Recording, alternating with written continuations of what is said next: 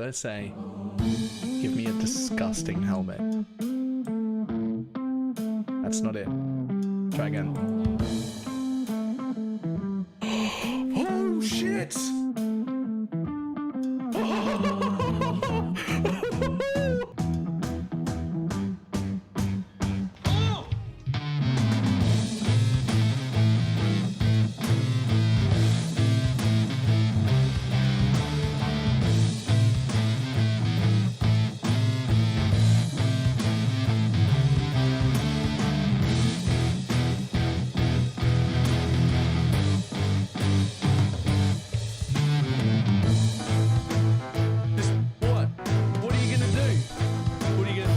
Trying to hit me and hit me.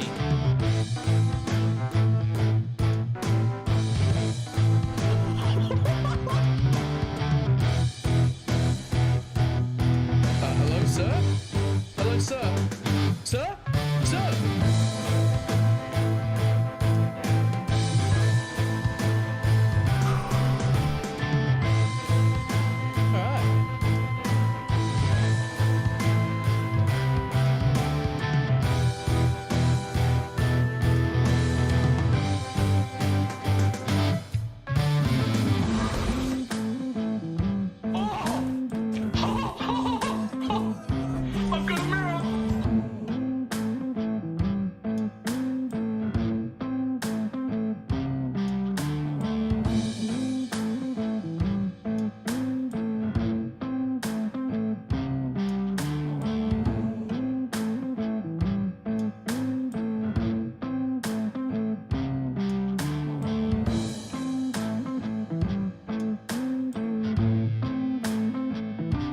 It's fine. What's the worst that can be? Oh, fuck, cunt.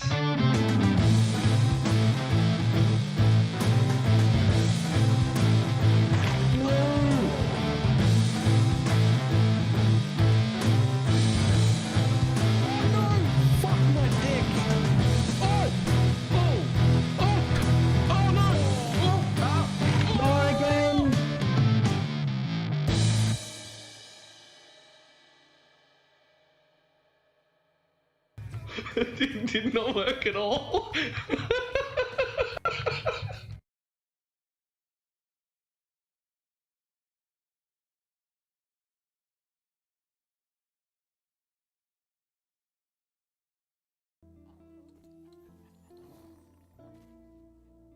Why, hello.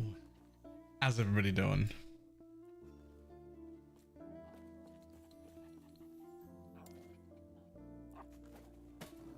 So, we're off on a little dungeon path.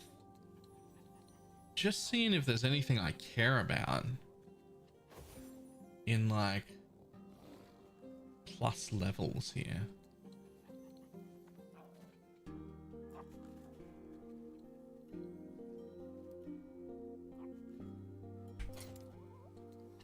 There's not really anything I care about in plus levels, but I really want the damned on here. So we've got some damned, some health, some ward per second, and some int on this helmet. Spell damage for curses.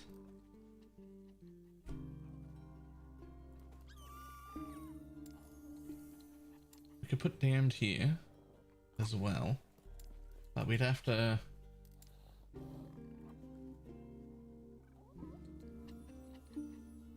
finding out that my build is bugged, and so is yours. I did a video showing anguish is bugged. What the fuck is anguish? What's that?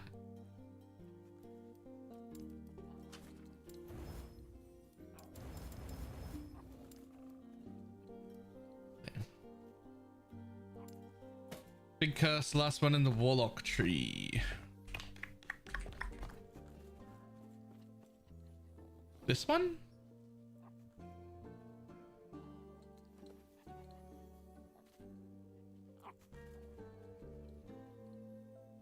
What's wrong with it? What's wrong with it? I'm using it. Should I not be using it?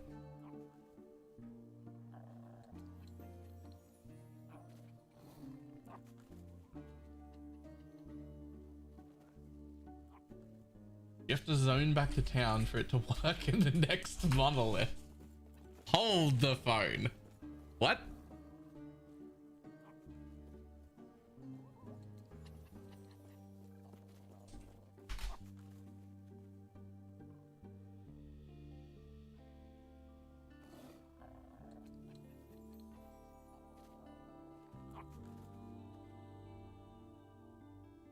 Machine gun curse Warlock? Is that the video?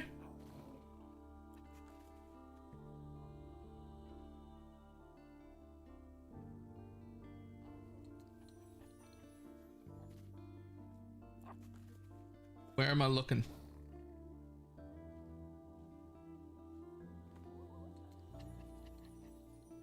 This is not going to be a full build guide for a few reasons, mainly because the build is bugged and if it's working, it literally just stops working instantly. One gigantic issue. For some reason, I do not know why. It took me a while to figure this out, by the way. Duskbringer, whenever you finish a monolith, it just stops working. It just stops working. It literally just stops working instantly. Wait, really? On stream the other day, I was playing this build and I was trying to figure out what in the heck was going on. I was trying to figure out, like, why is my build not functioning? It turns out that was the case. My build legitimately wasn't functioning because of a bug. Because I'd finished a monolith to echo, and then all of a sudden my Anguish procs were no longer working, which is a large majority of our clear and damage on top of our bone curse, right? So essentially, I was playing with half of a build constantly yesterday. But that's also supposed to be pretty impactful in my damage. The damage that it does itself isn't huge. Anguish is a curse that lasts 10 seconds. Causes the target to deal 15% less damage over time. Okay. But that led to a lot of frustration. And then later that evening, I played even more and more. And then what time is it now? 5 a.m.? Yeah, I've been up all night trying to figure this shit out. So you should leave a like on the video, by the way. For that. But yeah, since we're in bug testing mode, I was like, screw it, let's try to figure out this in more detail. And it turns out if you rezone to like town or to a different place, as long as it's like not in the Monolith of Fate, and then come back, Anguish is okay until the next monolith completion. So if I do a boss, I can go in and re-enable Anguish, stuff like that. But that means every single monolith that I want to do and every single boss I want to do, I have to rezone back to town, and then of course, you know, come back to the monolith, and then I have to go through another loading screen, and then there's no way. Okay, all right, I have to test this myself as well, obviously. Hang on, hold the phone.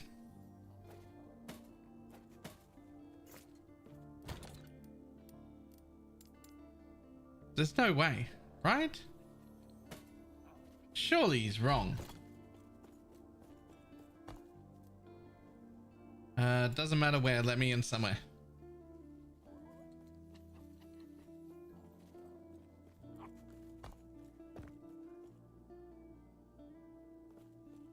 I just saved 5 points. I mean, I'll put those 5 points somewhere else. I could use some leech. But how do I tell what it looks like? Like, which one of these curses is Anguish?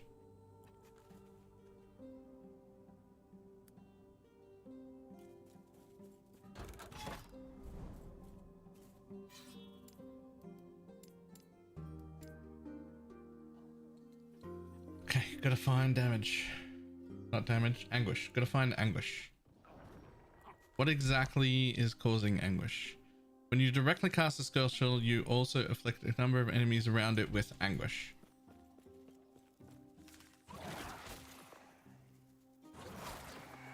Where? Slow bone mark for death. Anguish. Okay, so Anguish is that one. Anguish is the little purple whatever you call it looking thing. Okay. All right. So it's showing up. It is anguishing right now. It's the little purple fucking whatever you call it thing.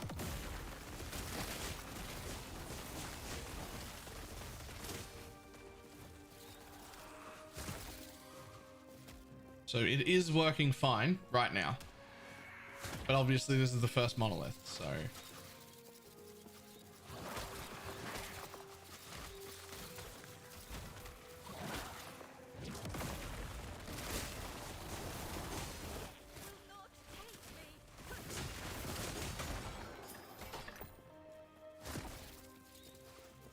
So the theory here, well not theory, that his video here shows that basically once you finish one,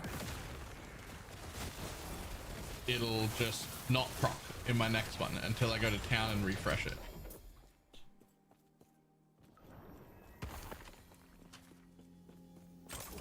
So ta-da, I'm going to enter a new monolith, and now there'll be no anguish.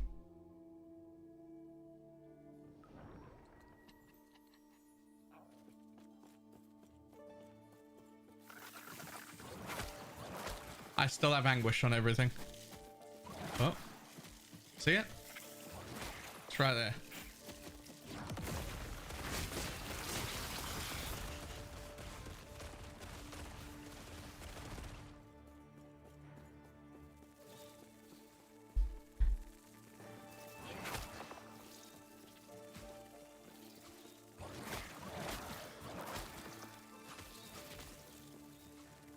Wait, it's not doing any damage.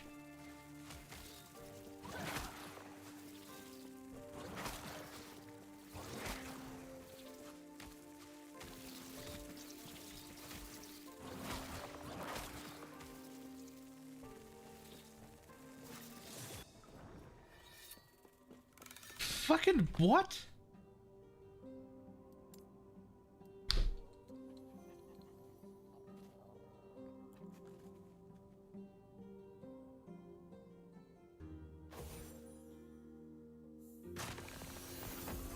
So we come back to town, we go back again, and I'd get one anguish will do damage again this time, but then stop again.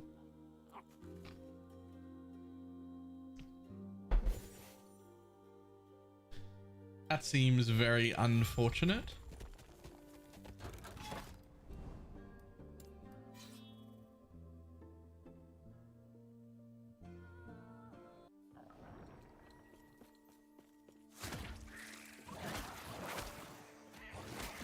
Wait, it's not doing any damage now. Look.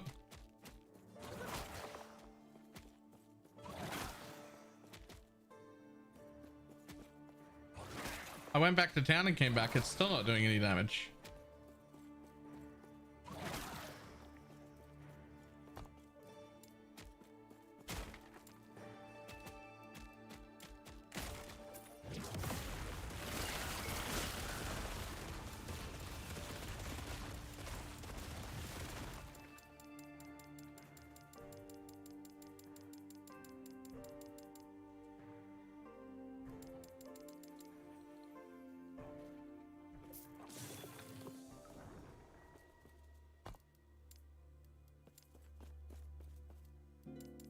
Excuse me. I'd like to put on damage numbers, please.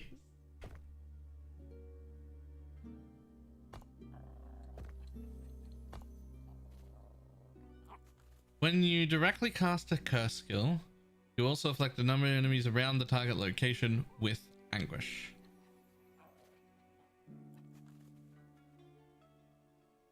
Hitting a boss or rare enemy now also triggers the damage from anguish.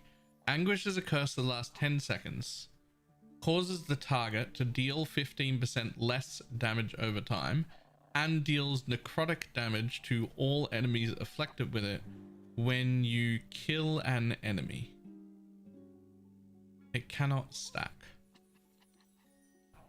Hitting a boss or rare enemy now also triggers the damage from anguish.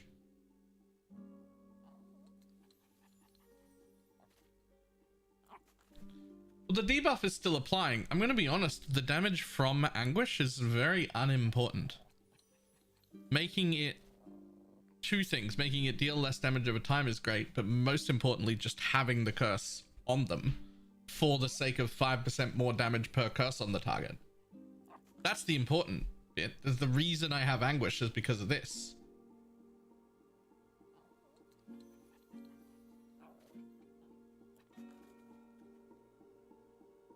This is the reason that we want Anguish in our build, right there. It's 5% more damage.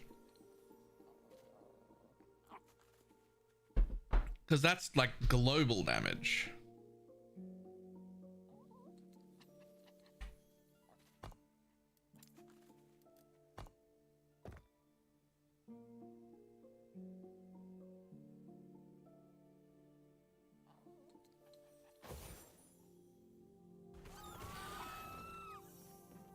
You could just not have the damage node, so it's a 1-pointer.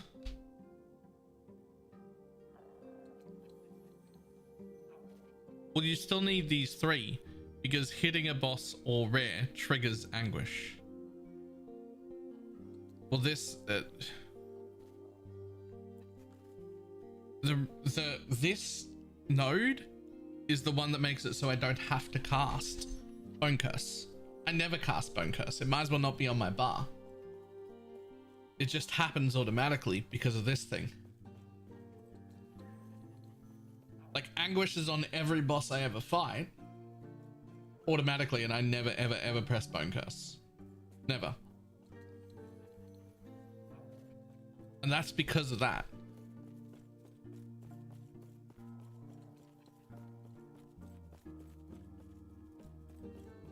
Hello, traveler. That being said,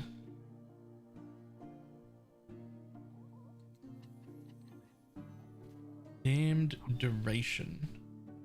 I think that I should be taking these out. I gotta find more points to pull. Probably only need 3 in there. Do I really need this one? It's so hard to tell whether Witchfire is doing enough damage for me to care.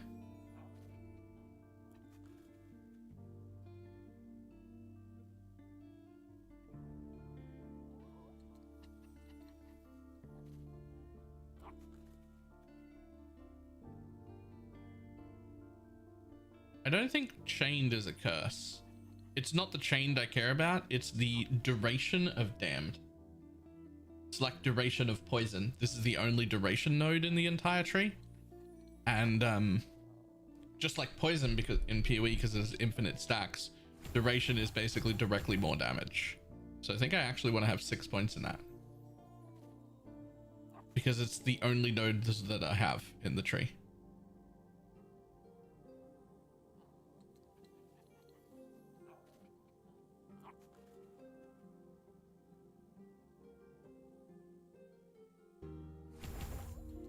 I can get a little bit of leech right there.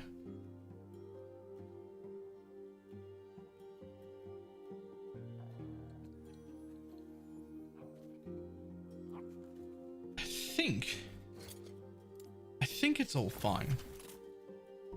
Okay, so we've got 2 shots at making a helmet. We've got 2 1 LP helmets.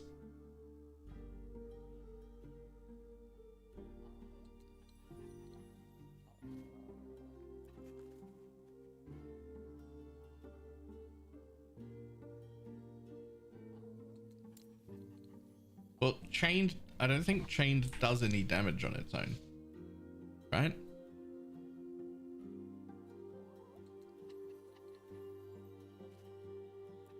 When you cast a necrotic skill at enemies in 15 yards combined 20 stacks or more of damned, you chain all enemies to the ground for 2 seconds and gain damned overload. So damned overload grants you 1% more damned damage per 2% missing health on you and 2% more missing health on the target. Great.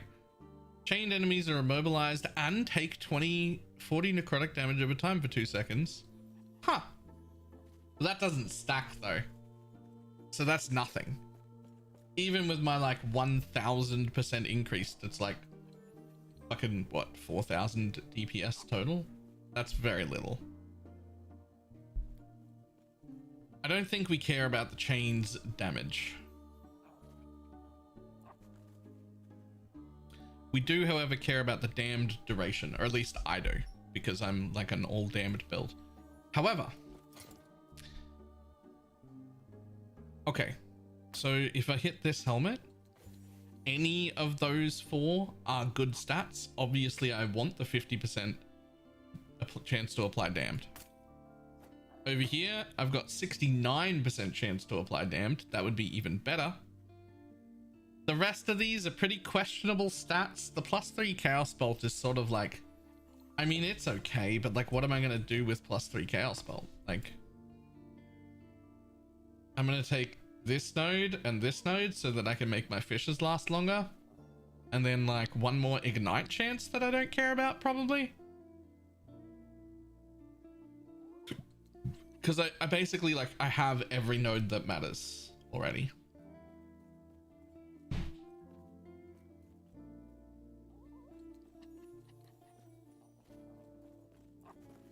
I also don't really benefit hugely from the spell damage, so... And then, you know, physical resistance, I don't really need more of. Obviously, I can go drop it somewhere else. So, sure. And percent armor, I guess, is useful because I have very little armor. I have no percent armor, as far as I know. So that 30% should give me like 300 armor. So like, that's useful.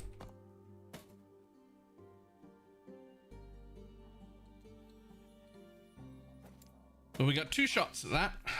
Gonna go do them now.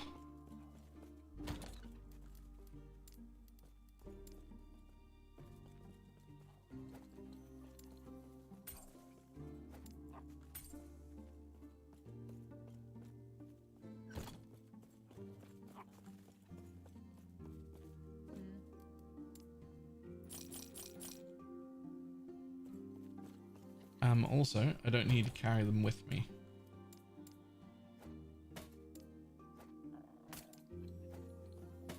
There's also one right here, but it's 9 and it has no LP, so I don't want to do it at all. So that's got 10 on the dex, which is good. This is the better one. The one I'm wearing is the better one. So I'm going to put this helmet on the one I'm wearing because every node there is good. If it gives me ward per second, life, damned on hit, or int, all good. Damned on hit being the priority here, but whatever. This one has more damned on hit, so it could be better. But the other stats are usable, but not as important. So, we're off to the Temporal Sanctum. Uh-oh. They're level 65 required, so I have to do a higher tier, right? I think.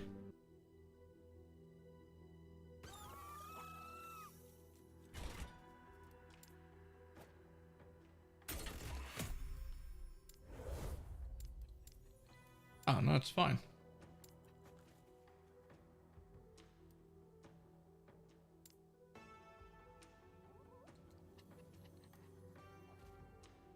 Level 65.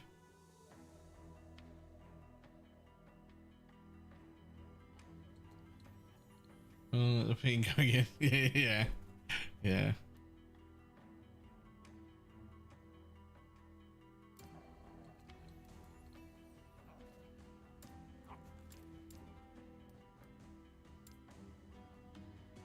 I don't actually know if I can do tier 3 of this dungeon.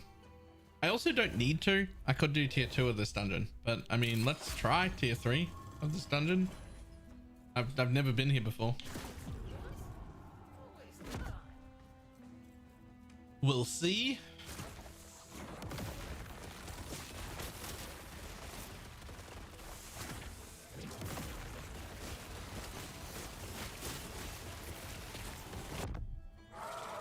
Oh.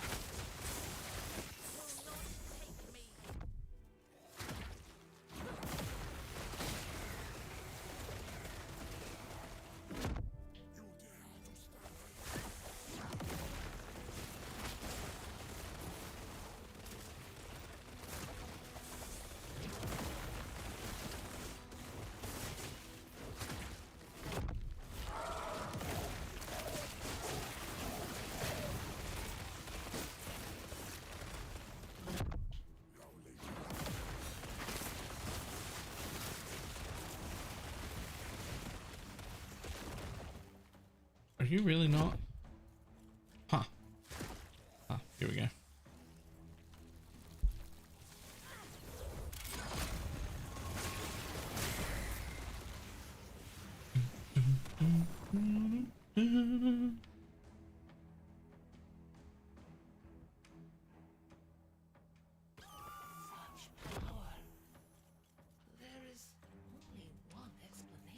I can't lie, this is the layout of this dungeon, trash, right? Obviously, no one's gonna argue that. But the like premise of there are like blocked passages and I can like time shift between the two zones and that shit, that part of this dungeon, fucking amazing. Such a like different, unique thing that also the sound is on point. Like, they're actually like really good dungeons. In fact, yeah, all three of the dungeons are actually like, from like an idea point, some of the best dungeons I've ever seen. I think they maybe need to be a little less shit to run, but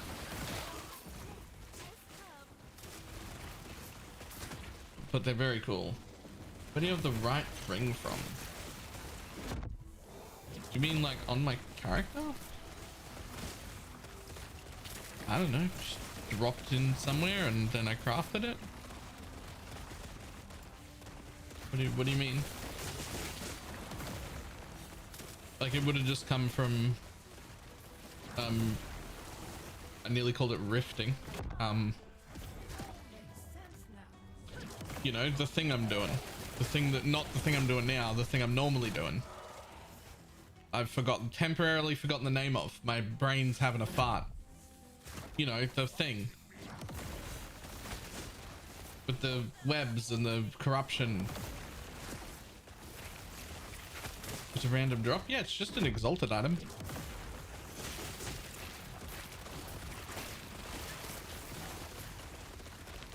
Monoliths, echoes, yeah.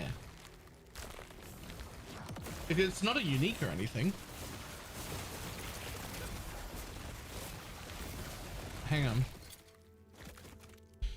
So because it's a higher level base, it definitely doesn't drop until higher levels, right? Because the base itself is like a higher level base. And then it's just an exalted item. There's that purple affix is a tier 6 affix, which are drop only. So it dropped with some stats on it and I crafted it into this. That's all. Like it's just a regular exalted item. It's quite a nice one, but it's not like from anywhere special or anything like that.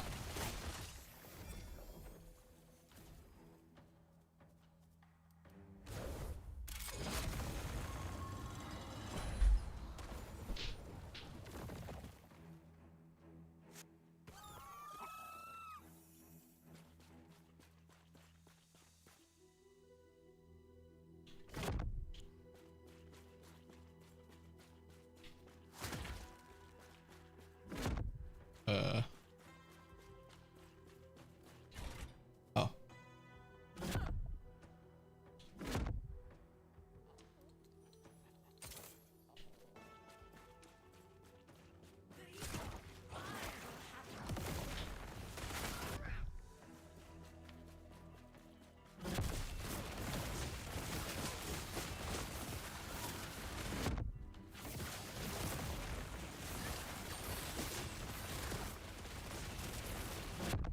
Oh, whoops. This is where I want to be.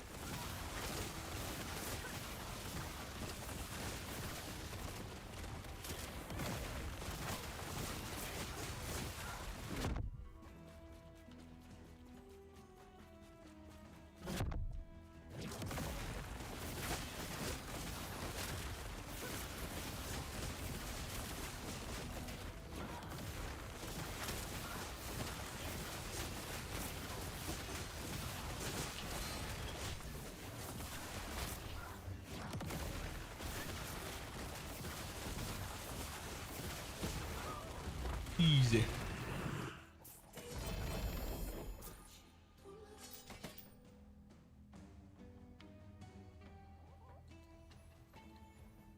Just seeing if there's anything special about the items she drops, but the answer is I think no.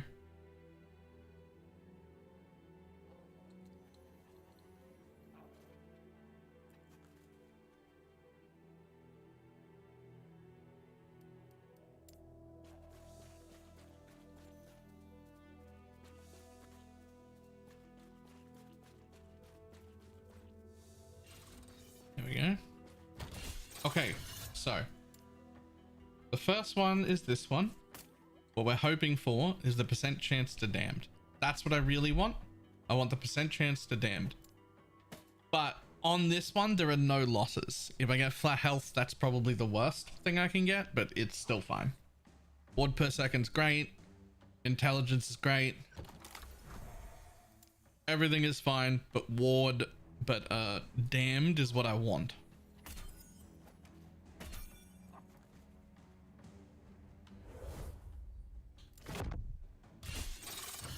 Alright, ward per second it is. That's fine. That's fine. At least that was the tier 6 affix as well. So before that we had 2200 ward, I think we were sitting at.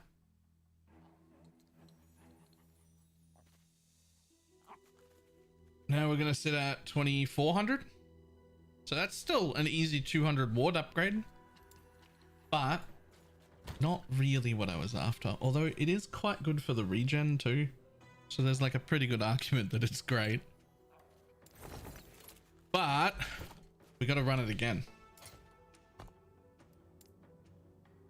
Do I have to like walk out for some reason? Is there a reason that I should be like walking out instead of just going straight to the beginning of the dungeon again? It's like doing this as an extra load screen. But I don't know if there's like some sort of like, you've completed it. Or if I could have just gone straight to the next one. Because I have one more shot to get damned.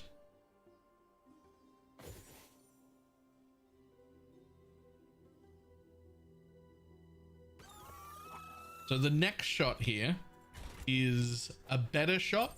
The damned percent is higher. But it doesn't have any of the other skills being like really good things that I want, right? This helmet has had no failure state. The other one has failure states, but has a better I hit the correct thing mod.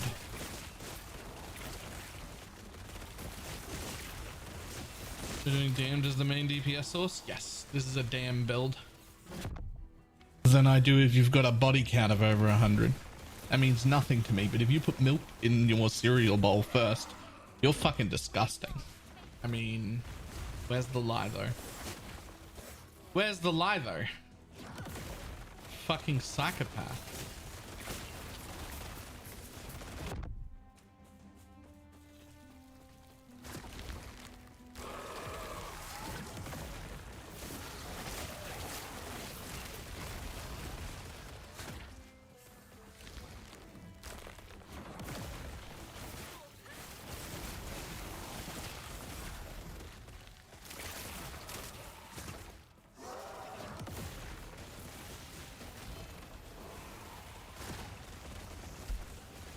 Do I care?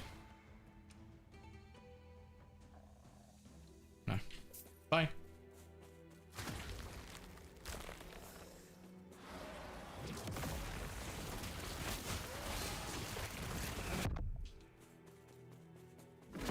Okay, where's my way out here? There it is.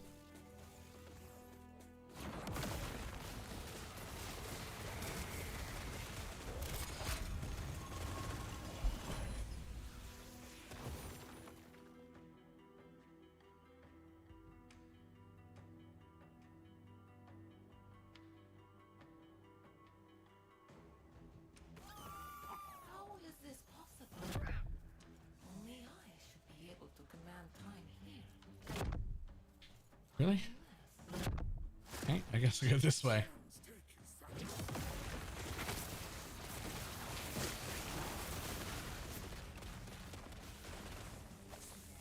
I did see a video this morning on the ghost flame bug.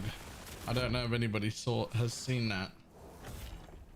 But there's a bug with ghost flame that gives you literally infinite damage and ward. And when we say literally infinite, we mean that what you have to do to deal with it is work out exactly how long before you overflow the game and crash it, and make sure you stop pressing the button before then, or you will overflow the game and it will crash because you have actually infinite damage and ward.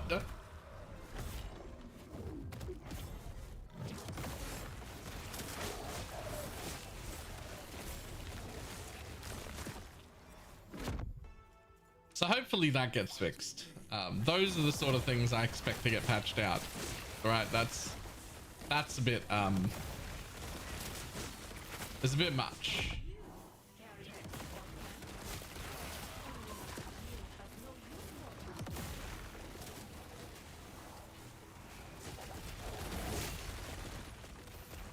Respect people who wear glasses because they paid money to see you.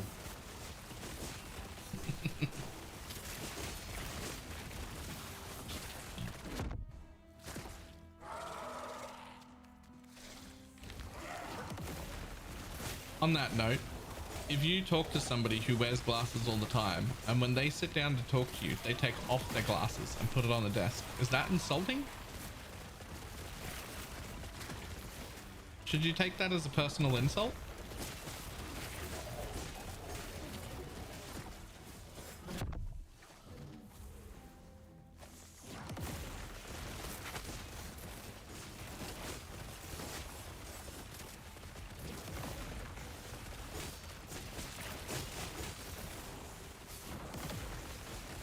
The ward side is technically fair game. If it's enemies to hit. No, it's supposed to do the ward and damage stacking to your minions as it does damage to them until they die.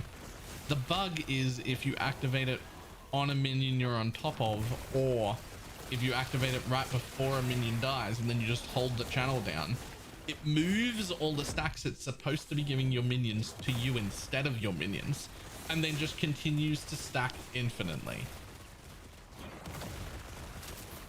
I guess technically the ward is coming from a ring. Technically. But like,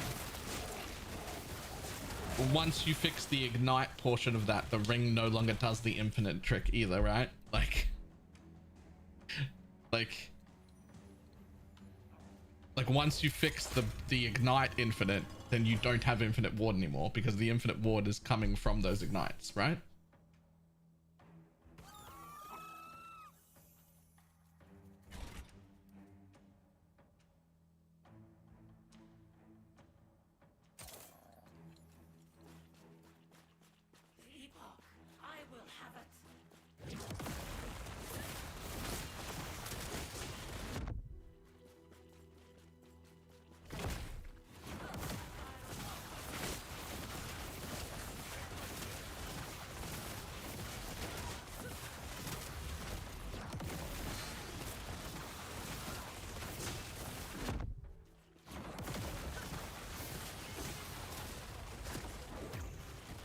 Oh, I didn't expect that to hurt that much, to be honest.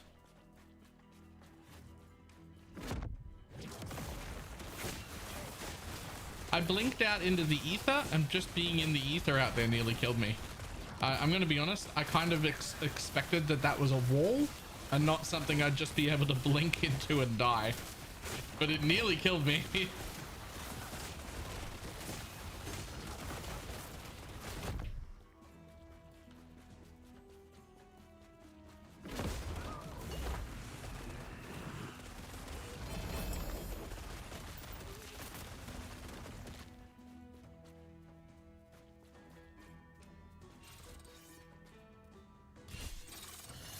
Okay, what do we got here?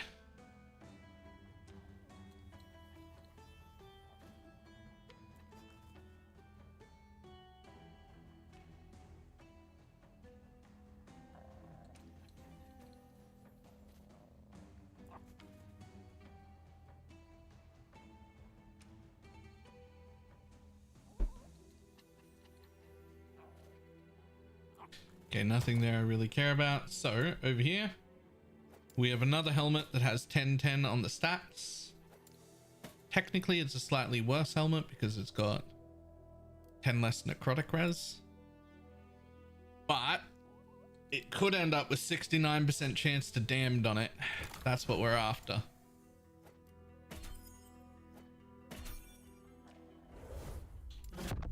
And nope, it's trash. It's actually the worst of all of the mods. Let's throw that back away.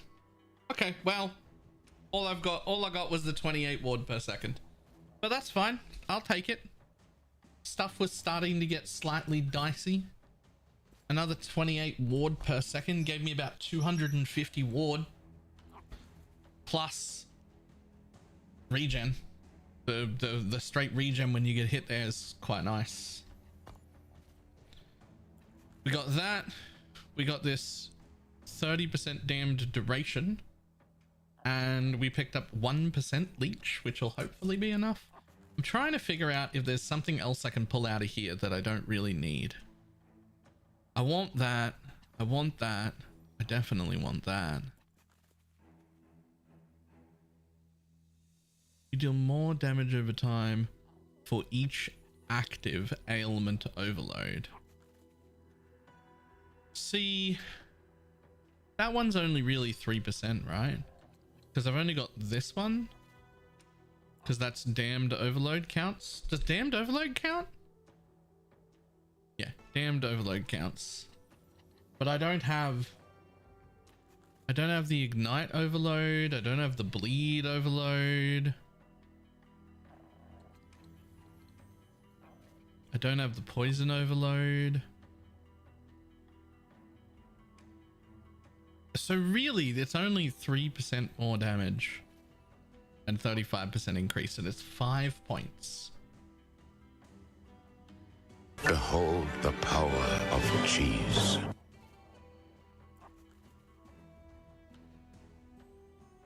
You have 3 overloads, but I don't though, right? I get damned overload there. When you gain damned overload, you apply witchfire, which witchfire is really good. It's a lot of damage. But like, this is ignite overload, which I'm not taking. Right? This is the bleed overload, which I am not taking. And where's poison? There's a poison overload somewhere. This one, which I'm also not taking.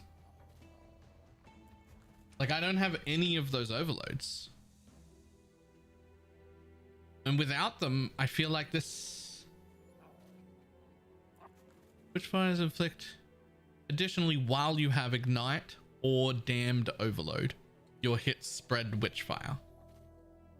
So witchfire itself does a really good amount of damage, and as long as you have one of the overloads, which I always do, but only the damned one, it'll always spread that dot around, which is a very good dot. Great dot. Good damage. Don't want to lose that. But it's not giving me... It's not giving me any extra overloads. I only have this one. So I think these 5 points are a bit of a waste of time.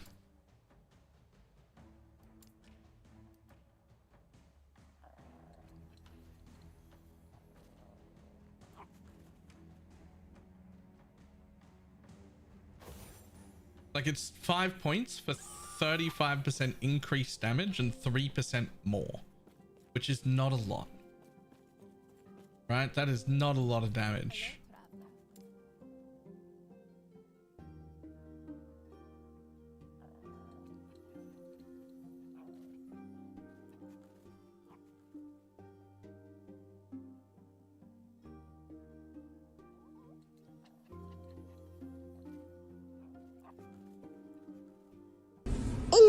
Yes.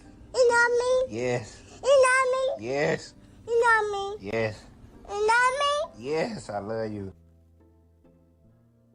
I don't know what that was from, but it's fucking adorable. I can tell you that much. Look, this is something I don't want to take any points from. Just having 1 point in here is enough. Each stack of withering increases damage taken from curses by 10%. like, it's not a lot because I'm not doing a lot of curse damage, but like, it's reaching its maximum stacks with 1 point, and that feels somewhat efficient. Maybe it isn't though. I think I can take these 5 out and this one and really not even notice.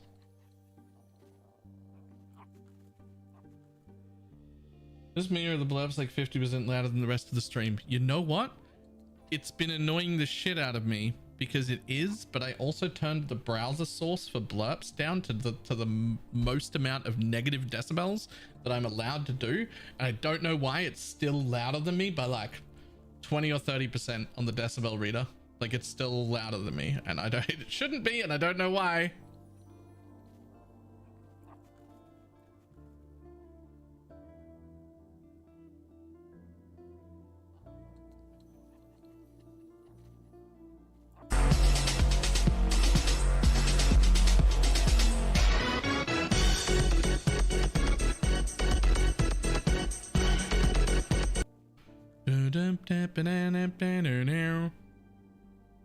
I think I figured out why.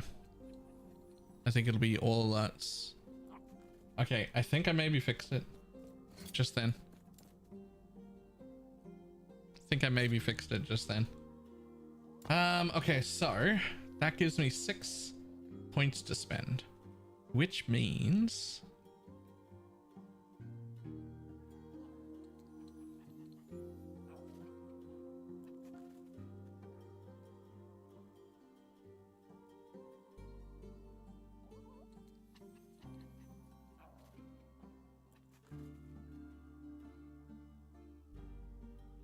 to start with, I could just straight up put 60% more increased necrotic damage and 0.5% extra. See, here's the thing. Here's the bit that's getting me. Right now I'm at 18 points. 2 more points in here, give me a little bit extra leech, would give me access to this, which I want all 8 of these points. So realistically, I need to find 10 passive points I don't need to get over there to get 16 extra int, which is a lot.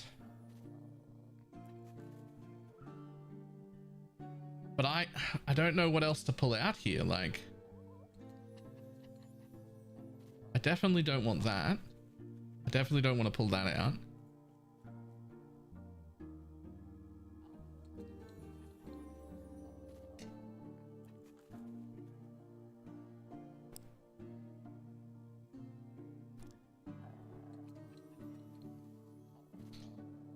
If we're right about, if he's right, like if this thing that's happening with anguish is so bad that I don't need anguish at all, that's 5 more points, which would be 2 more in there, and then I'd be able to start there. There'd be 3 points in that, which would be 6 int.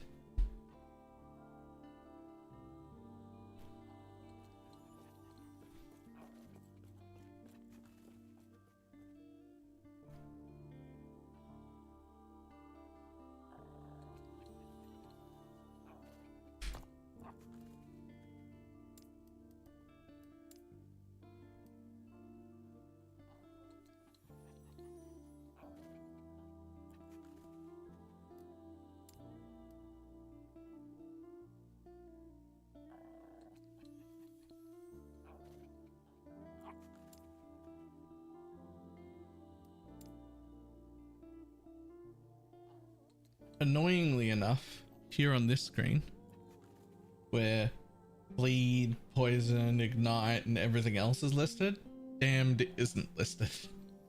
So I have no idea how much any stack of damned does. I know my ignite's sitting at 309. I know my bleed's sitting at 370. But like, I don't know what the fuck is going on. Damned isn't on this list.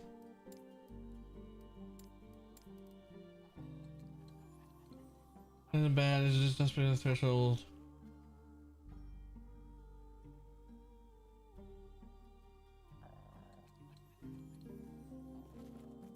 If you convert your thing into LE tools, oh, Dread's here.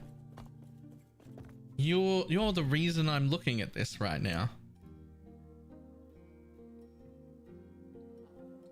Because for my build, I don't care about Anguish's DPS at all. I don't care about it. I'm full damned. I do like 250 stacks of damned. Right? That's where all my damage is coming from. It's damned. Damned is doing like, and I'm only guessing because nothing's there, 70 to 80% of my total damage is coming from damned. Right? So I don't care about this existing, except that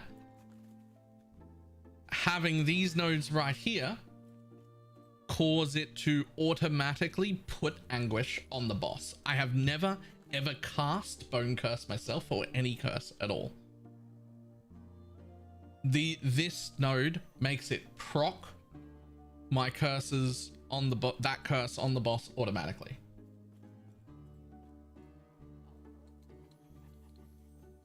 Every boss always has this on, and I have never pressed a curse button ever. And that's from here. That's what this does. If it doesn't work like that, I can fucking promise you it does. I don't need to have a curse on my bar. I've never used that. I've never used that, and I've never used that.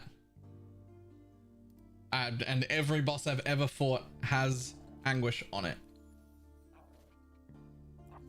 Something is automatically cursing it. Kedic Fish is a curse? Oh.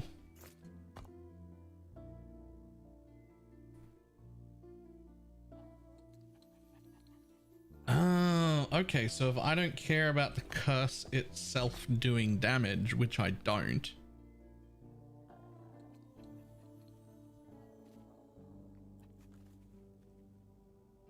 then I don't need those, and I only need 1 point here, because I also don't care if Anguish is on trash or not. That doesn't matter. It only matters that it ends up on a boss that lives long enough to matter.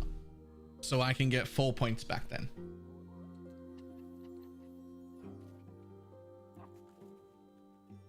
Three from here and 1 from there. Hello, traveler.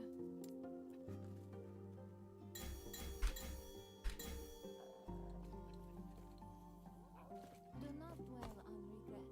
Well, that lets me put a little tiny bit more in here, which I could take damage over time nodes, but I think I actually just want to put 2 points in there, which finally gets me here. But I still have to find a way to get 6 more points. How the fuck am I going to find 6 more points?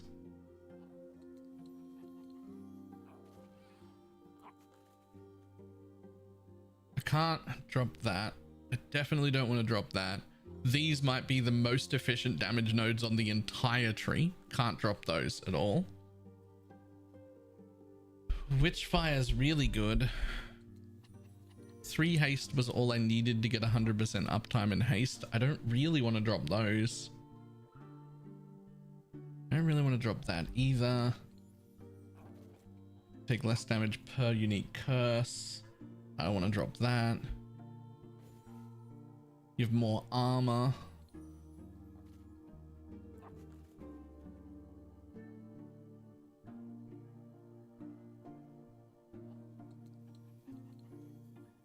Okay, effect cooldown 24 seconds.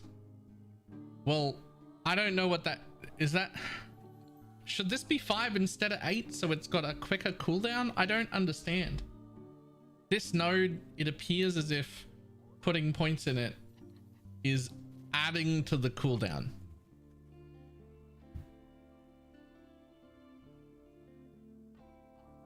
I'm assuming what it's meant to say is 24% cooldown recovery.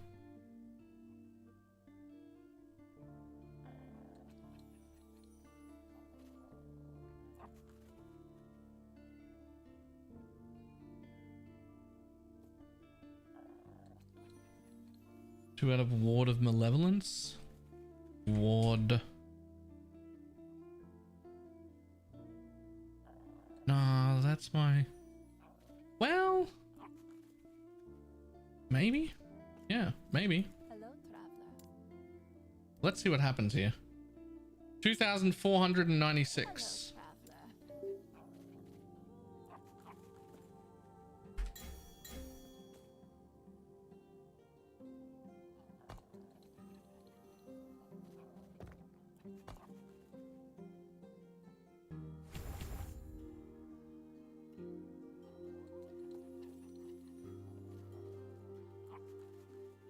2,500 and something. I think that'll go to 8 or 9.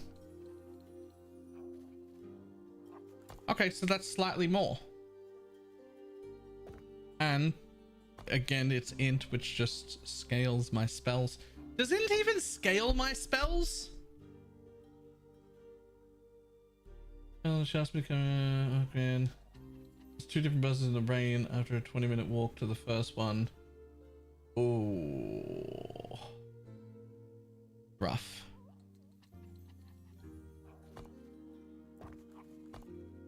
I'm not convinced that int even does scale my damage.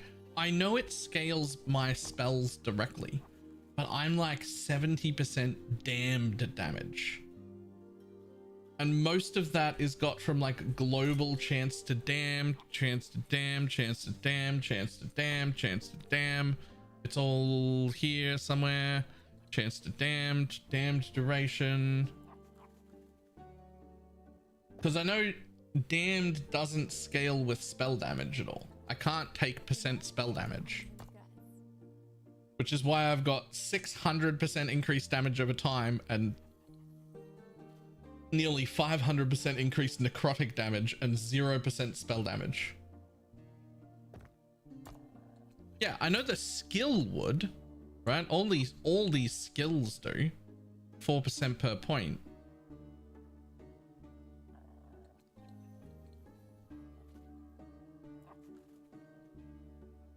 Does that apply to damned?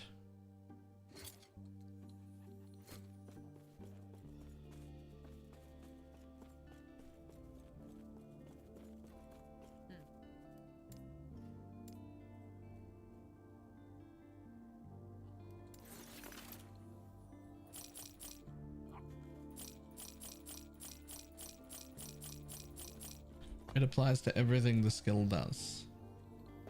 So then Chaos Bolt, for instance, has 100% chance to damned here, but I'm adding currently another 150 to 170, something like that, percent chance to damned right now.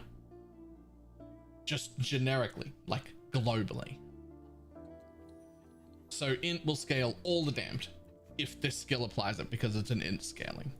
And all the damned if this skill applies it because it's an int scaling. And all the damned if this skill applies it because it's an int scaling. As long as the skill has int, the damned applied by it will be fine. Okay.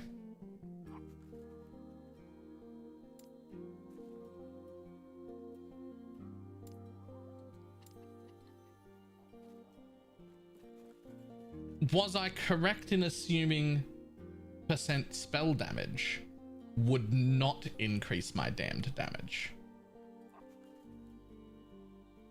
Because damned doesn't have a spell tag.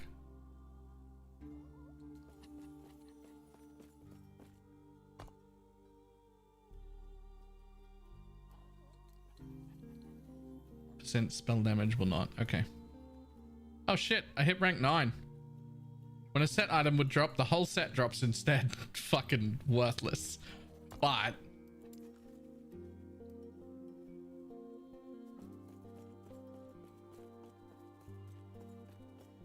it does give me an extra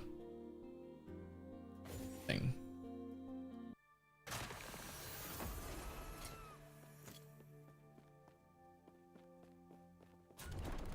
Okay. Well, I have to take all of these out now because for some reason I can never see the tooltips unless I take them out and reopen my inventory. And then I can see the tooltips. So I don't know what any of my lenses do until I take them out. And then shut the thing and then reopen my inventory.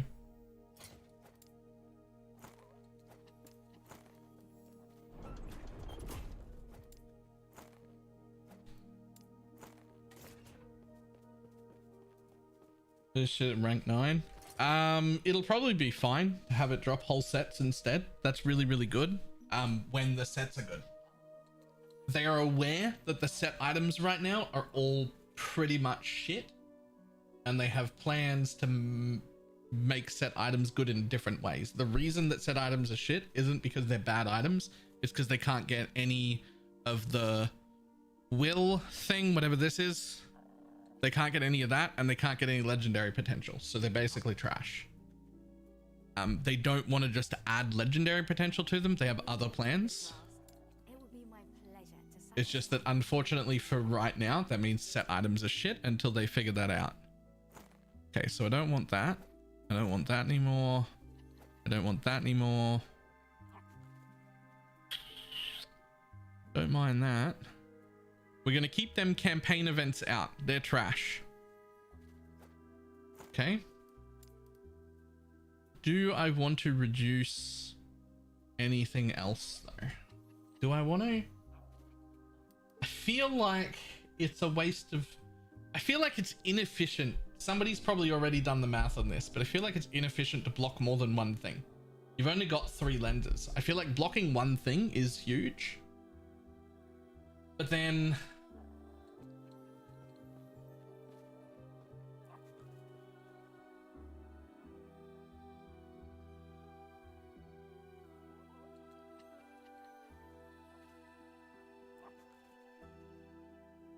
then it feels like I should be using something like this, where it's 80% more cost, but 100%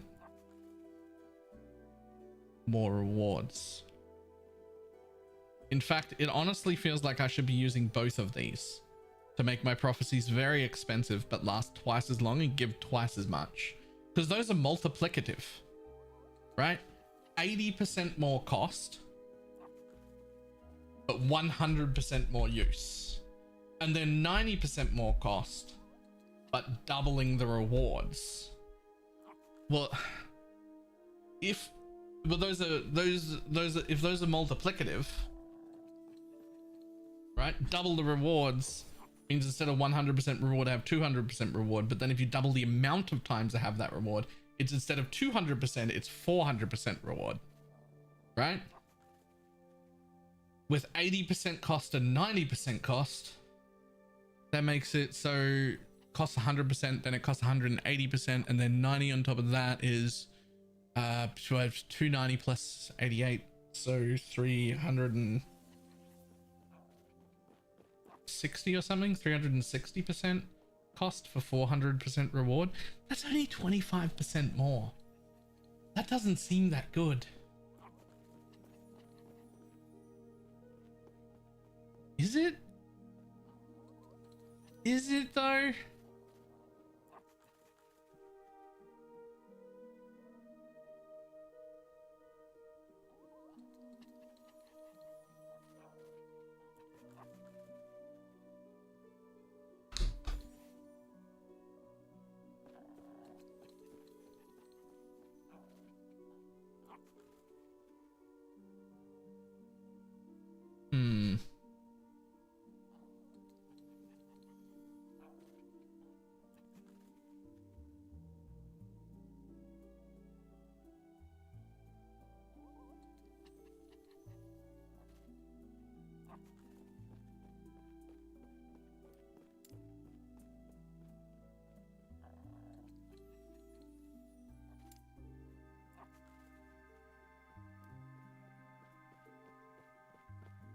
I think it's 80% of the base and 90% of the base, not multiplicative. It says multiplicative on it. 80% more cost, multiplicative with other modifiers.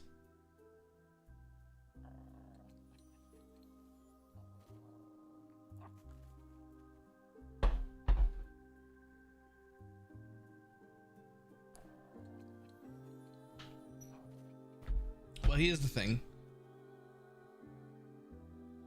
this one, definitely worth using. I don't know about using them both together compared to just using more. So let's just have a look here.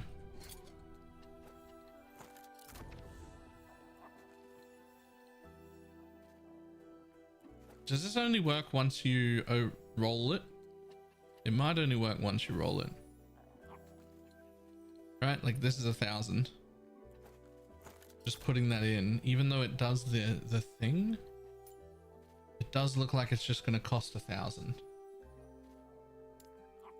Oh, right. Of course it works that way. Otherwise you could roll with 3 blocks in and then take the blocks out and put the things in you want. Of course.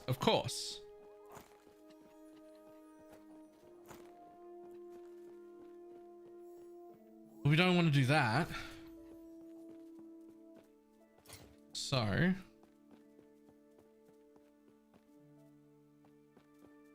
these don't need to be so far away. Okay. So here's what I'm going to do. I'm going to block all the campaign events everywhere. And then I'm going to do the 80% cost double use because that's just efficiency. That's definitely efficiency. I don't need any math help with that. That is absolutely efficiency. Now, technically, it would be the most efficient generic reward per prophecy I pick up if I also stack this one. But that does stop me from being able to target more specific things, right? Like 15% increased chance per rank to find exalted item. That won't fit there anymore. And that's like 135% increased chance to dropping this twice as many exalted items and then some. So like, this is technically the best generic reward, but it doesn't let me target farm. It's probably still the play. I think it's still the play.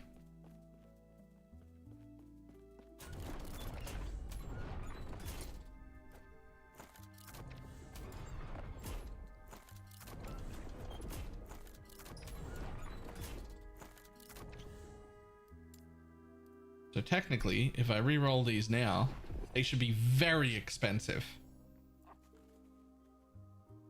That is 12,000.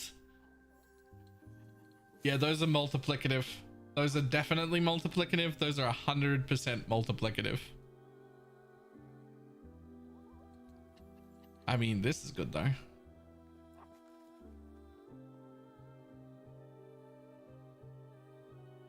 This is good though, because what's going to happen now, even though they are multiplicative, is that they're all going to last twice as long and give twice as many rewards. So we're happy.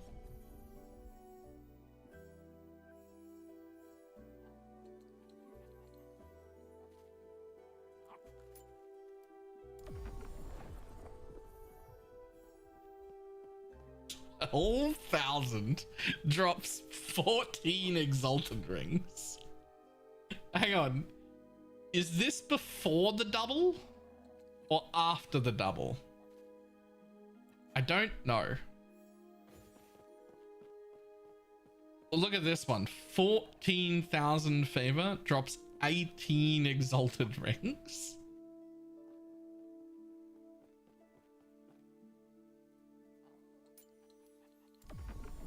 There goes all my favor.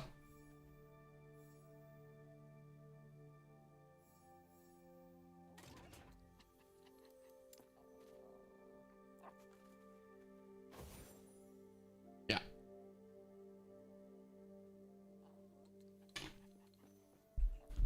Basically, all these prophecies are worth 4 times as much now, but they only cost about 3.5 times as much, I think.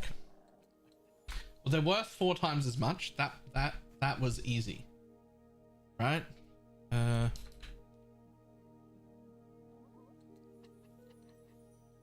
sorry. 100 times. No, fuck off. Get rid of all of it.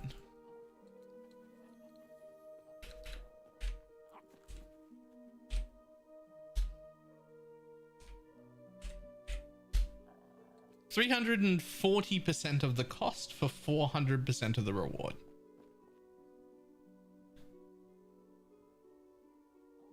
That's what it is.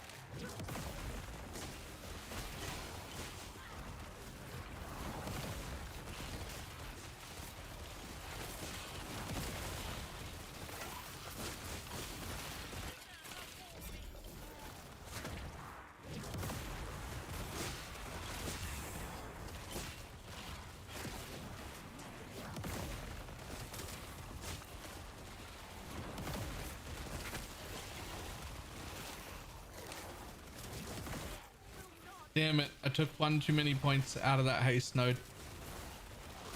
I knew I didn't need all 5 of them, but I need the haste to stay up all the time.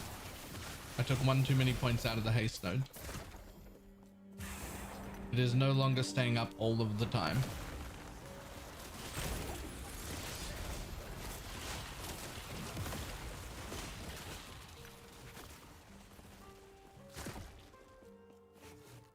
All right, we're gonna have to take away 2 int.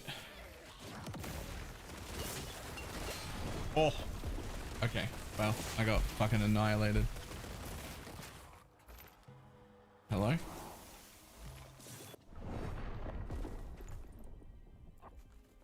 Ellie profile will let you in on my profile. I don't like have a build guide for it. I spent a bit of time yesterday working on it, but then I realized changes had to happen to my build and I wasn't quite happy with it. So figuring out the exact changes just today.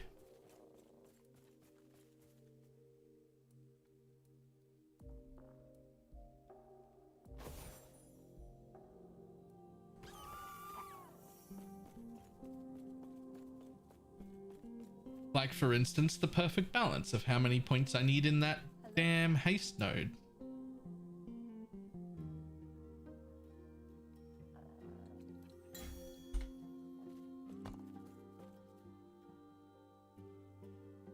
And it looks like the answer is 4. I had 5, I put it down to 4, it was still fine, still 100% uptime. You lose like 10% increased effective haste, but you still have that haste up all the time. But then when you go down to 3 points is not enough. That is not enough to have 100% haste uptime, and then that feels real awkward and shit, and I don't like it. So 4 it is.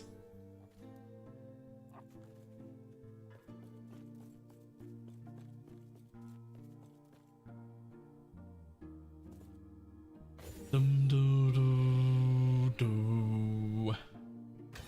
Dum doo doo doo doo.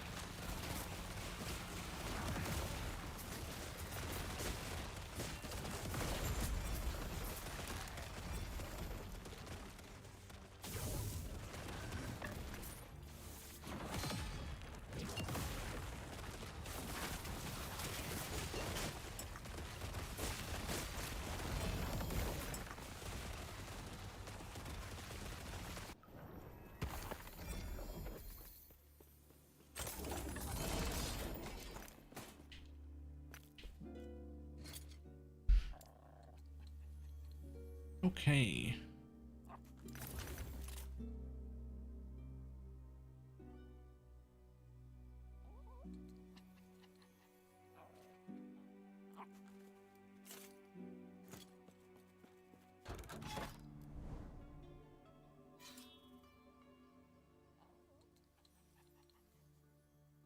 So we're going to do one more reset here, and then I want to go to wherever helms are. Because the helm that I'm using, I don't think it's that rare. But I keep only getting 1 LPs on it, and I want more.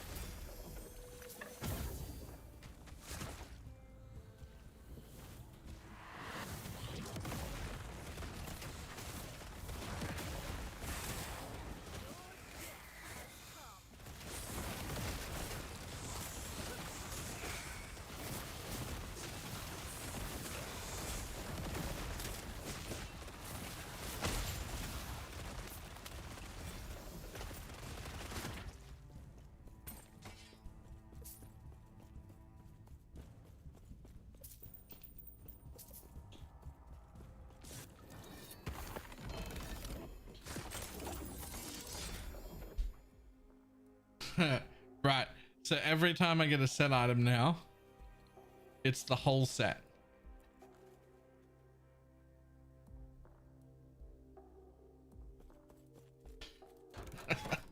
It's the whole set every time. Oh, they need to fix the loot filters so that they don't show things that aren't highlighted. Like, we can't. I can't be having those beams show up all the time in piles. I want to check them all. Maybe that's just me. But like, you see the beam and you want to look, even though it's filtered out by the filter.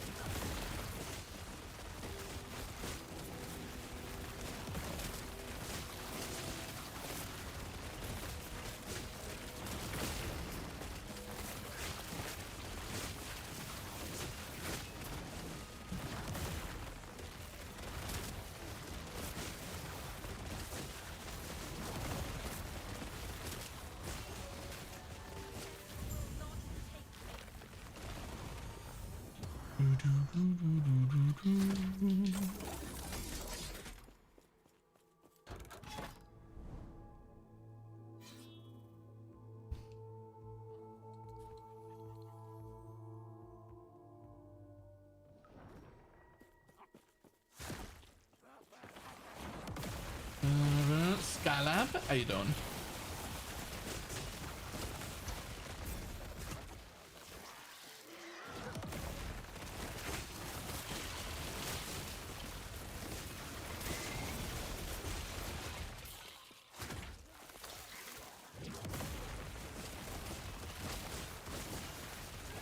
Thanks. When is your week off? I am leaving Friday my time.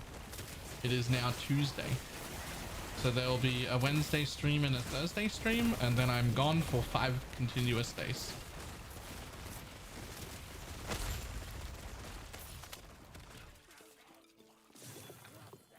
Not only that, I don't think I'll be checking Discord or Twitter or fucking anything.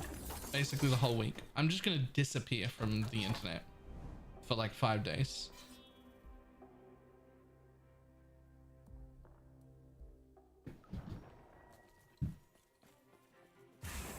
Vacation or personal business? Vacation.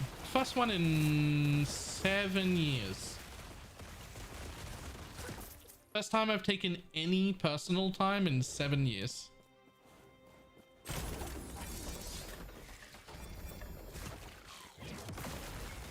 I've taken like, there's been times where I haven't streamed for a few days, but it's still always been like work related or deathly ill, right? Like I'm either falling over dead or it's like an event I have to be at, like ExileCon or something. Like it's been work, everything I've ever done has been work related for 7 years. This is the first time where I'm just like, nope, I'm going on holiday, bye.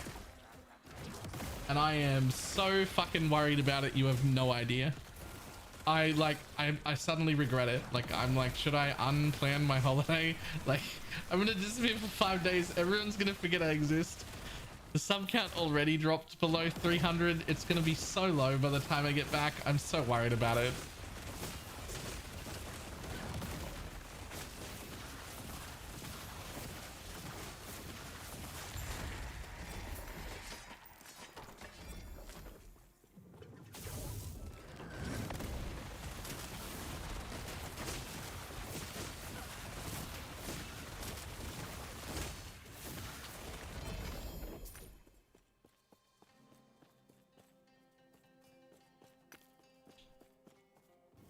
Don't worry about your sub count, we'll get it back. Yeah. I mean, I think I'm gonna be screwed because if I don't get it back up to over 300 and keep it there by the end of the month, I will not keep the 70-30 split from Twitch. I'll drop back. So now I'm worried about it a lot. Before anyone jumps at it, that we're actually significantly lower than that number, and you can't help individually because for some reason the gifted subs don't count for that number.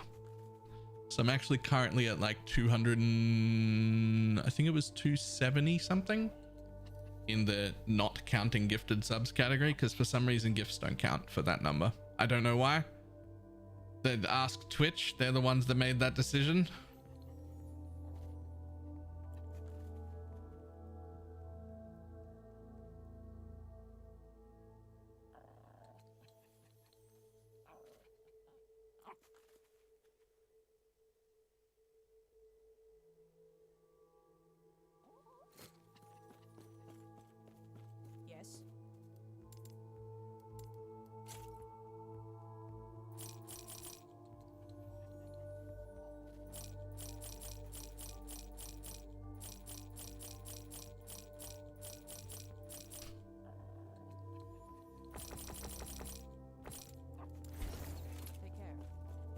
Oh yeah, I spent a little bit of time looking at this filter. I have no idea who this guy is. Bina?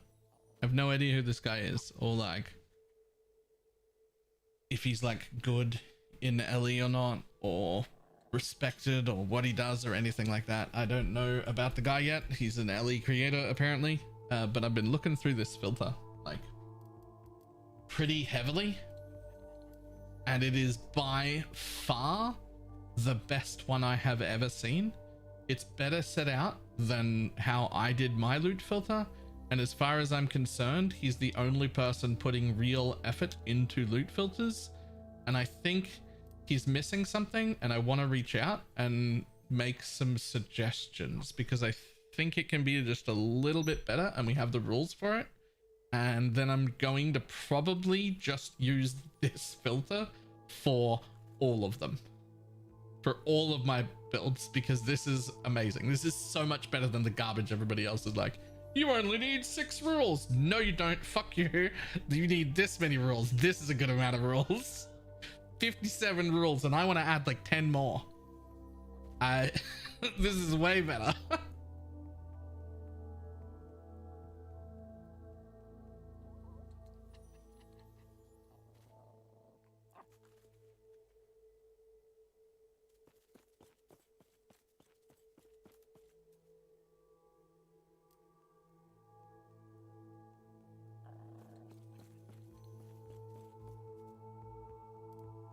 but haven't set it up for myself yet.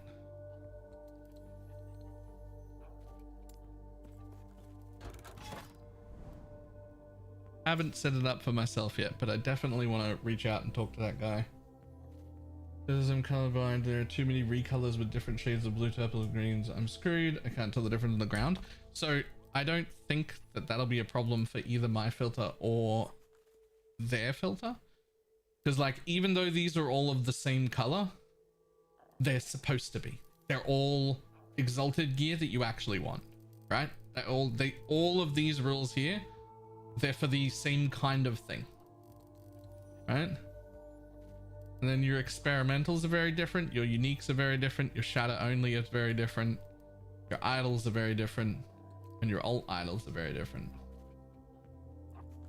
And if we look at the master filter from Bina here, there's a lot of rules that are the same color, but they're all also the same thing. These are this set of rules that are all the same color. They're just idols, all of them. That's an entire fucking section of just here's idols, really good idols for a bunch of different builds.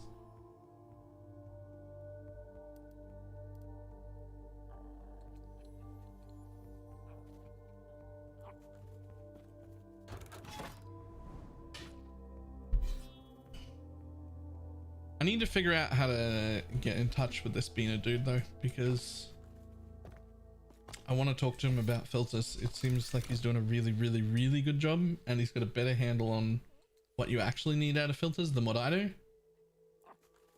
But I think it's still missing something.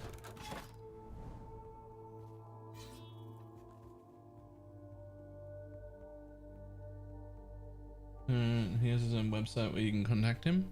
Ooh. I might have to look that up. I haven't yet. I only heard about him yesterday because I like live in my own PoE bubble, right? Like I rarely go outside of my little PoE bubble.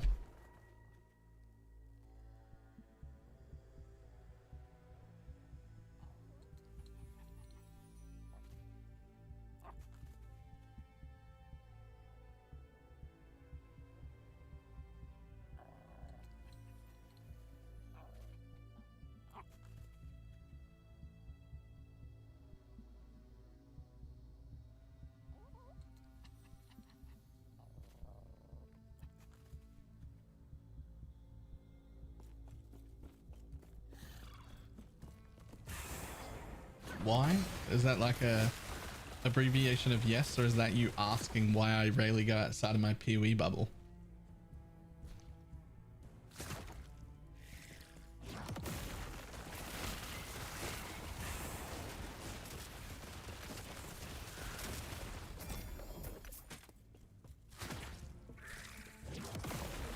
Yes, it's been. Oh, right.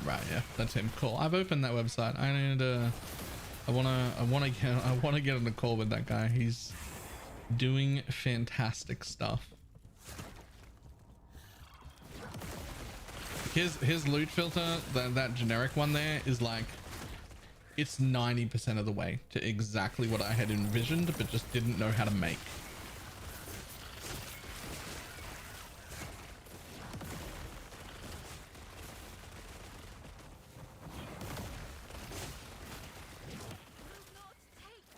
And I think that I can help him make it the last 10% of the way there.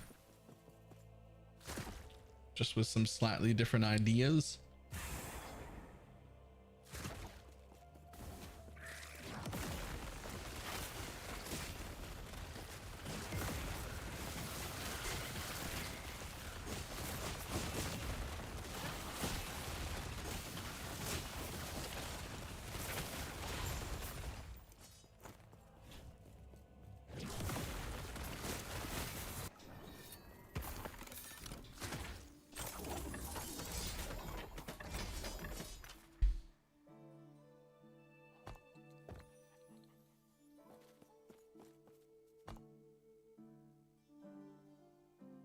Hang on.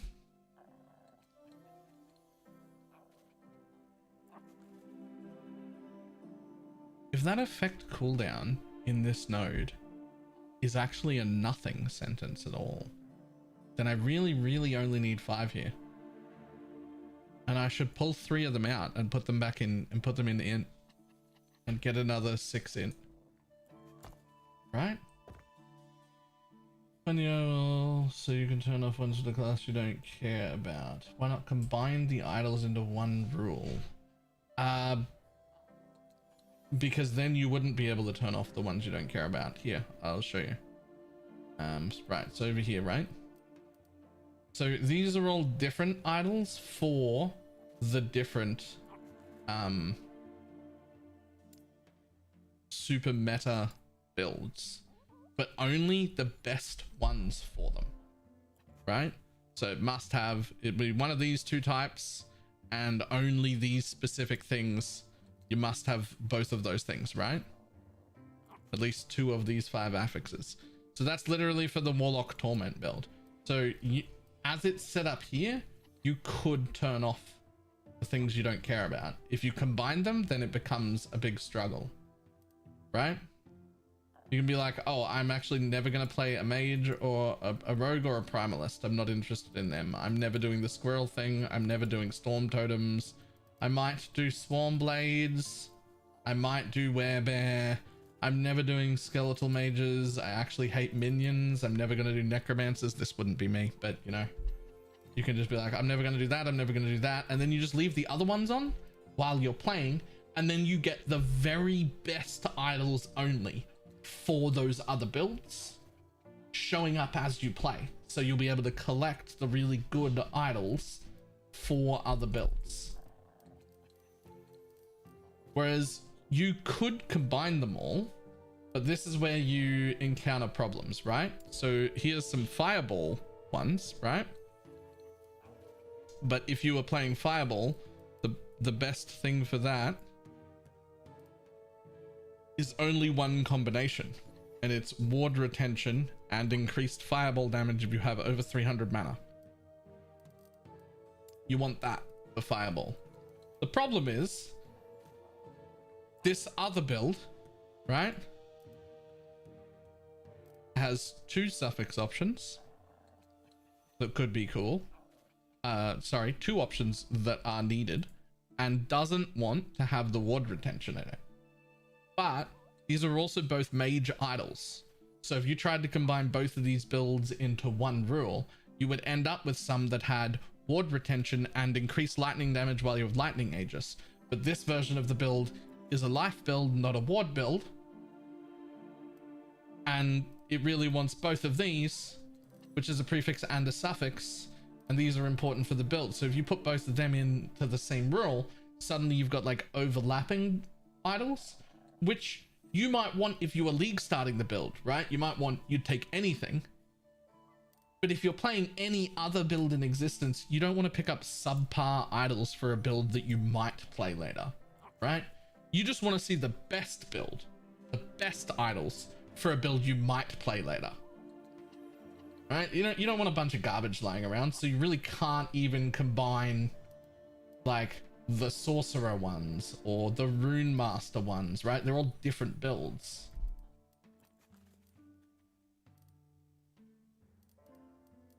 It does mean it takes up a lot of space, but he hasn't run out of rules yet. So does it matter? Like the only time it matters if you're using too many rules is if you run out of space, right? As long as you haven't run out of space, then you're not using too many different rules.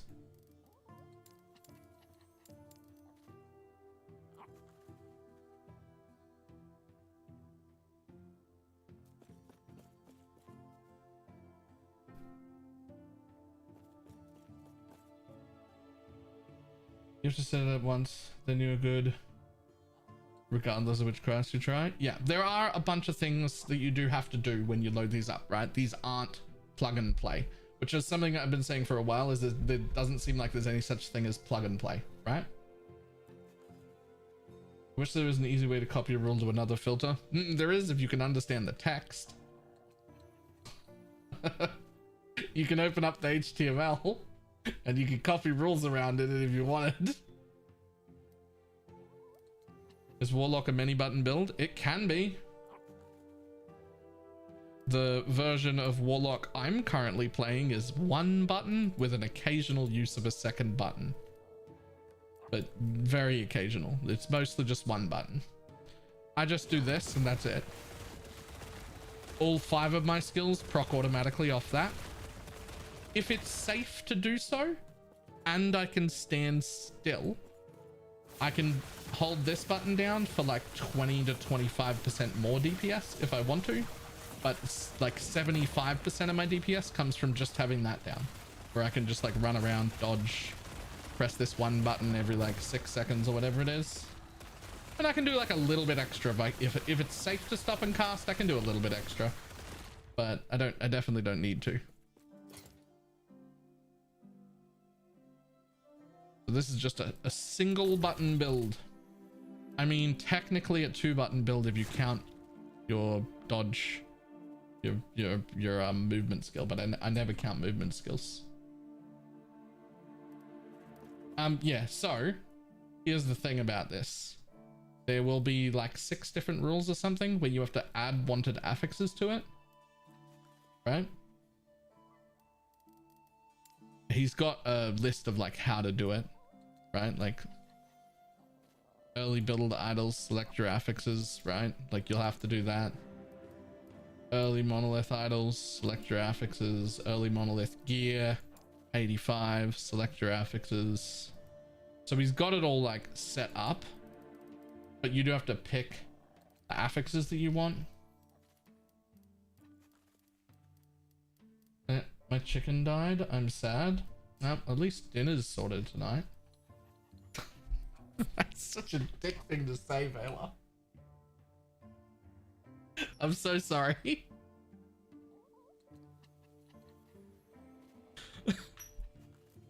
Oh, man.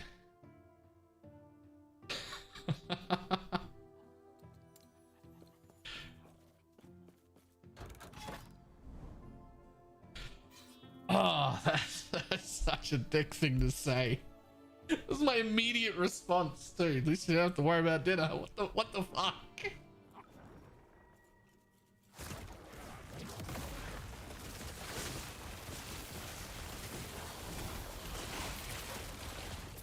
On the bad side, breakfast is going to be an issue now, but oh god, it gets worse.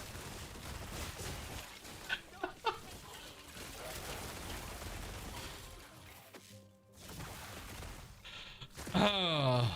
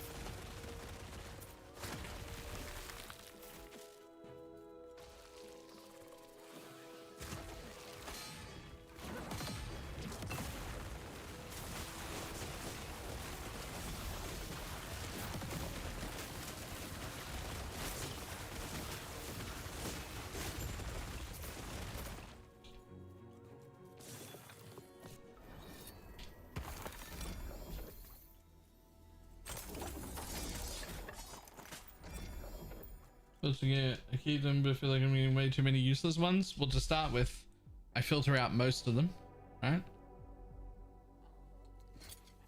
I filter out most of them, and then usually I'm just oh, you mean experimentals? Well, I also filter out most of them. I only show tier 4 and above, and if it's a tier 4 or a tier 5 that I don't care about, this is somewhat important. Let's see if I can find one. This is actually important. Here's one I don't care about. Right? If it's a tier 4 or a tier 5 that I don't care about, not a tier 2 like this, but if it's a tier 4 or a tier 5, you should use these runes of research on them. All it does is it seals the thing. Now, it doesn't matter now, I can destroy it. But what you're hoping is that Seals an experimental affix on an item. This affix is moved to its own slot, leaving a slot for the old affix. Great, sure. When an experimental affix is sealed, you have a chance to gain Glyph of Insight. This chance is higher for items with higher tier affixes, but cannot exceed 45%. So what we're hoping is to get these Glyphs of Insight. Glyphs of Insight are fantastic. We use them for crafting. They're amazing.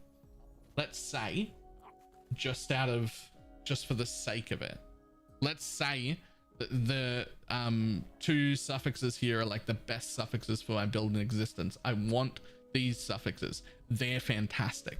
I have enough forging potential to add both prefixes that I would want, but I don't want cast speed. Well, what you can do is you can seal away that cast speed and get rid of it by using a Glyph of Insight to change it into an experimental affix, and then you could seal it away. Or you can guarantee the correct experimental affix that you want with this and a calculator, which I did not save because I'm stupid and people linked it to me yesterday and it was great and I didn't save the link. Anyone got that link?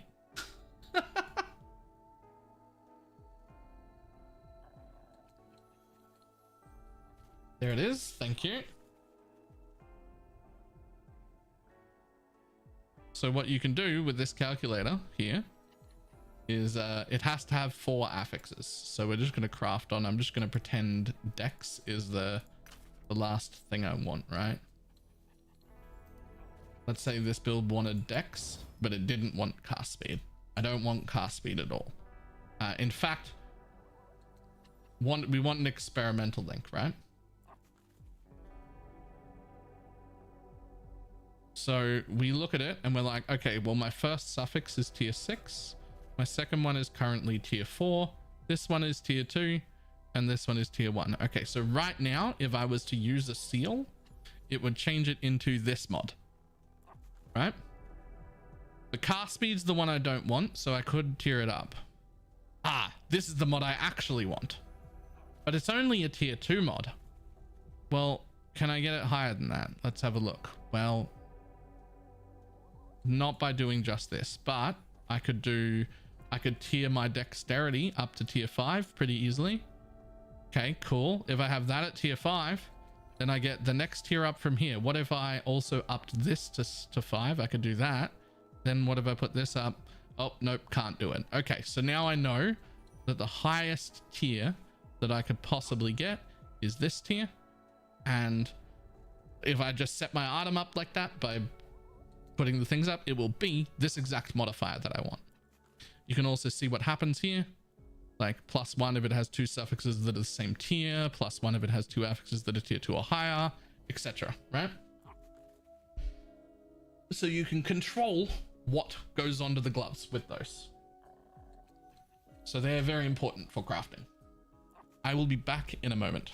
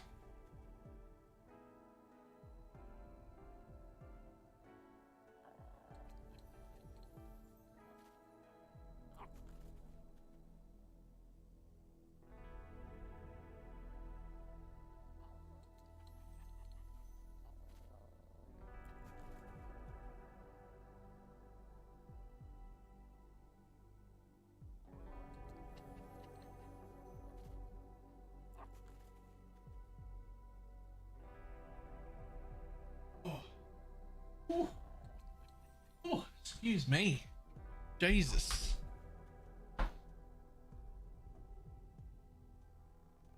All right.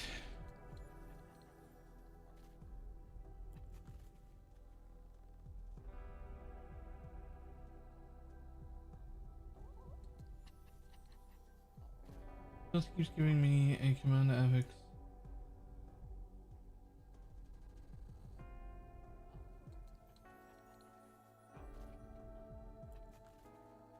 Alright, let's bookmark this. There we go. Okay, now I've actually got the bookmark. Get rid of that thing, don't need it. Get rid of that, don't need it anymore.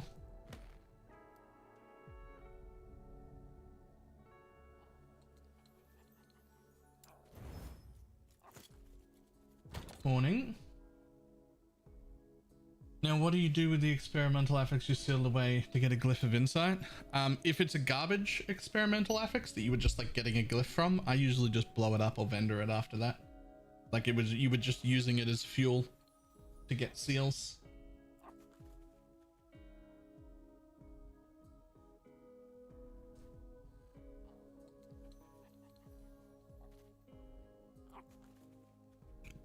Morning, Lupus. Get up way too late.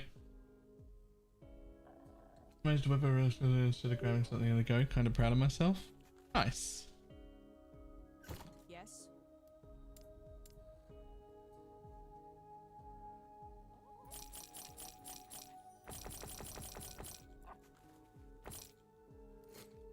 Take care.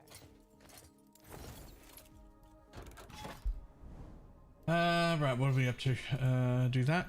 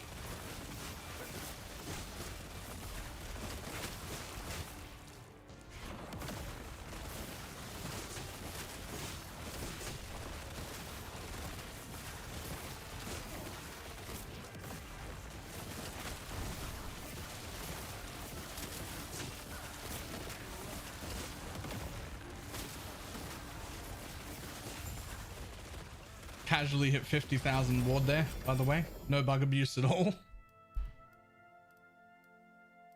Hey, some more armor.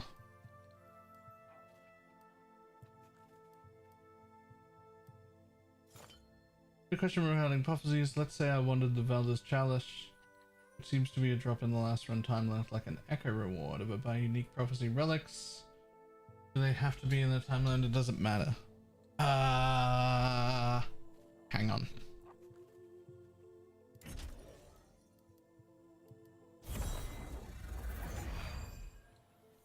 Hang on. Let me find it real quick.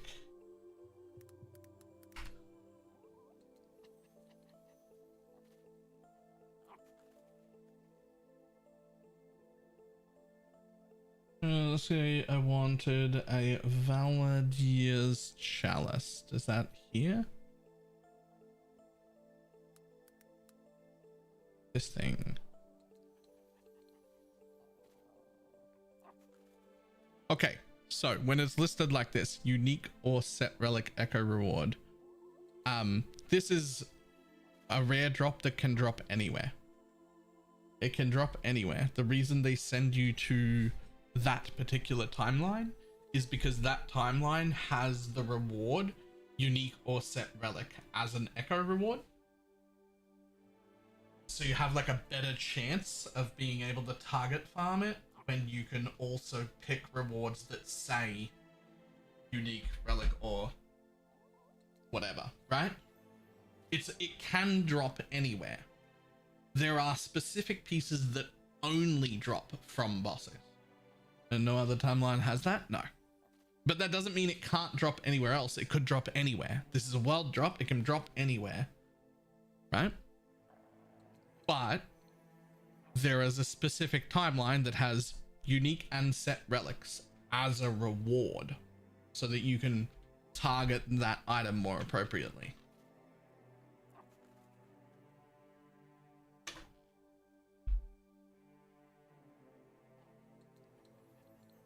Whereas there are things like, let's say,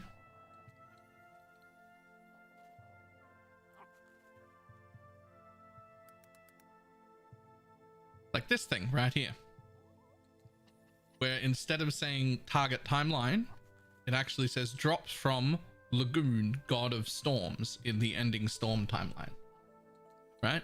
So this is a boss drop from the boss you fight in that timeline. So that can't drop anywhere else, and no prophecy is going to help you get that. You have to go farm the boss in that particular timeline to get this item. So you can't prophecy this bitch. You have to go farm that timeline. Whereas if it just says this, then it can drop anywhere, but that timeline is better. But if you've got unique relics or whatever, then those will still proc it and can still give you that. Make sense?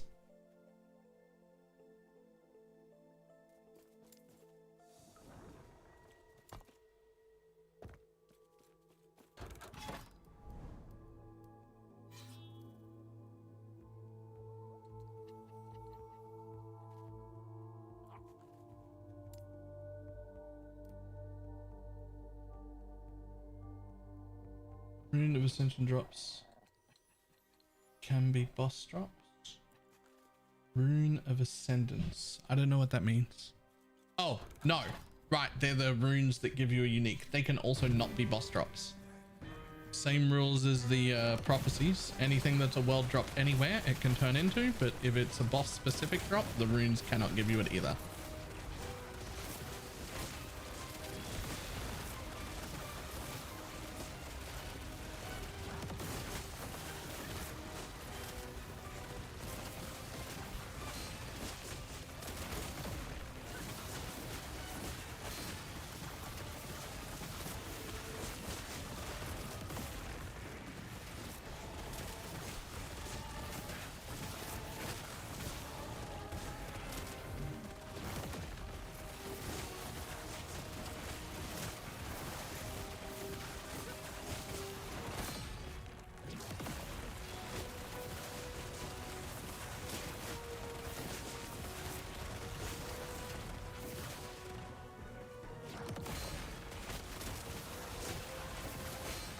Oof.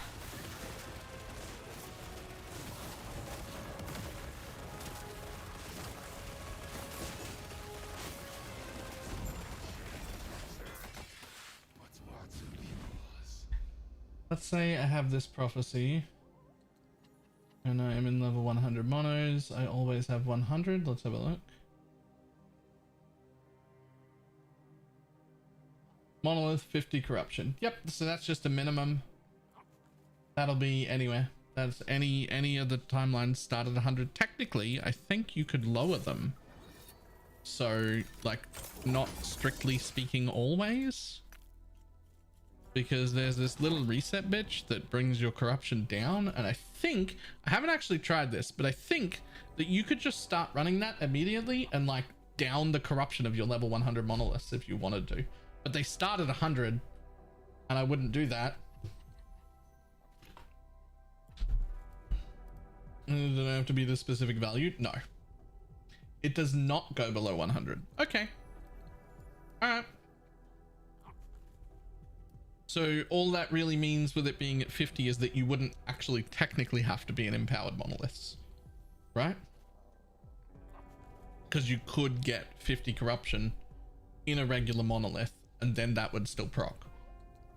But again, you shouldn't, because if you were in normal monoliths, your only goal is to get to empowered. You should never be stopping to farm there. That would be silly, but you could.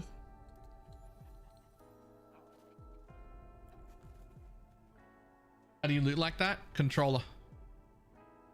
All you have to do to loot with the controller is walk near the pile and just like press A and it just picks up anything that shows through the filter. Controller looting is way better than mouse looting. Okay, what gives unique helmets?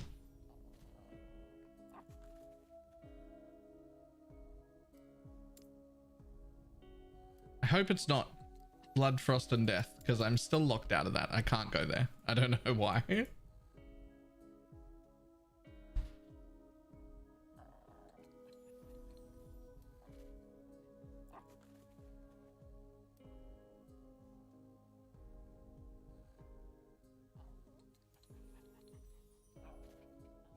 You know, just walk there? Oh, I can walk there. I still can't launch a map though. What's up? Chicken and rice. Sure.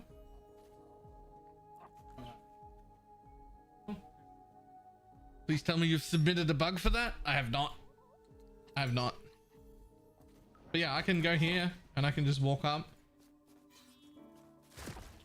And then ta-da, I'm in the area, right? But I'm in the area and I clicked the waypoint and I still haven't unlocked the waypoint, even though I'm activating it from there. And when I go over here, it just says timeline is locked. I don't know what to do about it. I just can't go to this timeline.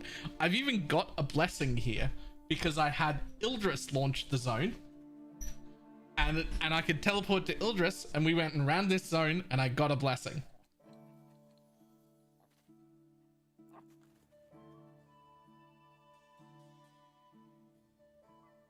So the fuck do I know?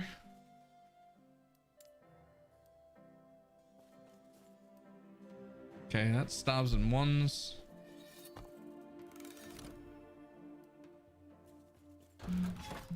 Bows.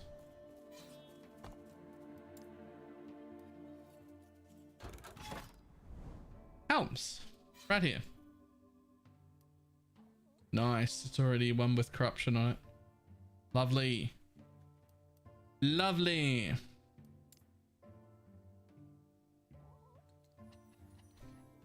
Need more helms.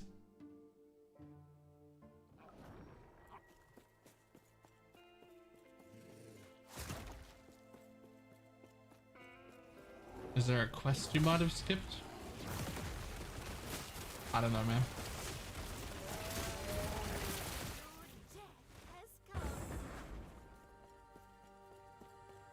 All I know is I can't do it.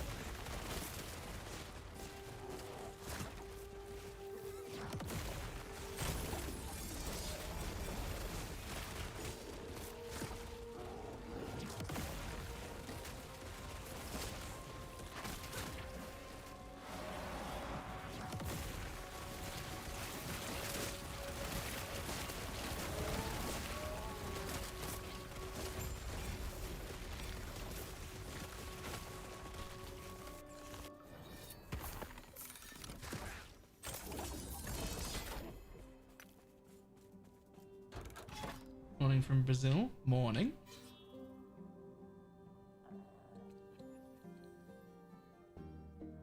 Experience books up level of faction XP. Yep. So does higher corruption. Anything you get XP for, basically. If you get XP, the faction does too.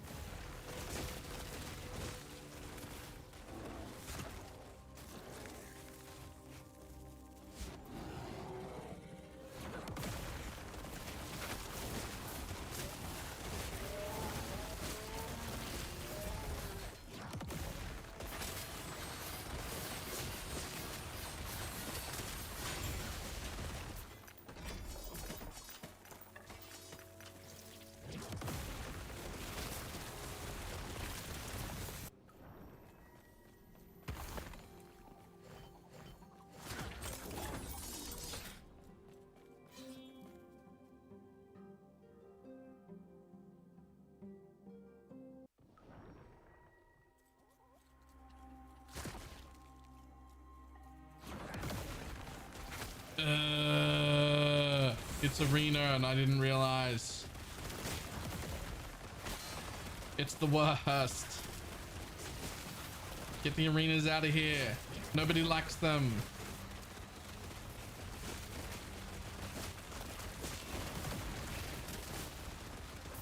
Warlock has the same recovery looks like. It's all up to the spec, but yeah, I have a pretty decent amount of recovery. I have a pretty decent amount of healing. Great amount of ward generation. Some leech, some recovery, some lack in on hit. The line skill you're using? Phonic Fisher? Something Fisher.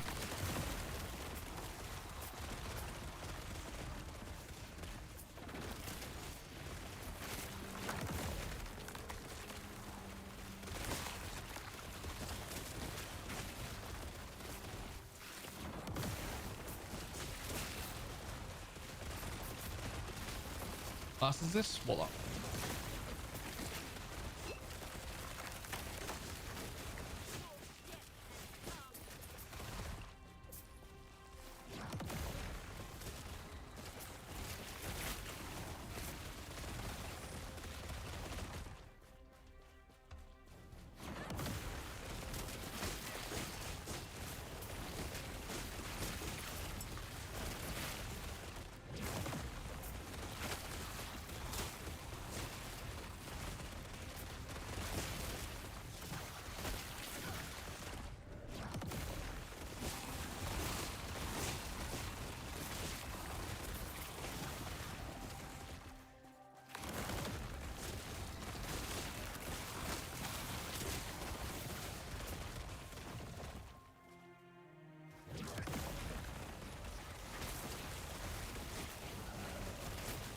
Not playing the most broken zombie build I see. Don't even know what zombie build you're talking about.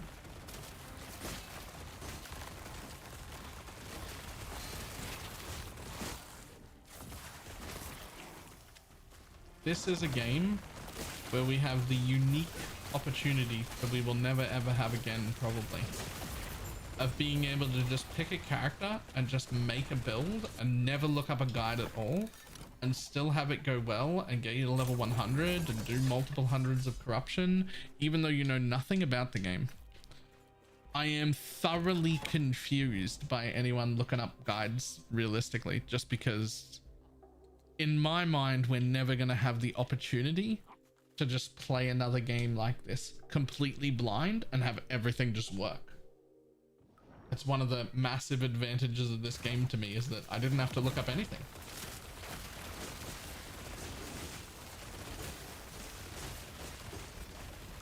Her guides, where? Everywhere?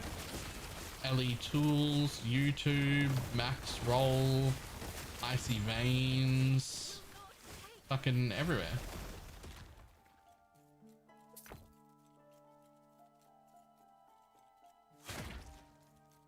PoE Exile has been abused for way too long, can't stop looking at guides. I mean, even I don't want to make a build in PoE without having some sort of guide. I did look the other day at the max roll version of a Warlock, like yesterday, just to see where they were compared to where I was. And this is definitely a very different build, and I have chosen different things, but it's also pretty similar, right? Like which to me speaks volumes to the level of like intuitiveness that's in the game. Like, there were things that just made sense without me needing to know about it ahead of time that put a decent amount of overlap. Like, they're definitely not the same build. I'm doing something different, but like there's a decent amount of overlap with just like what Max Roll suggested to run, that it's like surprisingly close for something who never looked at all, right?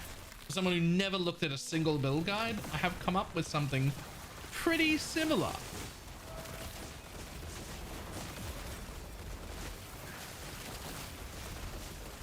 Also, I like mine more.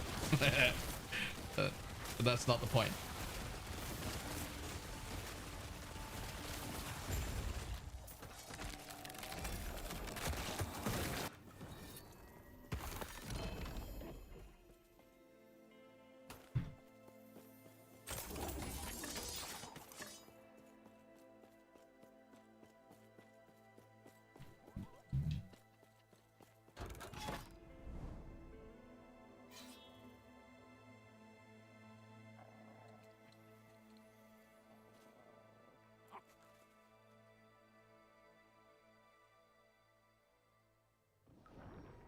Morning.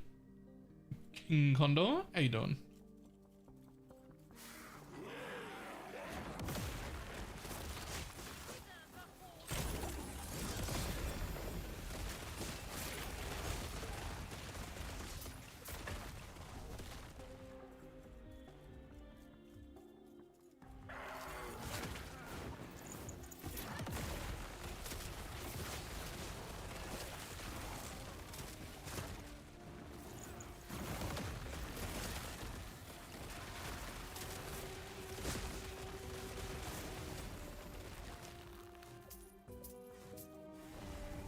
Shouldn't have turned around for that.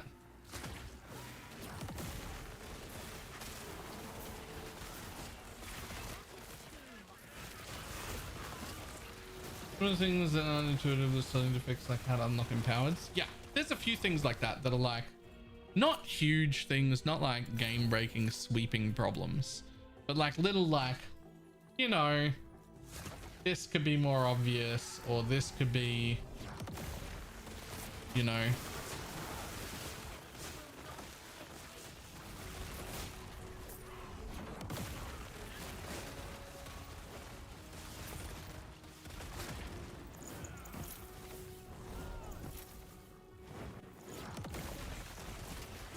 and there's obviously some bugs still around, like the people who are doing literal infinite damage, infinite ward builds, where they literally do an infinite amount of damage and literally cannot die no matter what.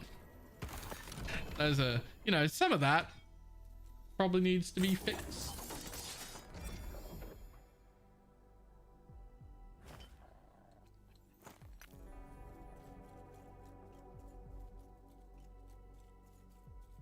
Rings are all elemental. Catalysts also have elemental resistant. No, that's all elemental, right? That's also elemental. Yeah. All right. Libra, yeah. And a phone that doesn't feel like I'm listing weight. I will never use a non-foldable phone again for the rest of my life, unless they come out with something even better.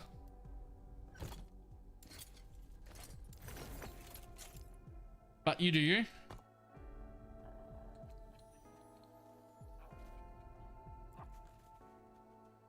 I was really happy about the thing they did regarding botting and RMT. I didn't see that. What happened? What did they do regarding those things?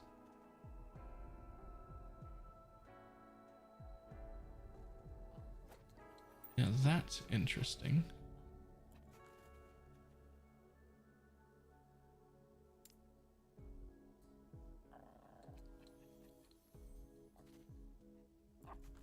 Disappearing phone that reappears when you think about it. So there's a few other things.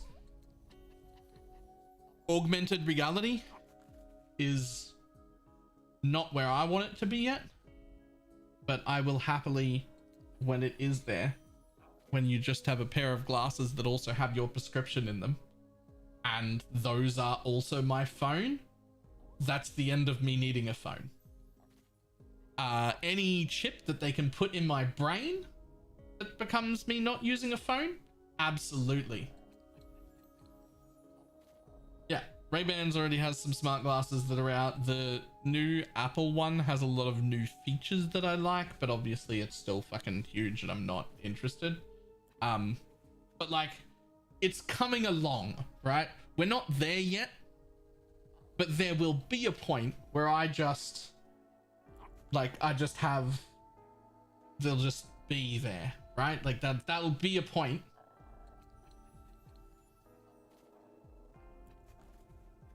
You couldn't afford an Apple Vision Pro. If Baylor put his name on the Neuralink waitlist, I'm not interested in the Neuralink when it first comes out. That doesn't mean I'm not interested in it as an idea. It just is way too far away from where I would want it.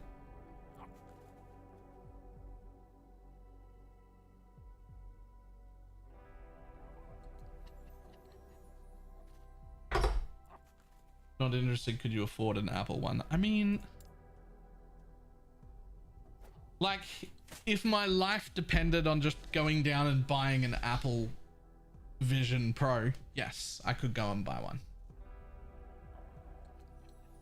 It'd put me in a rough spot, but yes, I could go and buy one.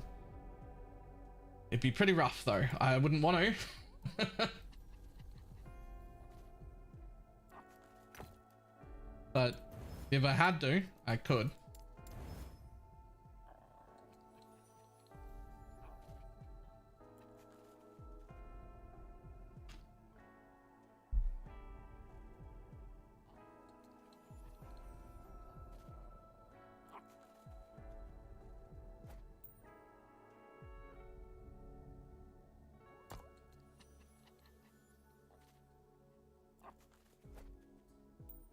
Ooh, possibility.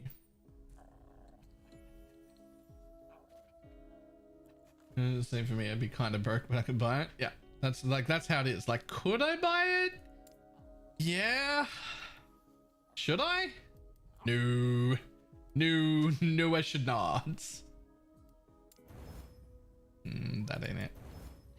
That ain't it. Okay, bye.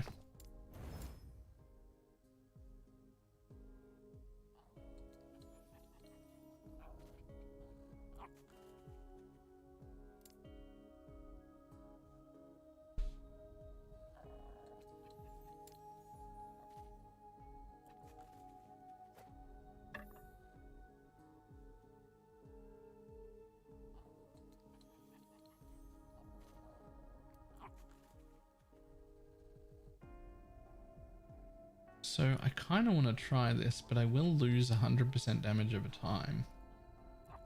But that's fine. I'm going to try it anyway.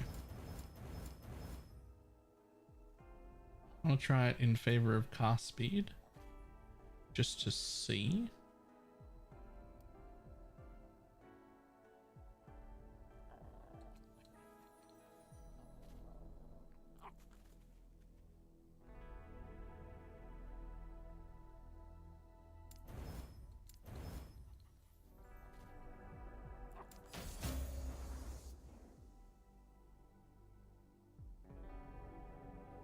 Really? Is that as high as you go? You only craft the 12%? What a shit affix. Become anything. Yeah, you'll do.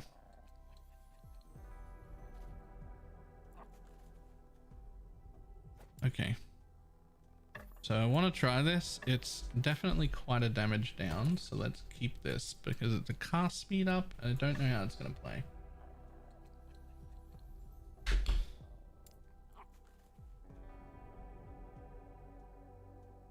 I used to love the we're in a simulation like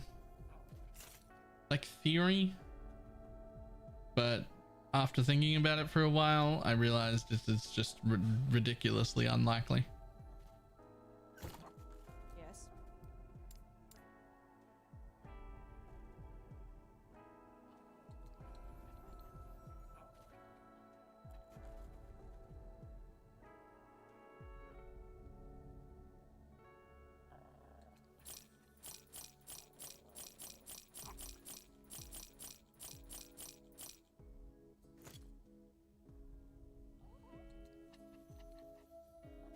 Wait, I'm sorry, but that's the same people that made Sense8?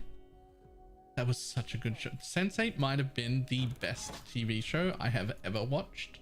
I am still shocked and awe that it got cancelled. I don't understand how it got cancelled. I don't understand why it got cancelled.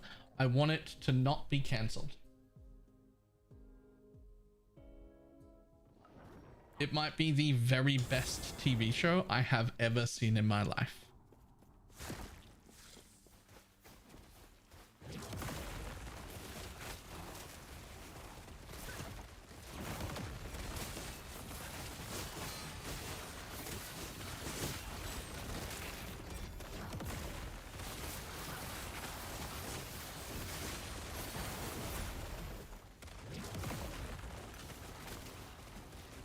Which show? Sense8.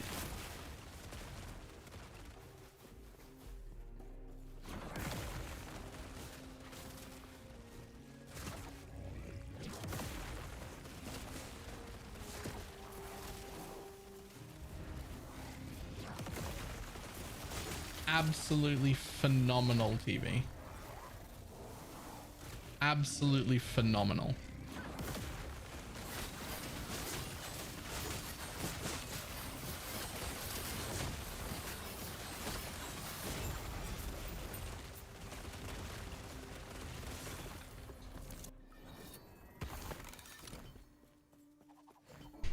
My favorite show ever. And someone else, there's several of us who are like saying the same thing.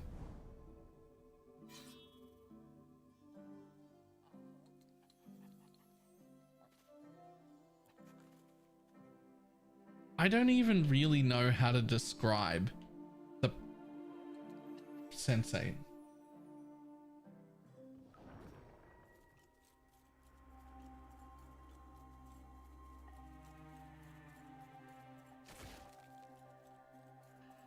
Like, I don't even know how to tell people, like, what is Sensei about? Like, I don't even know how to... I don't even know how to, like, synopsis the show.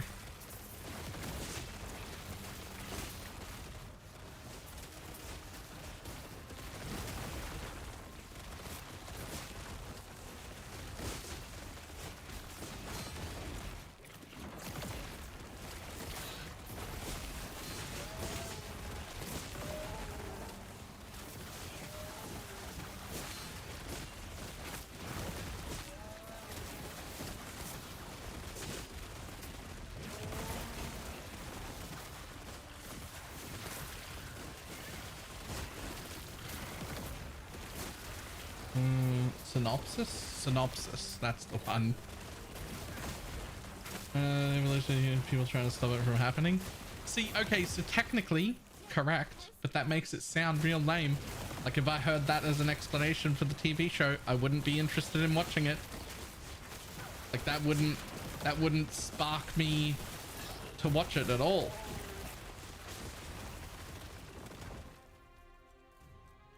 Can I ask how you scale those those are all dual damage type? They are. I am pure necrotic damage over time. In fact, my main form of damage is damned stacks. This is a damned warlock. So I've got damn chance everywhere I can get it, and I'm stacking damned.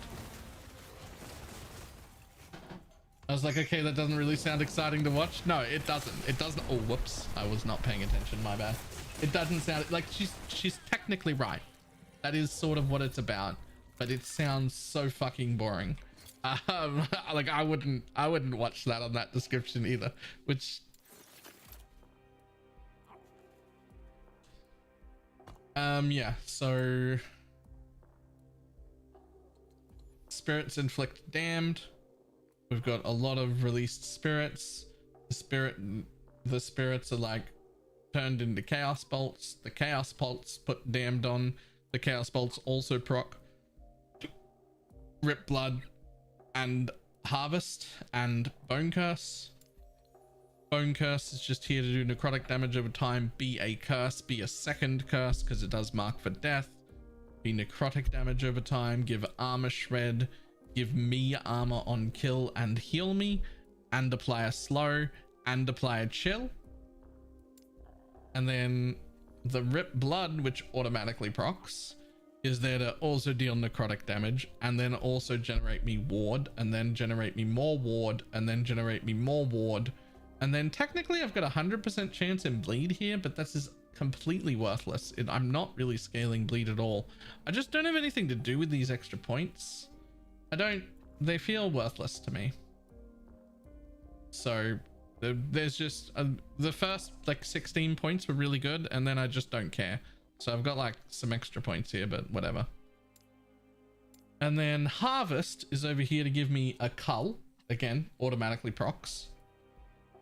So it's got a 12% cull. It gives me some mana back. It does necrotic shred, and then it provides me with flat ward, only 6, but then also 1% of my health granted as ward. So it's also utility in the way of a cull, necrotic shred, mana generation, and ward generation. And all of those are automated. The only thing I actually cast is Cathotic Fissure. Everything else is automatic. There are no required uniques at all. I have struggled to replace this, though I think you could with a really, really good relic, but it's rough to replace this because it's got +1 to all skill and and a bunch of damage over time because of what it leveled. Also, I think this is probably the best in slot helmet, purely for 2 reasons. One, you need at least 10 decks so that harvest goes off, and 2, 1 ward per second per 3% uncapped necrotic resist. That's 100 ward a second on my current build. So I think this is the best in slot helmet, but it's also not needed. Like, without the helmet, you just have less ward to begin with, and you just don't use harvest until you get the helmet. And that's it.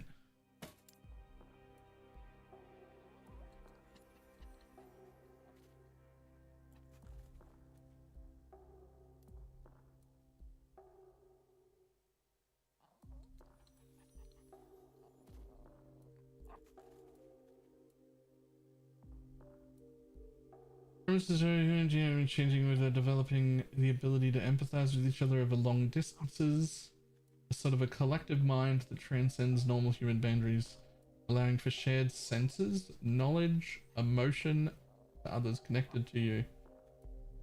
Also, the parent divides suffering in the name of positive change. Okay, that made it sound way better. That made it sound way better.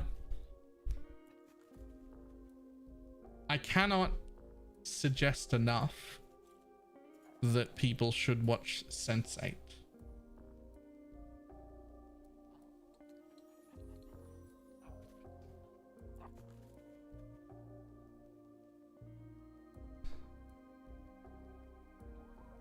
So there's maybe some caveats to that. If you're the kind of person that gets upset because a fictional half person, half fish in a cartoon is being portrayed with more melanin in their skin than you're used to in a new adaptation of the film, and that upsets you, you probably shouldn't watch Sense8.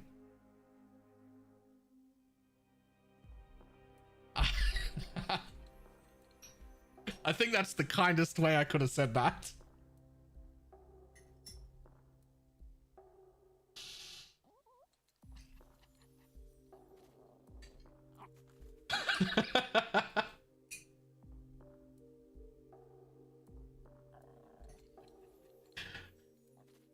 What a fucking way to describe it. That was oddly specific. Okay, but for anyone who has watched the show, who really liked it, would you agree with that characterization? If you're the kind of person that gets upset about something like that, you're probably not going to enjoy Sense8. Right? But it's not just that. It comes as a package, right? Like, you could be like anti-gay or anti-trans or racist or like any of those, like they're all usually a package, right? If you fall into that category, you're not going to enjoy Sense8. But the reason I don't think that's a huge problem is because if you fall into that category, you're also probably not going to enjoy this stream. So I'm probably not talking to any of those people.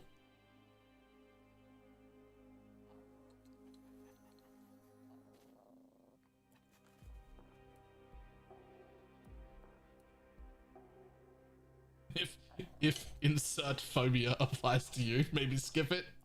Yeah.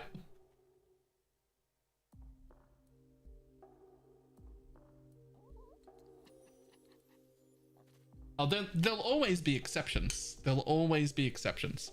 There will be some people who like don't agree with some of the things I agree with, but also can be like, I'll just ignore that part and will still enjoy content not related to that and still follow build guides and whatnot. There'll always be some people like that. That's fine, but the majority would not be like that, right?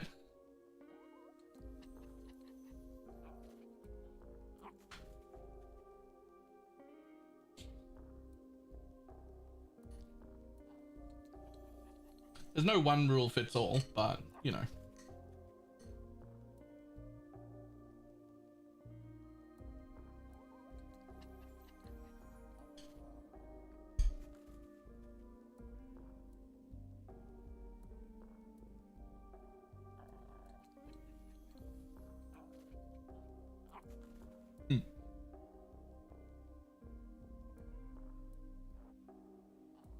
So if I'm a white trans girl that used to date a black man in Texas, it might be up my alley. Yep. That sounds like you're. How do you even walk around in Texas? That sounds unsafe.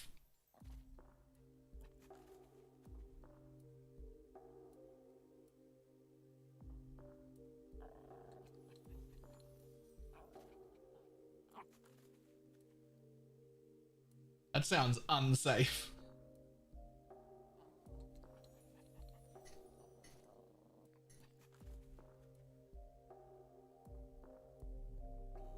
This is apricot chicken and rice, by the way. It's what I'm eating for dinner today. It's actually all right.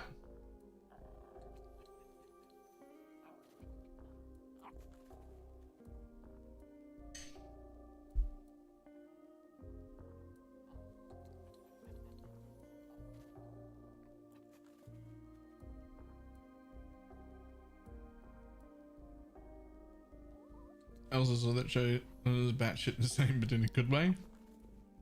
I might watch Sense8 again. Now we're like talking about it, and I'm like remembering how much I loved it. I might have to watch it again.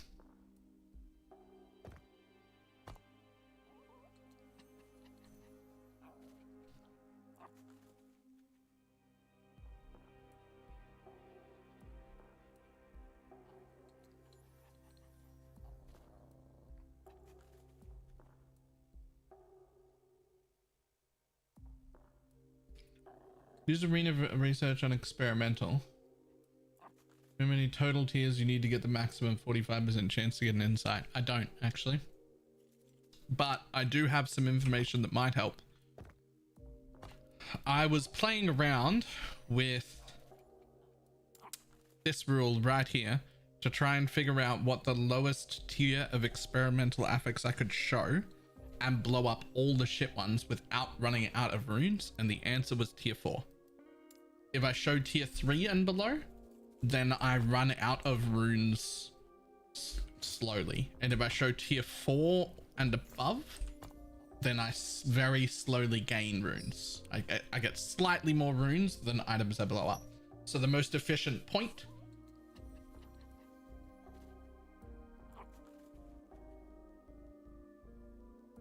is tier 4 and above. You blow up all tier 4 and above that aren't useful. They're like, oh, that's trash gloves, I just want to use it to turn it in. All tier 4 and above. I thought you were saying sensei the entire time instead of Sense8. I even tried to like enunciate that better. Is that my accent, or is that just, am I just slurring words? But yeah, Sense8. It's like a play on words of them having like 8 senses, because they're like groups of people that are linked together.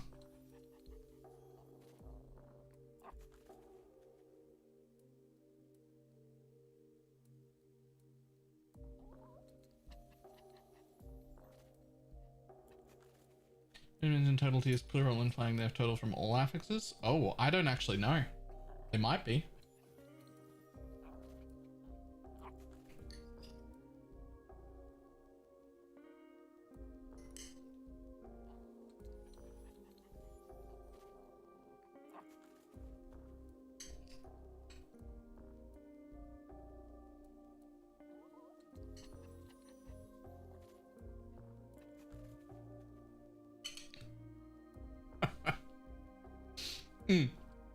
It might help to know that the show has an absolute truckload of nudity in it, which is I'm a huge fan of. It was just fucking everywhere. But it doesn't ever do it pointlessly. Like, it doesn't ever do it pointlessly, ever. It always drives the story. It's always relevant. And that's a hard line to like toe. To have like tons of nudity and sex scenes in your TV show without it just feeling like you're trying to make a porn. It's not a porn. These are all relevant, story important things.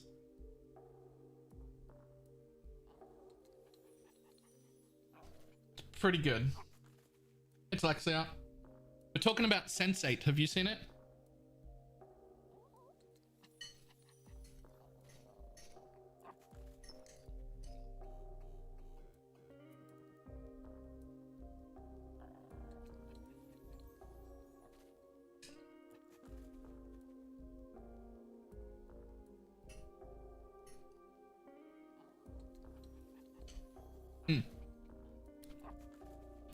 Spartacus is another example where that was done really well, like where there was a lot of adult stuff in the show, but it was never just like it never felt like they were just trying to fit a pair of boobs on the screen for you. Like, you know how some shows, so okay, this is something that might be unique to just me. I get really annoyed at just completely pointless nudity. Especially when the completely pointless nudity is only ever women. A bunch of shows do that where they're just like, here's a pair of boobs, here's another pair of boobs, more boobs on the screen. I love boobs, don't get me wrong. But if you're going to be flashing naked women bodies all over the screen, also show me an occasional cock. All right, like I'm just saying that like equal nudity would be the preferred. I'm not saying like don't have it. I'm just saying like give me all of it. Why are you only showing me half of it? Like, what's going on?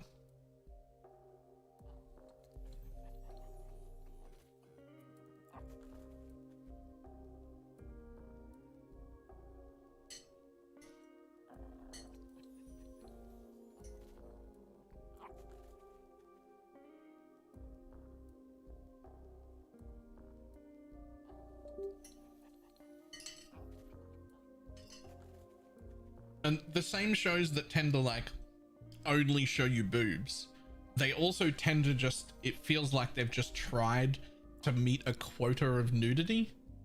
It's like, to keep people interested, we must show them a pair of tits every 8.5 minutes. How do we fit that into the story? And it doesn't feel right. It's just pointless. Right? If I needed just nudity, I could look up porn on the internet. It's fucking everywhere and it's free.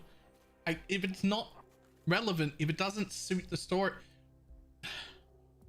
some shows do really well at it. Spartacus was a show that did really well at it. Sense8 is a show that does really well at it. There's tons of adult themes, there's tons of nudity, and there's tons of sex scenes. But it never just feels like they're trying to ram the sex scene down your throat to meet a quota. Like, it's part of the story. It makes sense, right? Like it's always relevant to what's going on. It's always important. It always moves with the story. It makes sense. They're just not hiding it from me, rather than just trying to meet a quota of boobs on my screen.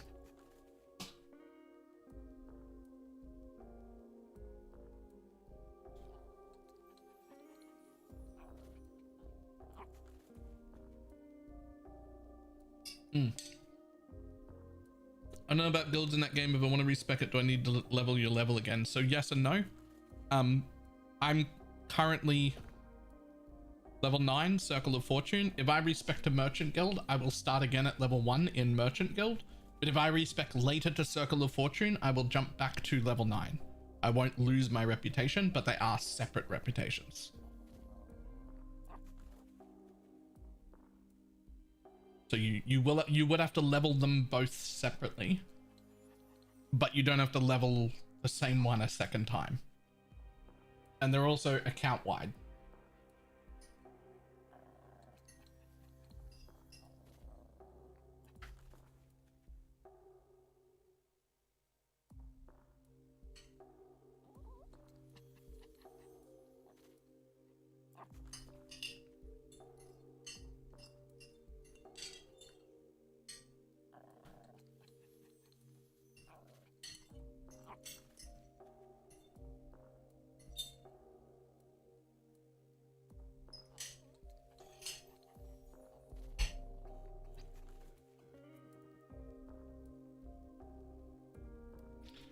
Your favor is also account wide, and yes, you lose all of it when you change factions on one character. You will lose all the faction for the you will lose all of the favor across your whole account if you change one character's thing. So do make sure you spend your favor before you change factions. You do not lose your XP, but you do lose your favor.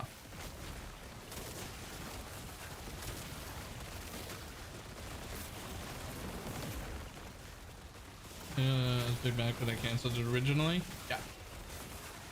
It still definitely felt a bit more rushed than I'd like, but at least they had an opportunity to end things. Give a haircut? I did. I did. It's getting another dye tomorrow, but I got a haircut. I like it. I'm gonna bleach and dye it tomorrow for my holiday, which starts on Friday, by the way. I will be non-existent on the internet for 5 straight days. For the first time in 7 years, it's a personal holiday with no business attached to it, no work. I will not be online. I probably won't be on Discord, Twitter, nothing. I'm gone. I'm gone. I'm gone for 5 days. I don't exist.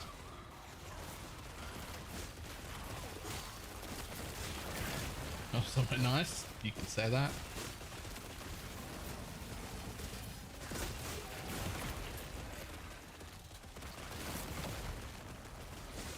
Let's say I'm gonna go hang out with someone.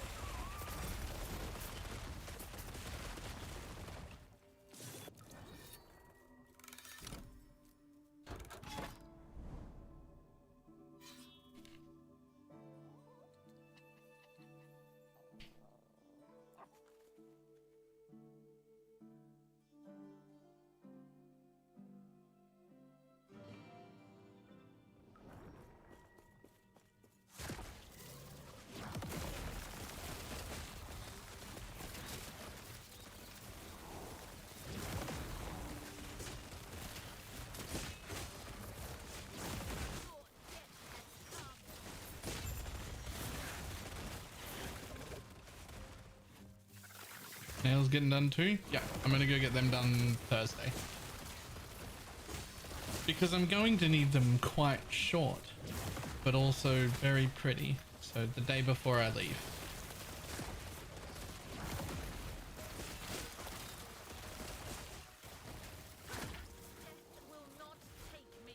You're gonna be gone Friday to Tuesday, which is Tuesday to Monday to me. I should have put it in my calendar. I should put it in my calendar.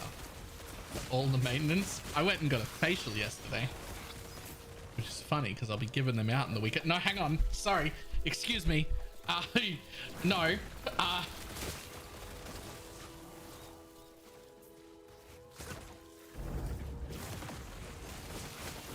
I got a chemical peel.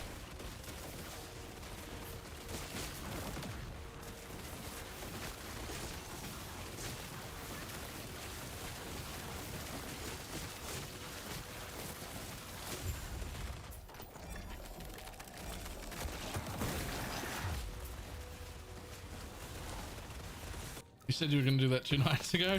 I say a lot of things. I meant to. It's not even that fucking hard. Why don't I do it right now? Why don't I just add it to the calendar right now?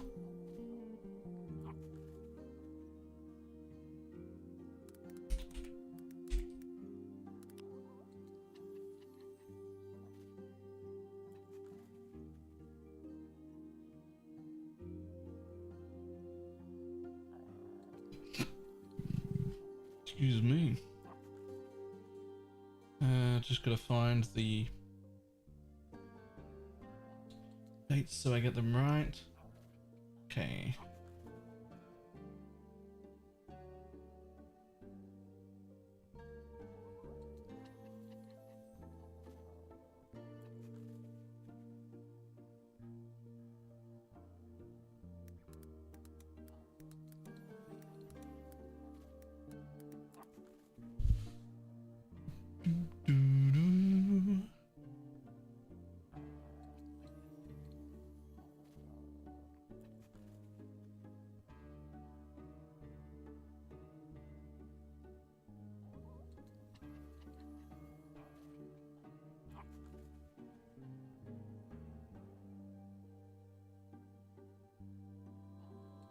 Okay, if I did it right, it's now in the calendar.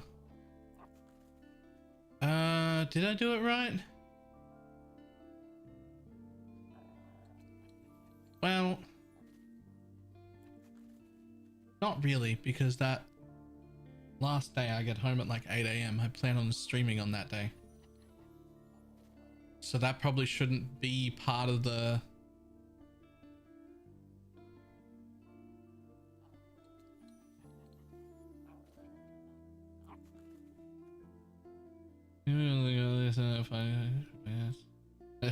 I truly appreciate that.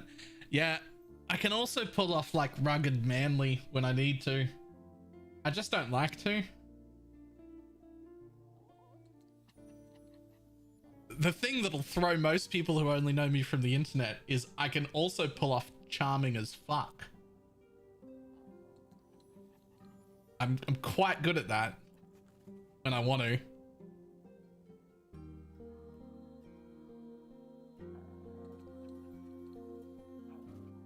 You cannot? Oh, I most certainly can.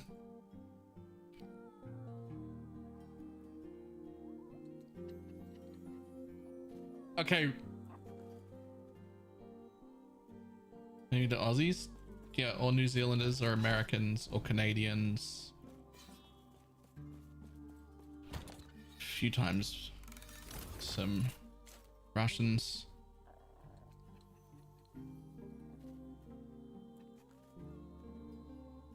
Probably other people. I don't get everybody's places they come from.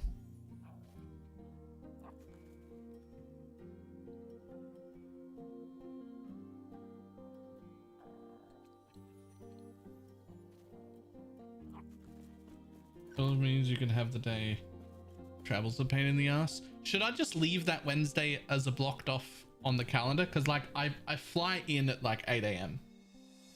Right? So I was thinking I could probably start streaming that day, but if I'm fucking exhausted, maybe I want to take that day as well. So do I just leave it blocked off as holiday? And if there's an extra stream, great.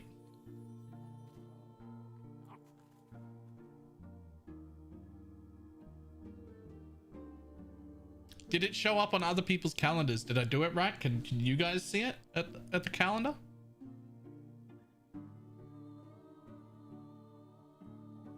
I did it right? Sweet.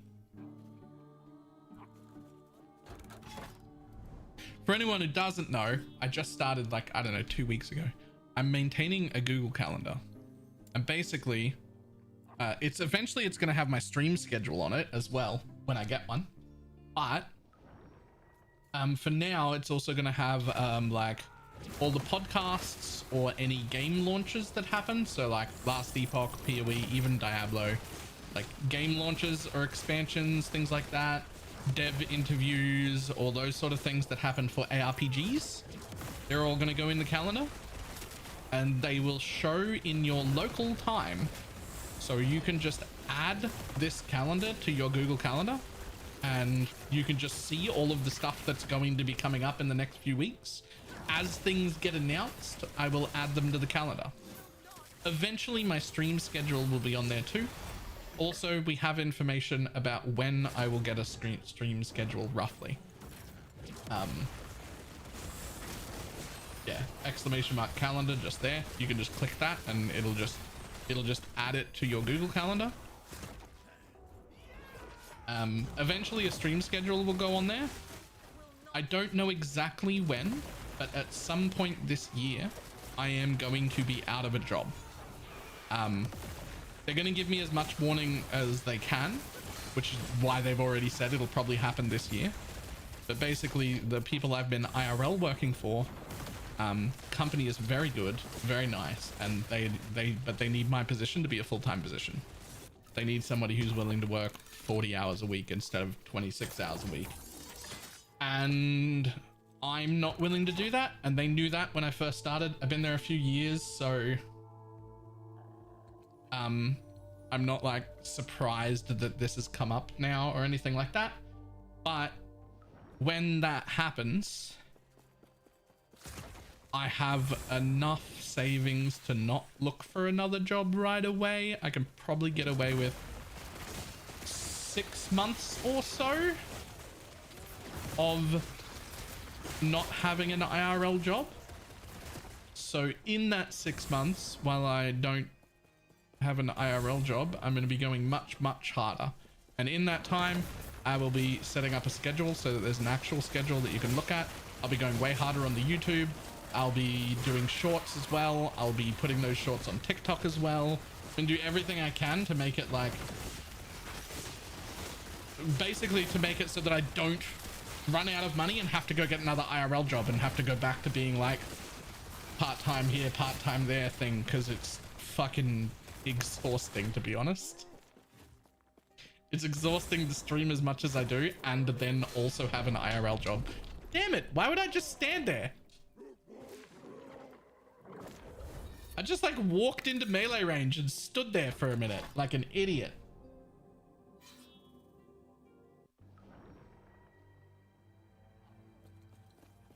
So yeah, so when that happens, it'll be a much harder push than you've probably seen from me in years, with the idea of hopefully getting it to the point where I don't have to have an IRL job.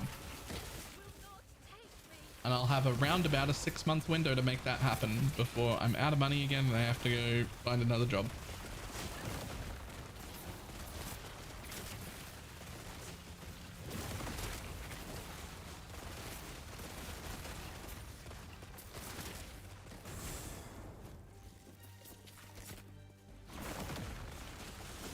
Are you going to do variety and PvE only? I mean, I'm going to do all ARPGs, but we'll see.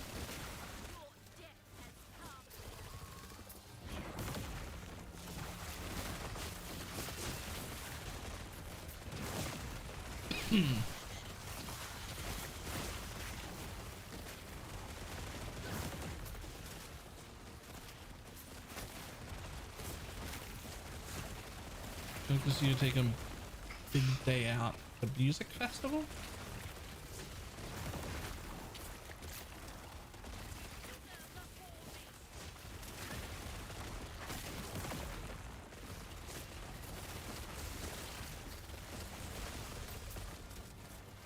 Black Desert Online? No, thank you. I'm good. Sorry, I forgot that existed. No. I forgot that existed and I was happier before.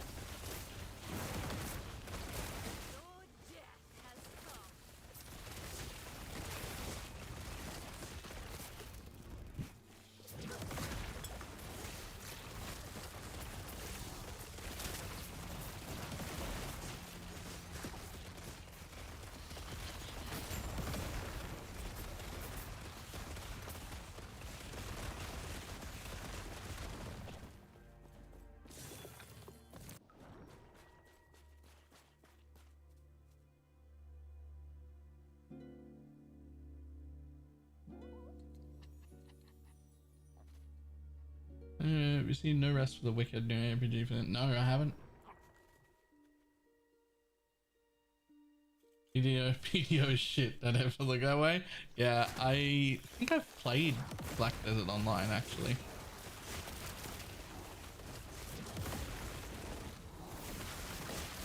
I actually wouldn't even say that the Black Desert Online is better than D4. I don't even think I'd go that far.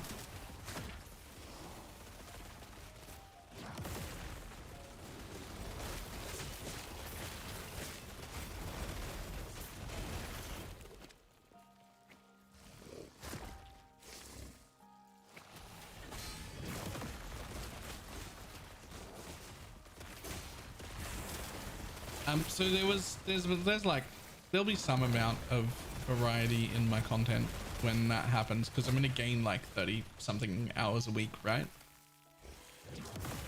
And I'm probably not going to stream like live any more hours on average per month than I do now.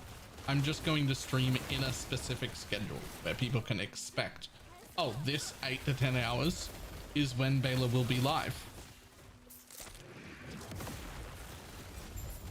Right? Like that sort of thing. And then the extra time is going to be spent making extra content other places. More YouTube stuff on TikTok, do shorts, learn how to like make my own thumbnails, do some of my own artwork and shit like that. I want to make a second YouTube channel, but that's for something else.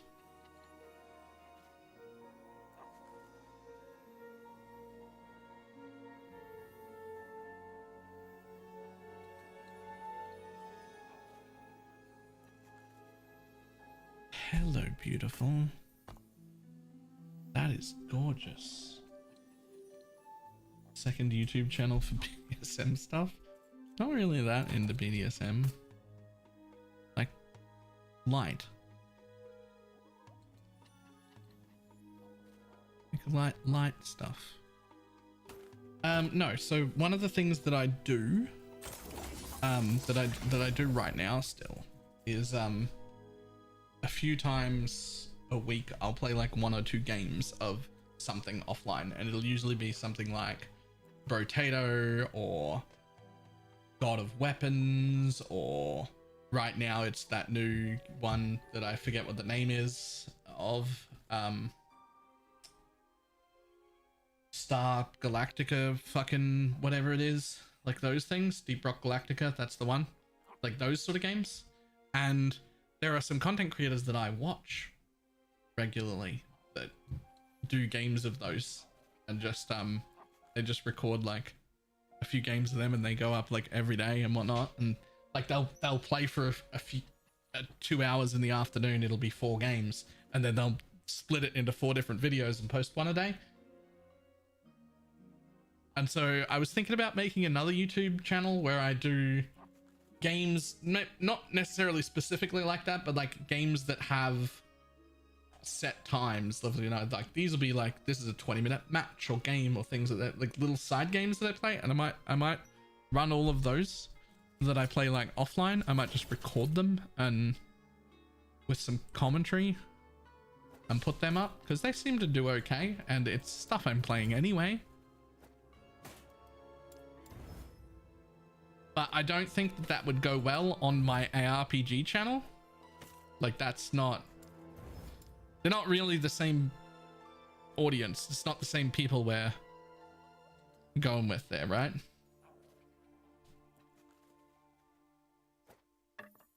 Yeah, I haven't played Hades, but Hades is like on the list of like, you know, that's one of those style of games that I would play.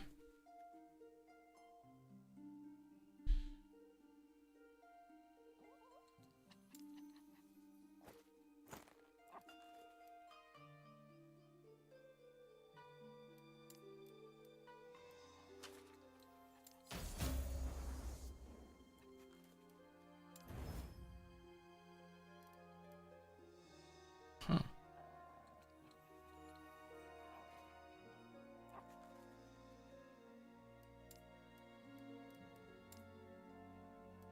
Ever tried They Are Billions? No, I have not. But it did look pretty good. But exactly things like that as well.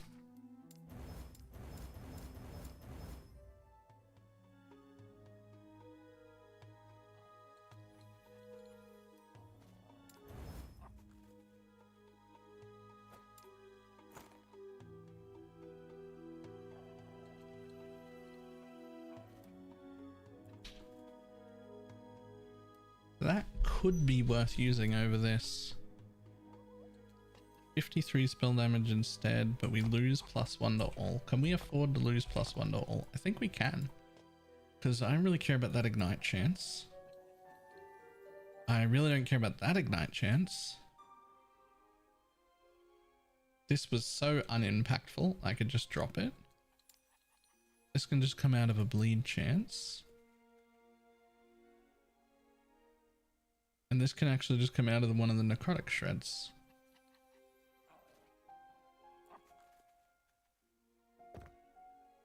Or oxygen not included. Oxygen not included looked really good. I have seen that before. It looked really good, but I haven't actually played it.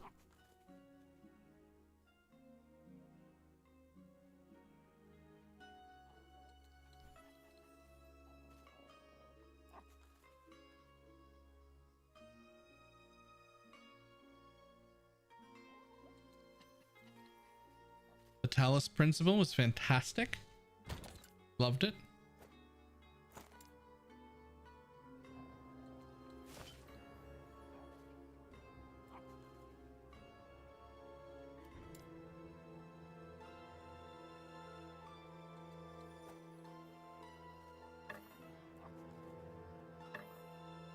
Still haven't played the second one. True. I still have not played the second one.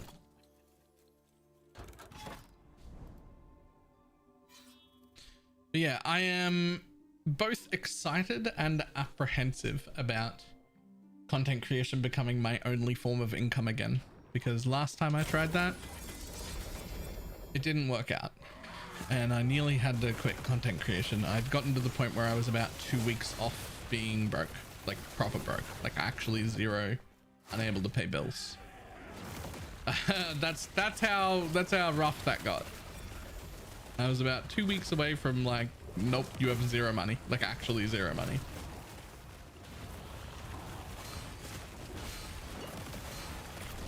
Oh my god, I got stunned. You burn out from playing games? No. No. Burn out from playing games. Do you have a link for your build? Not currently. Exclamation mark LE profile, and you can have a look at all of my characters there, including this one. But I don't have like a guide or anything explaining it yet. I worked on a lot of it yesterday, and upon working on it and like writing out my like basic script to follow, I realized there were some things that were suboptimal that needed to change, and I needed to test some things, and so I made those changes today, and I've been playing with it a little bit, and it's much better. And so I will probably make the video tonight. I didn't really realize that I wasn't using things because it was running so smoothly until I went to make the video to be like, oh, I'll explain all of the things. And then I was like, some of these things are not actually right.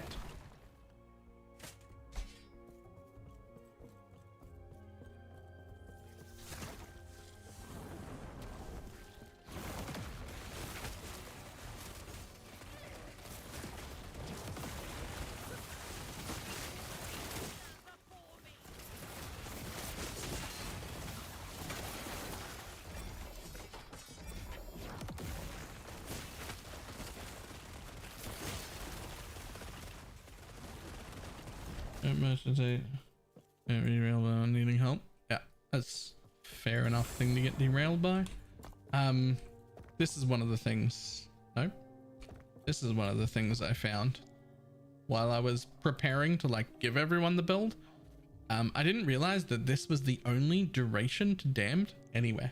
There is no duration anywhere except here. This is the only duration node. The thing about that is damned stacks infinitely, just like poison in PoE, except without a damage cap. And as all of the people who have done a lot of poison builds are aware, duration of poison is a direct more multiplier to your total damage, just with a little bit more ramp up, right? Like it, yeah, okay, there's a little bit more ramp up, but once you're ramped up, that's a more multiplier. And I didn't realize that was the only duration. There is no other duration. So I had to respec and take those nodes because it was literally 30% more damage.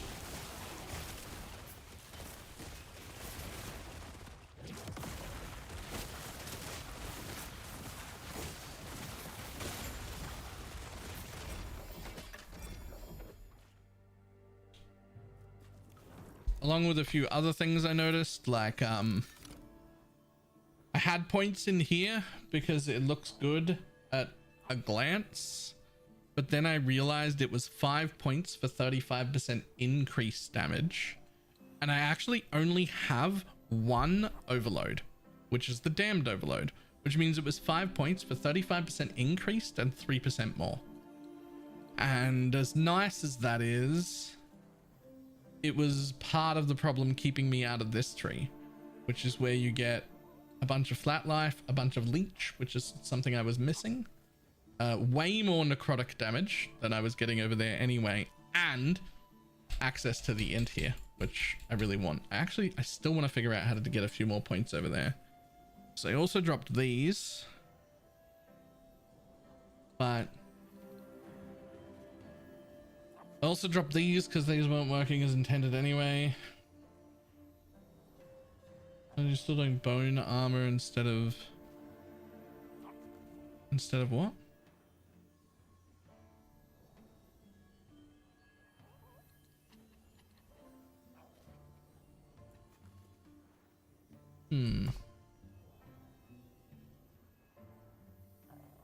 Poison and necrotic res. Grants 6 health, poison and necrotic res.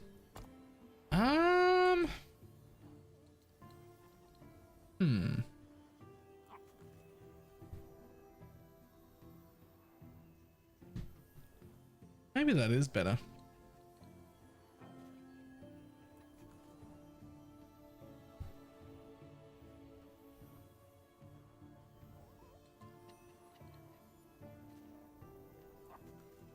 Maybe I should have 6 points in there instead.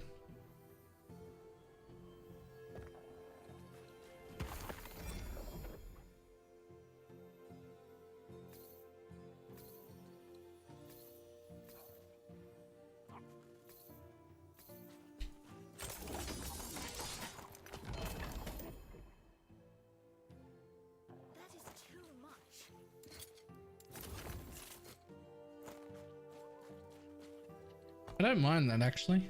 Let's go try that. My armor's very low though.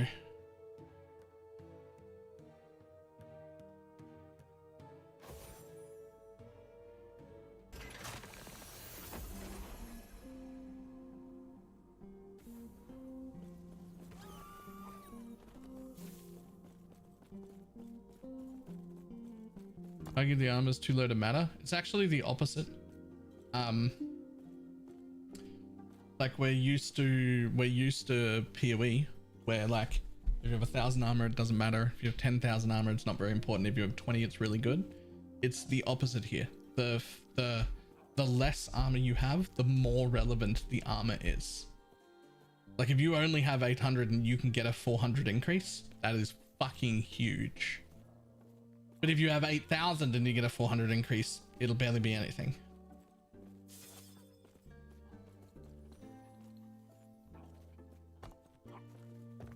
Armor is pretty damn important, but there are also ways to get armor. Like a better boot base would get me a lot of armor, and a better chest would get me a lot of armor. I also pretty much never use Profane Veil. I'm not even spec'd into it. I tend to die in one shot, or at least with not enough time to react. Which could be just because my reaction time's trash. Could just be that.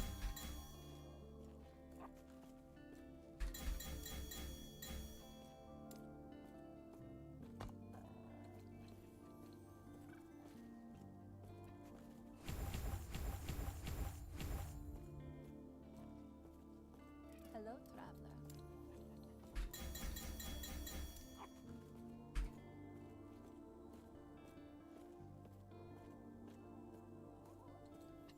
Was more valuable, armor or dodge? In general, armor right now. Should spec into Veil. I don't have room. All these nodes are way too important, and they're all also completely automatic. The main priority in my builds, and this will always be the case in every build I ever run, is to automate as much as physically possible. the having another button to press instantly makes a build less enjoyable for me. The less buttons I have to press, the better. That is always my priority. Press less buttons.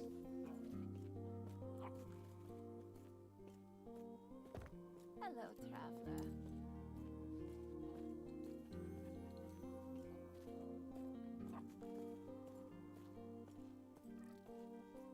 Oh, I know this song. This is not a new song. This is a great song. But I know it. Do not dwell on regrets. Dum-ba-dum, dum-ba-dum.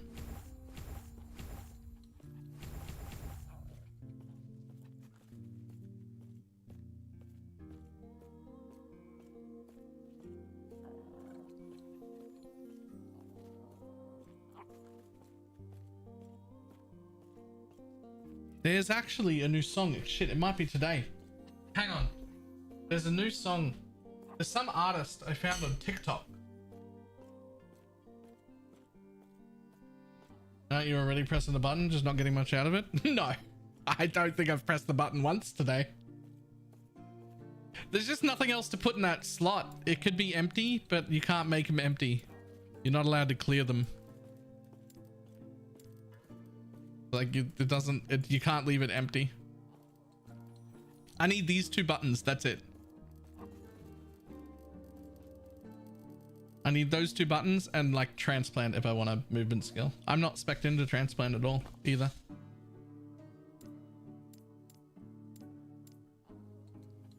Harvest, Rip Blood, Bone Curse, Chaotic Fissure, and Chaos Bolt. Just put transport on all the spots.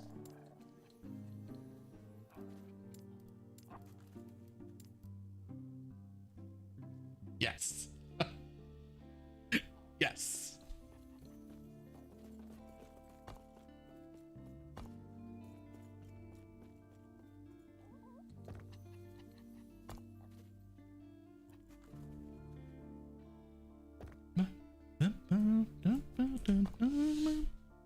Shit, I forget where I was. I think it was Black Sun. Okay, that vitality instead of armor was a pretty good call. That's a pretty good call. All right, hang on. I gotta find this dude. There's this song that I've been seeing on TikTok. The guy's fucking, shut up. The guy's like releasing a song this week. He's like a relatively small artist, but it's like one of the best fucking songs I've ever seen in my life. Can I look at my liked videos somehow?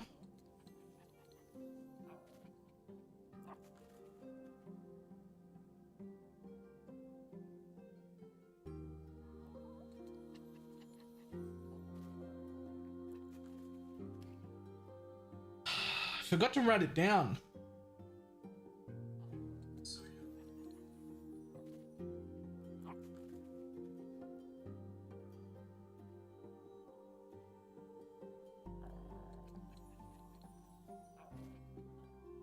Oh, there they are. Hang on.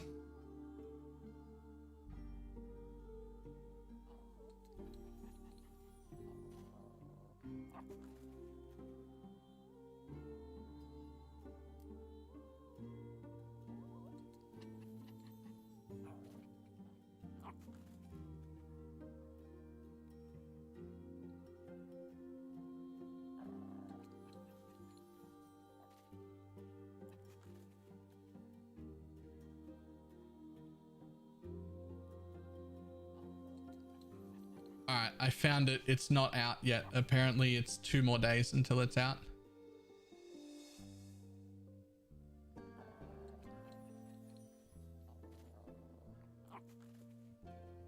I don't think, if a song hasn't come out yet and it's from some artist that I've never even heard of, do you reckon I'll get DMCA claimed by like playing a little clip of his unreleased song?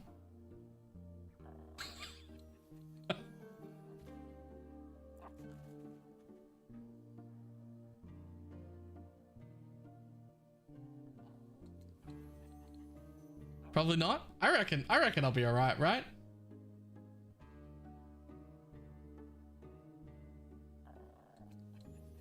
Rights still owned. Yeah, well.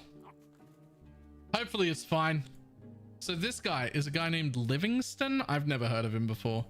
He's got quite a lot of YouTube subscribers, so I don't know fucking how big this dude is. I've never heard of him before. But there's this song coming out called Shadow, which is the first song I've ever heard from him. And this is like one of his little TikTok videos where he's like, you know, like hyping it up for the release of the song or whatever. This is the first thing I've heard from this guy. Give me 3 words. Clock, mirror, night. Oh man.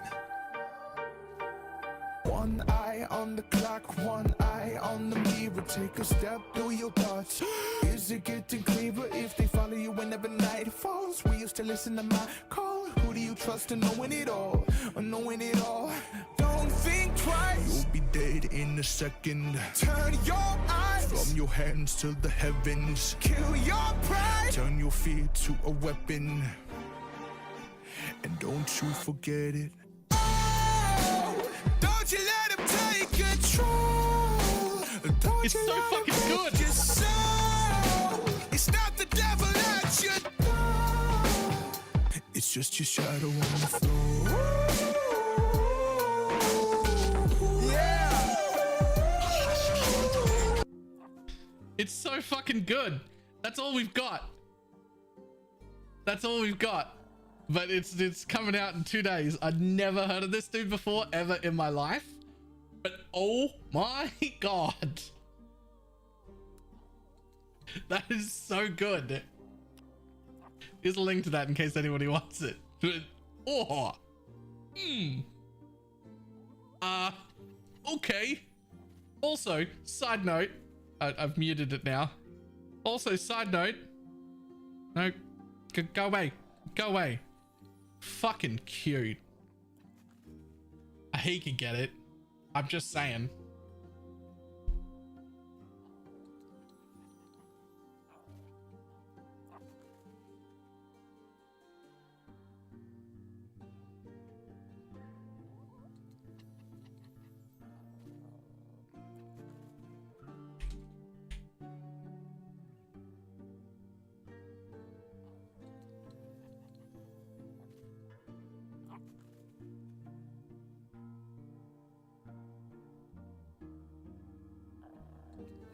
Anyway, that's the artist I found on TikTok that I'm like suddenly fucking obsessed with.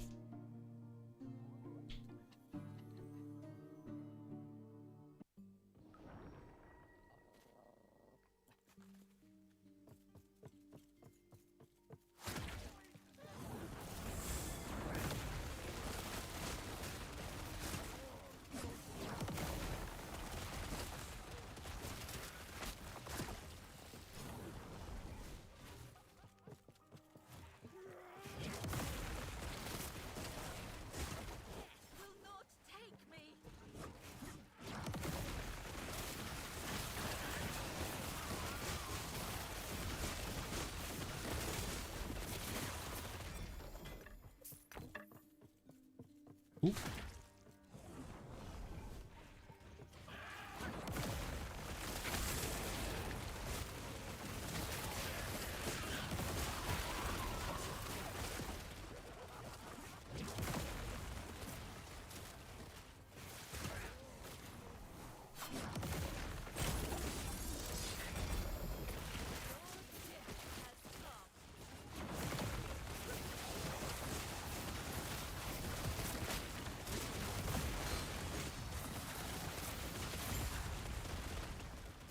I hadn't heard this song, Last Man Standing.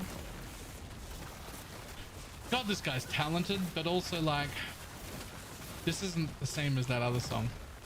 It's very good, but it's not like lose my mind over like the other one. It's just a lot slower. Oh, hey, that's that one set item that shows through.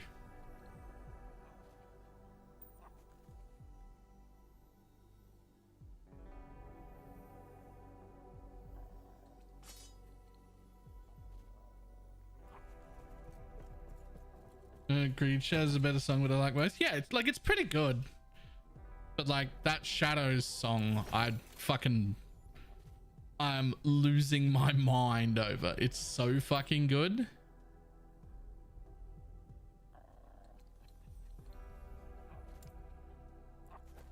You can even remove translate from this build to make Fisher travel and allows you to pass terrain. Yeah, I mean, you could, but it also puts a 3.5 second cooldown on it.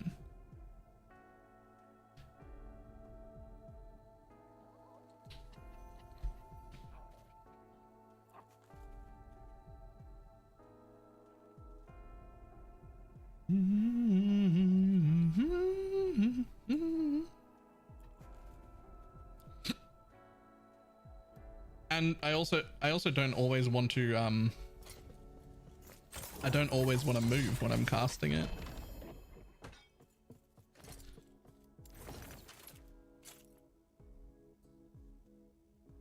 What do we got? What do we got? What do we got? Anything cool? Nope, nope. Keep that.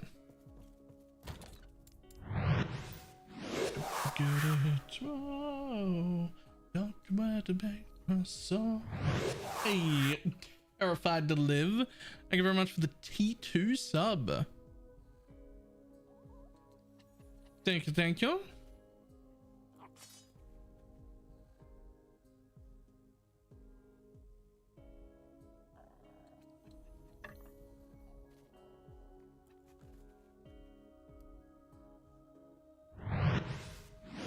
Yo, and also for the 5 gifted subs. Jesus.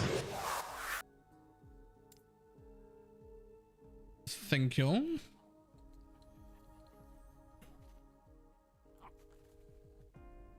What are we getting? What are we getting? What are we getting? Dead in the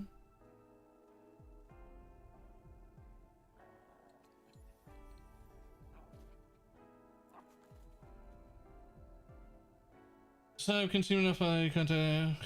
Wage. Well, thank you.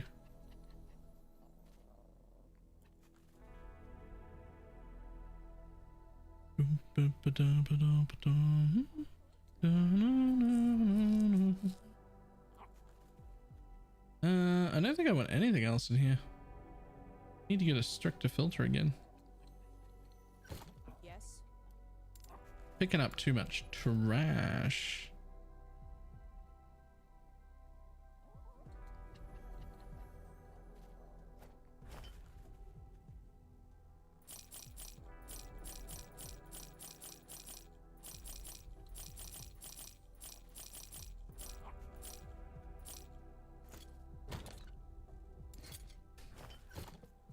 Okay, there we go.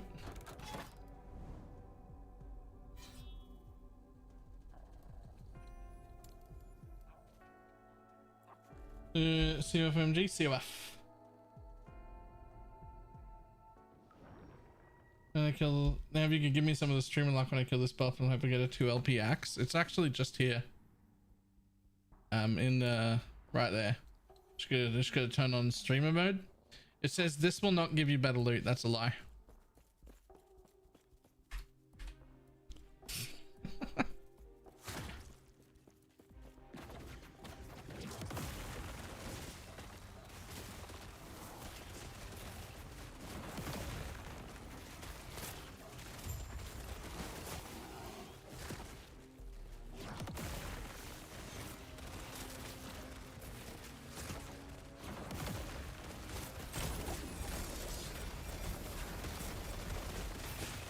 Somebody's gonna turn it on and then get real lucky and then like actually believe that. I shouldn't spout nonsense like that.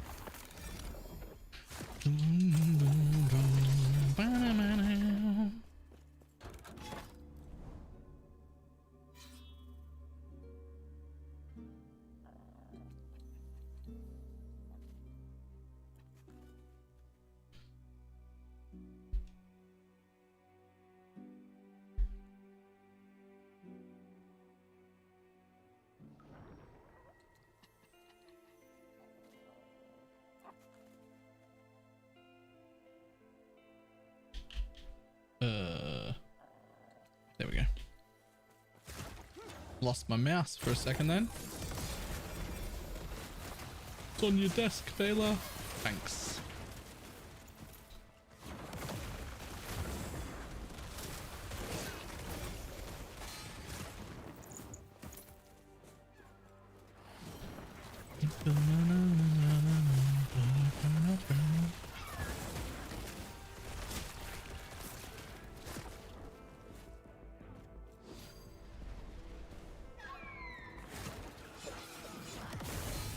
Whoa, whoa, whoa, whoa.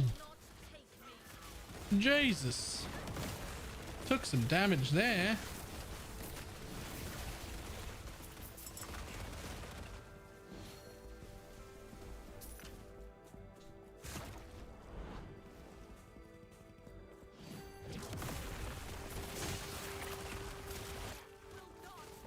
On the bright side, recovery is a lot better than it was yesterday.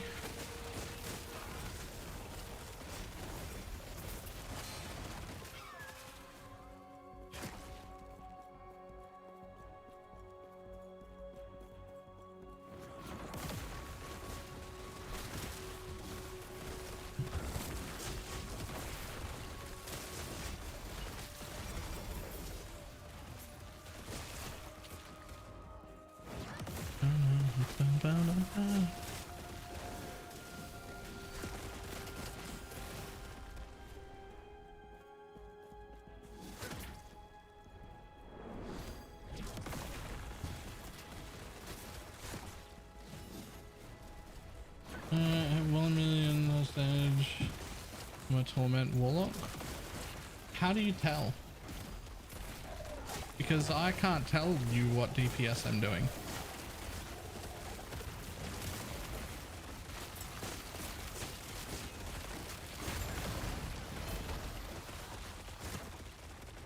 Is there a way to tell that I don't know about?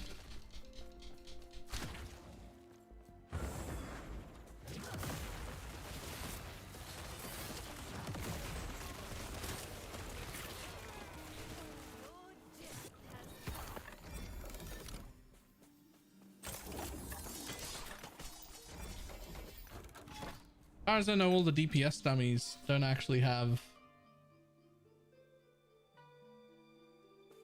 recording on its emotion. Oh, so you just mean like a crit, for instance, of 1 mil, not like 1 mil DPS or whatever, just like you hit a number 1 mil.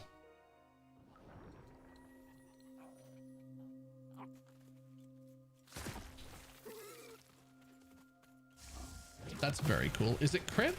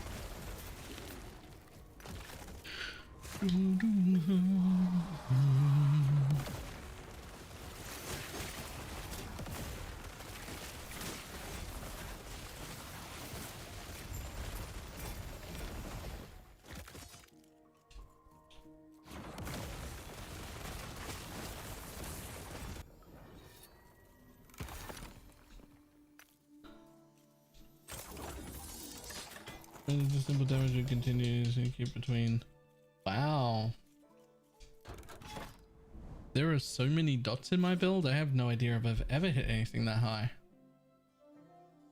That seems insanely high.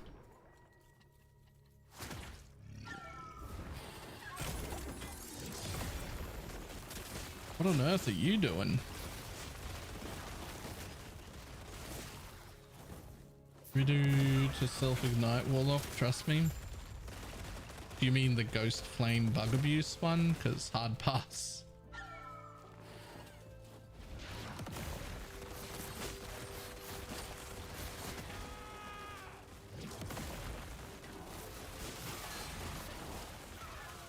The idea of just like having infinite damage and infinite ward like instantly makes me bored. Like if nothing can kill me and I can kill everything in existence, what's the point?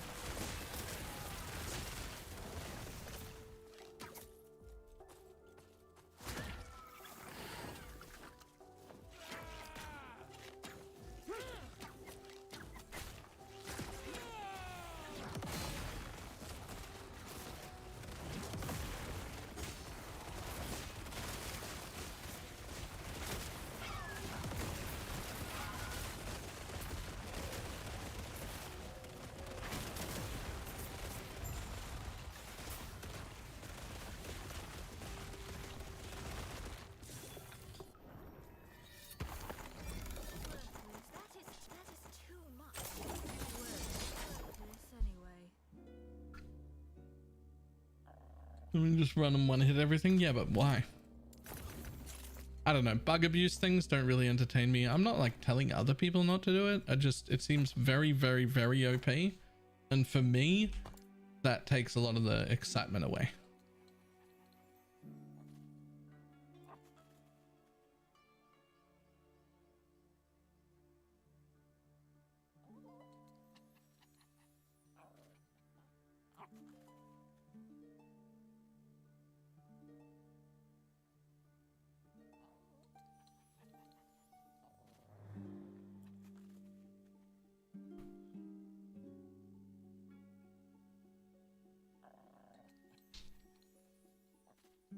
To farm gear or what for?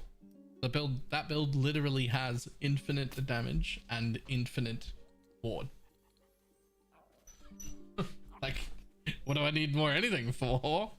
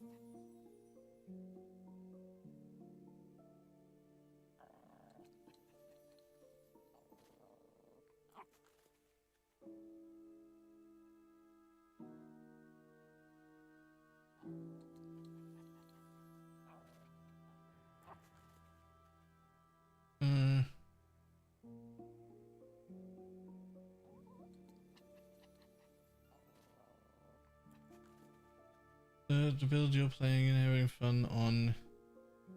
Yes, you gotta do things so on and so forth. Nah. Just keep playing the build you're having fun on. Comparison is the thief of joy. I've not looked at anything other people are doing. I just made decisions, read skills, made decisions, played stuff I thought looked cool, having a ball. It's fantastic. Comparison is the thief of joy. If I'm having fun, I'm not going to look at what other people are doing.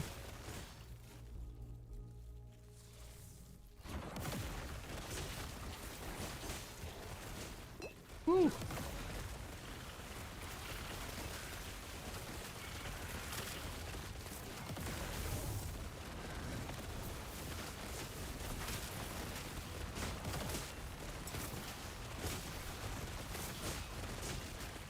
Spell damage is a game changer. I'm not really trying to do damage from curses. All my damage is from damned, which isn't a curse.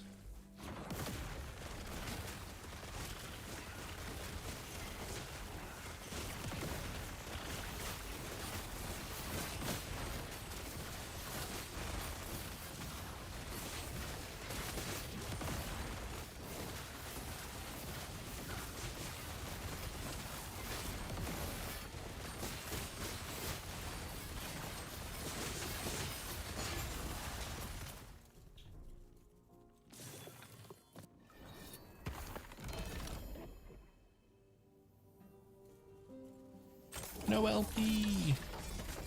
Rip.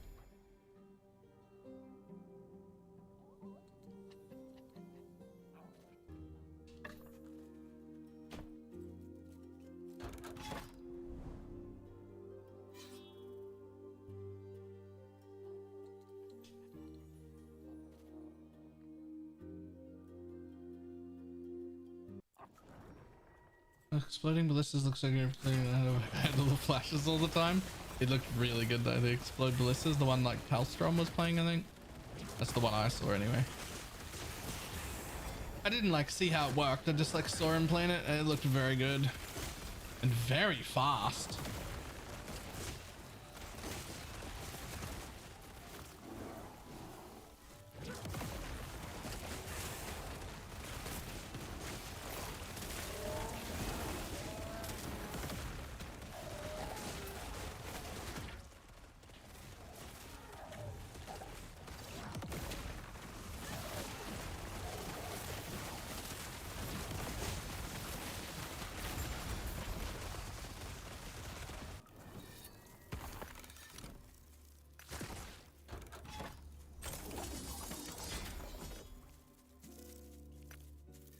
Really fun to play if you can handle the strobe light. Don't know if I could.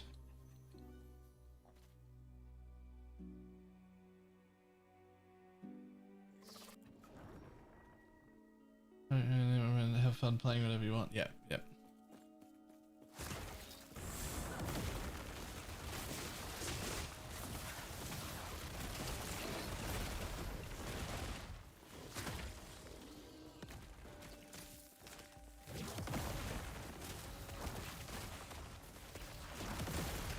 I'm playing it because the explosions of dopamine coming from PoE. Explode pops are quite nice. If I have more time, we'll make another build after my small hiatus where I'm away for a few days, but it might be PoE time by then.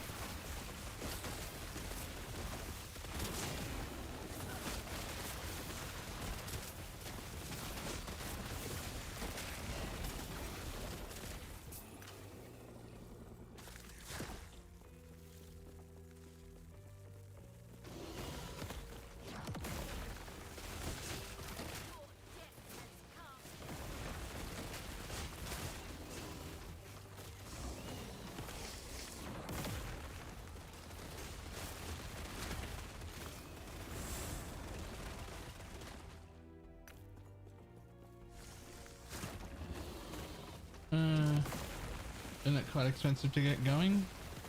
Define expensive. I don't actually know, but like, I'm not part of the Merchants Guild, so nothing's expensive.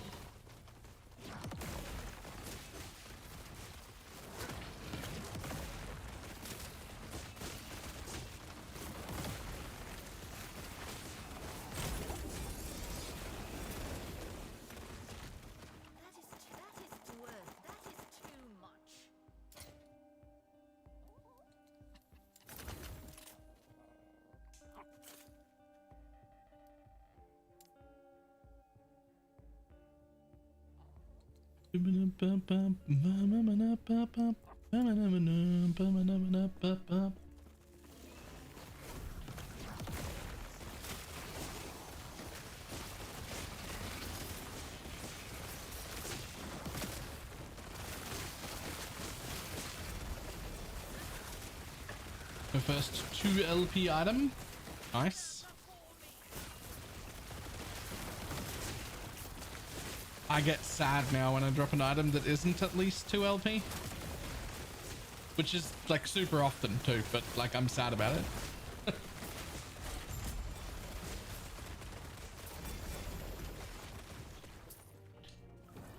Like, to be clear, I'm not at the point where 2 LP items are like littering the floor. I'm not getting a lot of 2 or 3 LP items. I'm just sad whenever it's not. Like I got this just here and I was like, oh, another ladle. No, it's only got 1 LP. Never mind.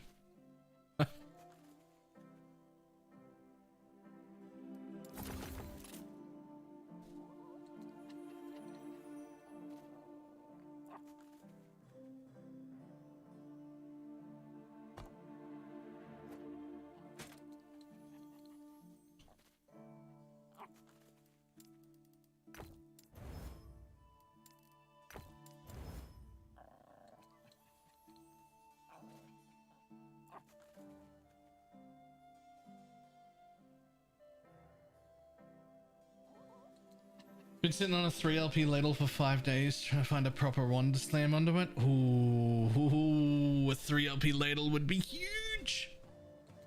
That's what I want, one of them. I've had a few 2 LP ladles, but I have slammed some things into it, but I haven't hit any good ones.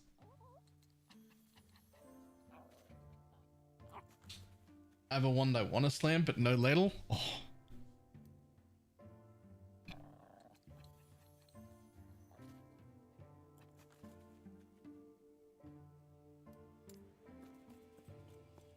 Yes.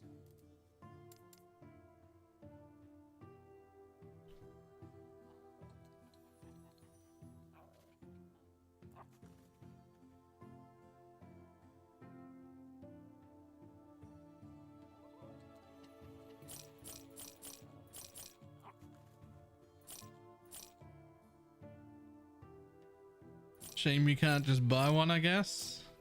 If I had access to the auction house, I'd have already moved back to PoE. It wouldn't matter whether I could buy a 3 LP ladle or not, because I'd be bored and I wouldn't be playing anymore.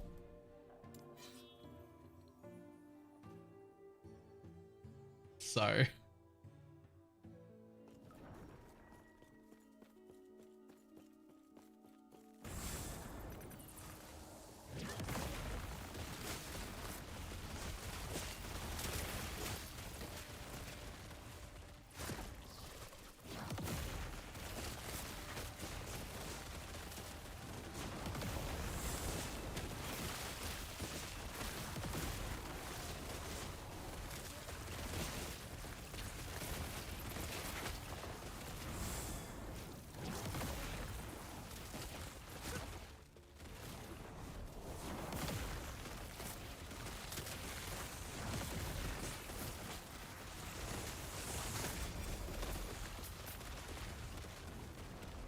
I would rather play PoE in solo self-found than play Last Epoch with the Merchant Guild.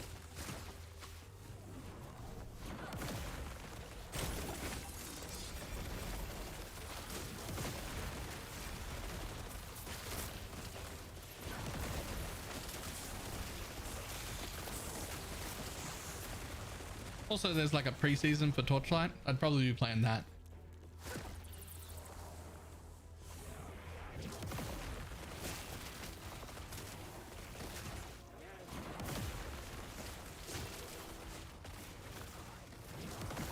Some people are back to PoE League start testing. Yep, that's probably what I'll be doing when I come back from my small break.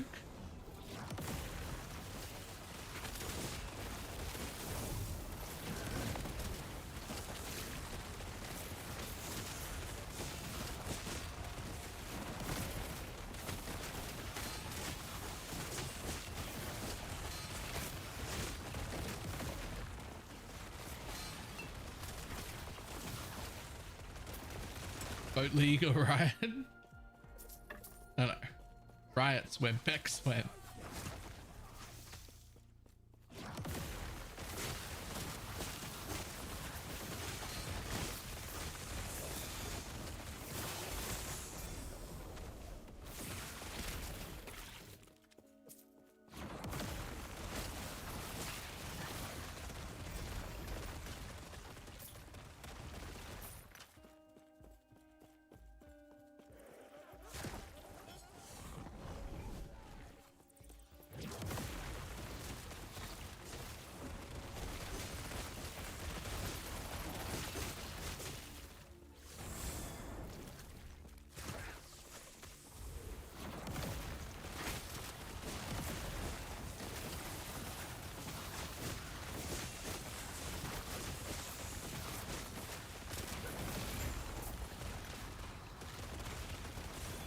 Yo, is that like firewall? I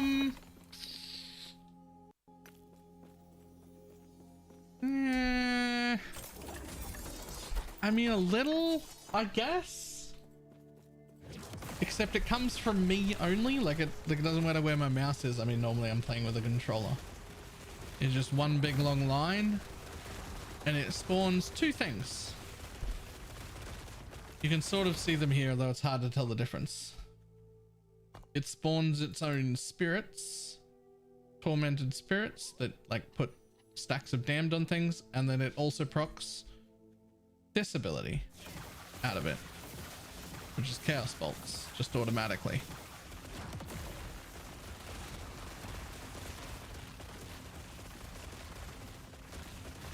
And then chaos bolts does a whole bunch of damage, deals damned, and also procs my other 3 abilities. So I'm casting 5 abilities pretty much all the time, but I only have to press one button, and that button I only have to press like every 6 seconds or something. And just everything is automated. Have 5 constant skills.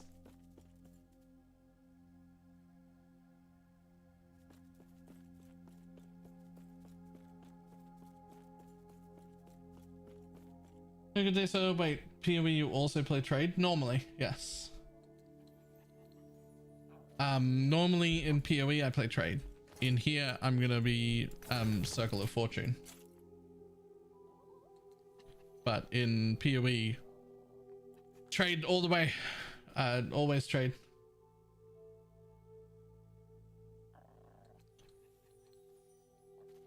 You have to manage like 5 cooldowns. No, there's a 1 button build. Yeah, there's a 1 button build. We shall maximize quality of life. For sure.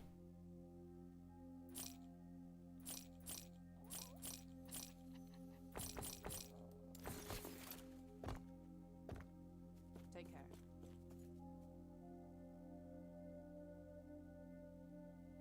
Just too much without trade. So the difference I think for me is I can reliably target and farm and get anything.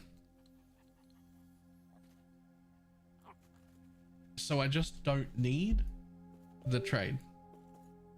You spec into harvest, and if so, how does it automatically proc? I absolutely spec into harvest.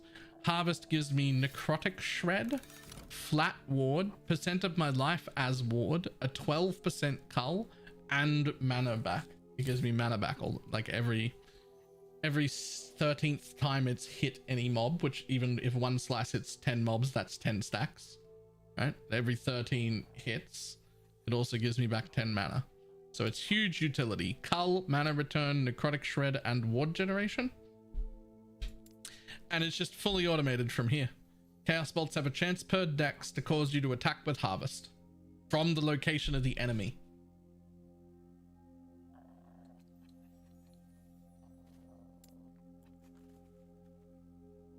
I definitely don't need the armor shred. You're right. I was maintaining, I'm probably getting enough armor shred from the other thing.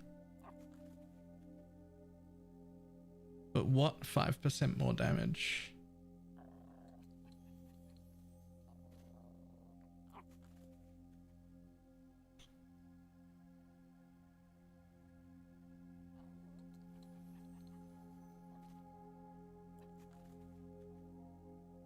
Harvest leaves a trace on enemies, causing enemies to take priority. Oh, enemies damage taken 5%. Yo! I didn't see that one. Let's remove 1 point here and put it in there. I read that as like a minion thing. I thought it was going to make them take more damage from minions, not just take more damage. Is build not dot? Yes. Yes, the build is damage over time. Full damage over time. Full damned damage over time, actually. This is a damned warlock.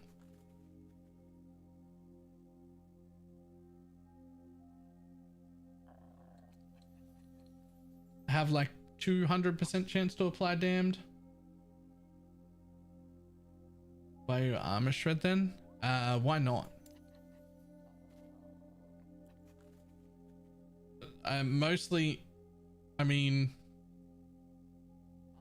so there's still a portion of my damage that's hit damage anyway, even though I'm dot, but also all my armor shred is coming from here, which I need 2 points in it anyway just to get here, which is if you kill an enemy affected by curse, you gain bone armor, which is great. We want bone armor.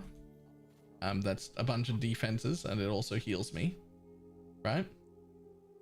And then so there's only 3 extra points in it, and what else would I put them in Bone Curse? I've already got Bone Curse is like pure utility, so Bone Curse applies the armor shred, also gives me my own armor and heals me a bit, as well as applies Mark for Death, which is another curse. It has some duration expansion, and I changed it to necrotic damage because all my damage is necrotic scaling. And so I just had a few extra points, but I've already got the slow and I've already got the chill. So it also applies slow and chill, which chill reduces their attack caster movement speed by 12%, stacking 3 times, and slow reduces their movement speed by 20%. And so it's just like there was an extra 3 points that I just didn't really need, and I was just like, oh fuck it, I'll just have more armor shred. I could have put them in like 10% damage for Bone Curse, but I'm not scaling curse damage. I'm scaling damage based on the amount of curses I have, but I'm not trying to do damage with the curses. So they're all utility. So my damage per second on Bone Curse is fucking abysmal, right? I'm not trying to do that. So 10% on it really wouldn't do anything.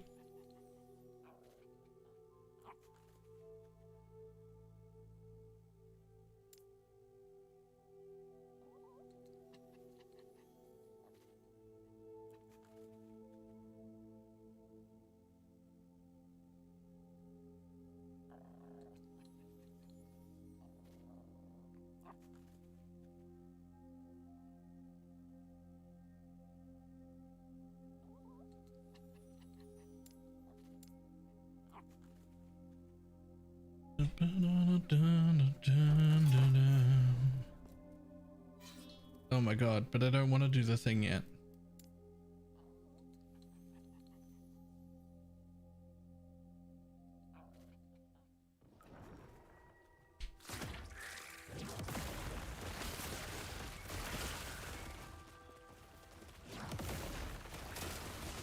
That extra 5% damage is a very good call, thank you. Mark for Death is not a curse. Mark for Death is a curse, isn't it? Hang on.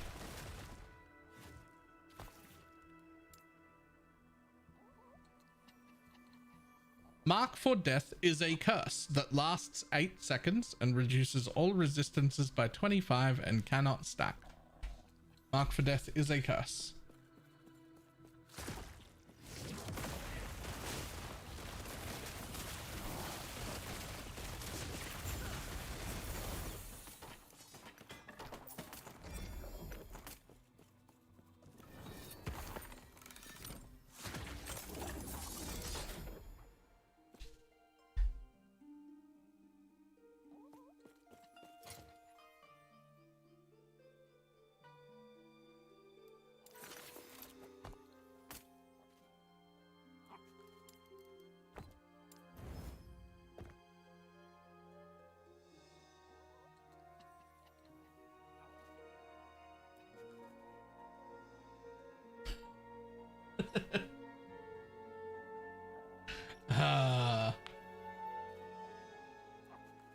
Stupid time.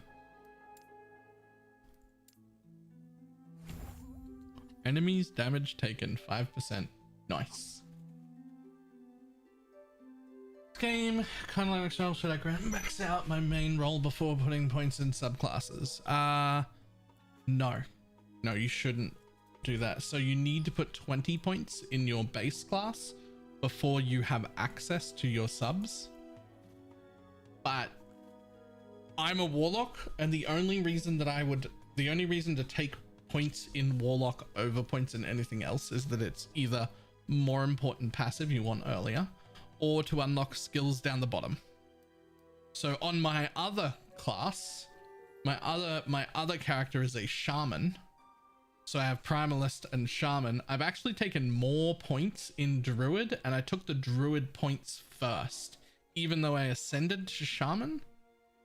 Because what I wanted was the skills that were at the bottom of Druid to use them on my Shaman. So I put points in there first.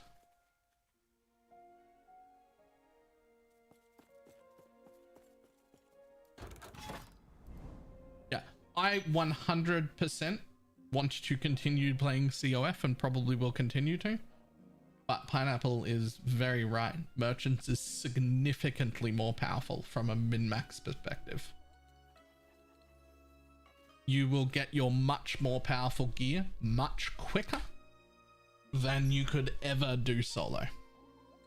It is absolutely the min-maxer play to be a merchant guild enjoyer.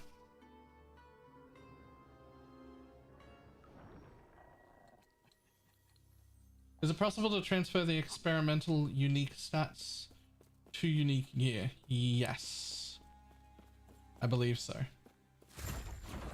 I'm not 100% sure.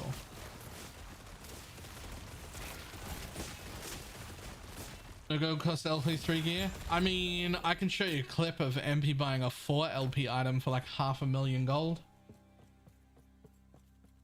If you want.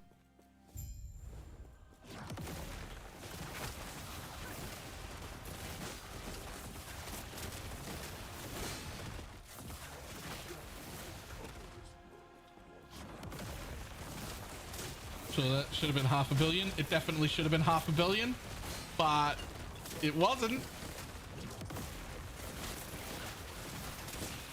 Oh, I agree, it should have been.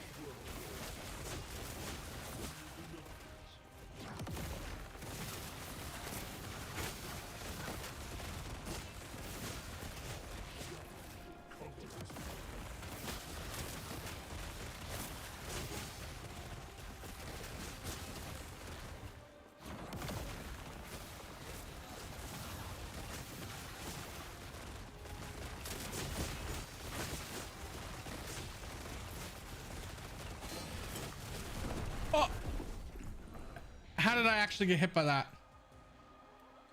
How did I actually get hit by that?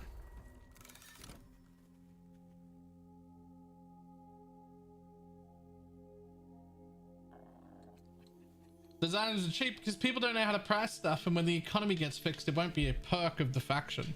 Okay. So all the really good deals I've ever picked up in PoE that's had active trade for the last 12 years. How long does it take for the economy to get fixed? Because we've been running that in PoE for 12 years, and I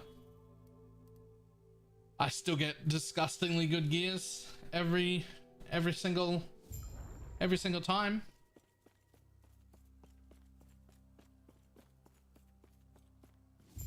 Is there like a time frame on that, or?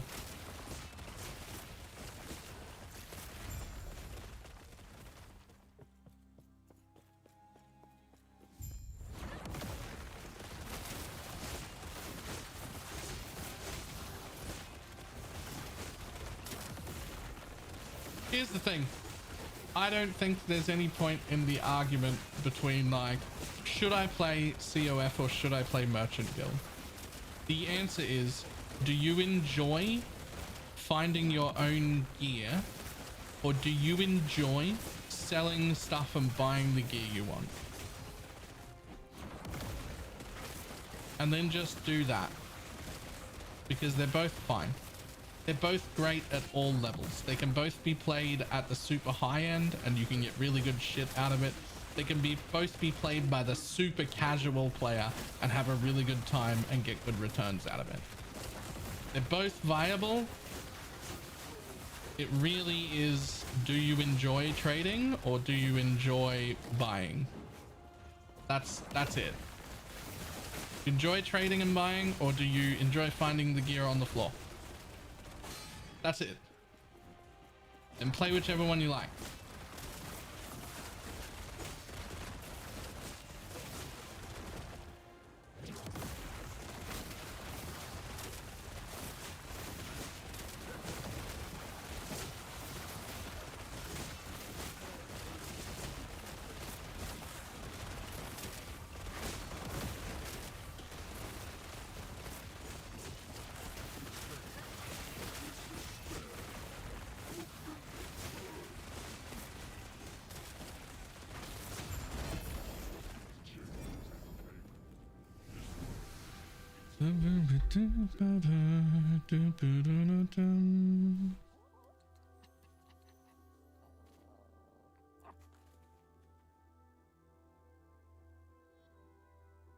Let's be honest, it's you being lucky at that point then. Lucky every single league, repetitively, all the time? No.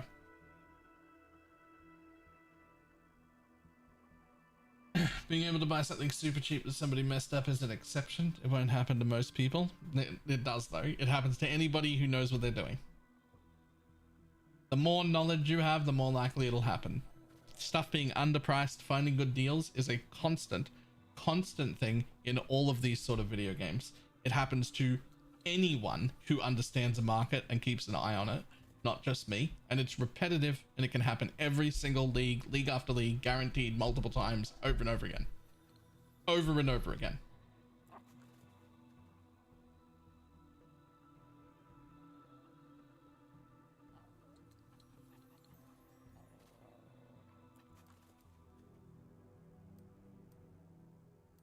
I think I just keep that.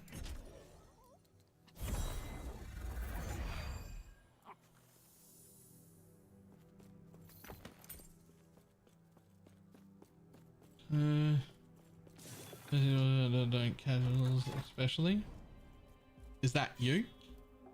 Are you a casual that can't ever find a deal like that? This isn't meant to, that's not meant to sound insulting. I'm legitimately asking, are you one of the casuals who would never find a deal?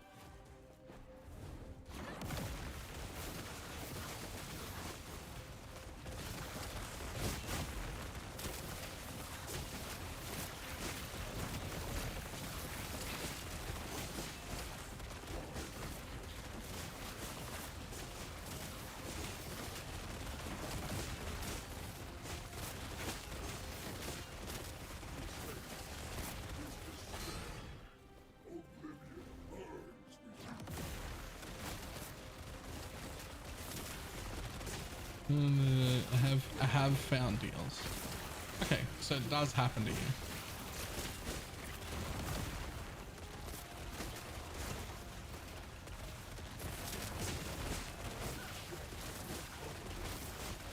The thing is, there's two ways to go with whatever way you answered that.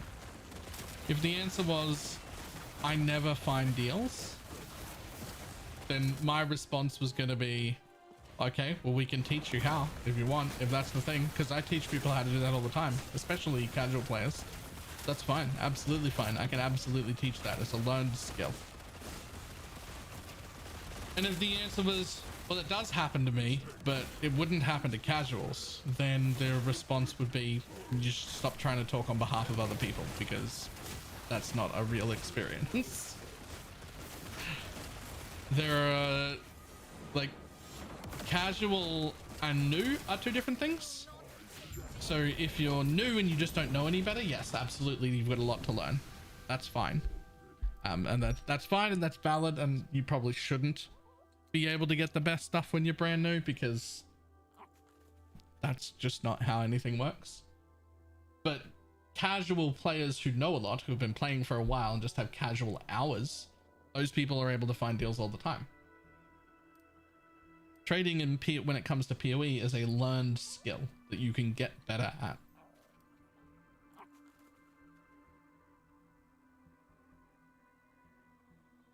Looking fresh. Thank you. I quite like it.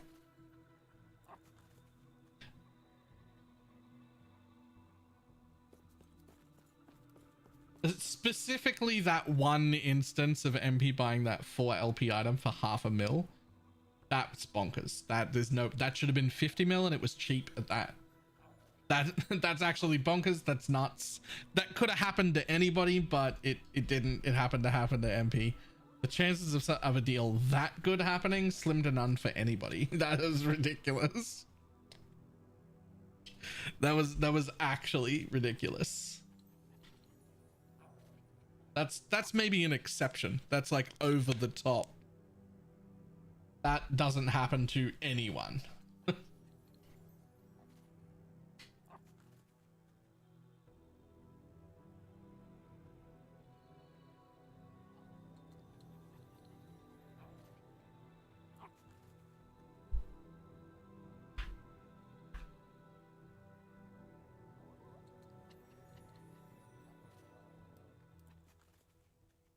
But of course the counter to that is, why the fuck would any casual player be expected to or expect to have a 4 LP item? That's absolutely disgusting, degenerate top end stuff, right? Like that's not something you should expect to get.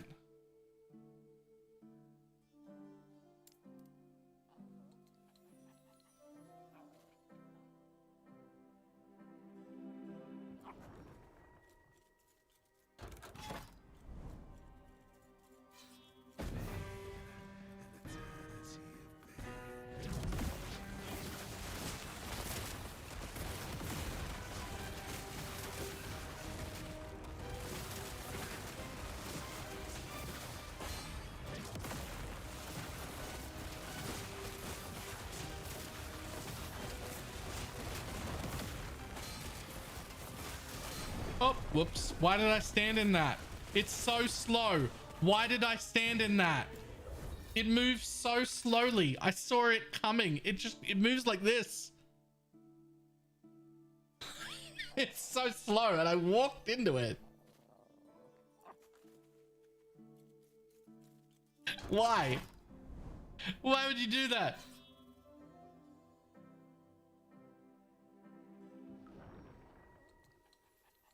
The Drax projectile is so slow you didn't see it, right?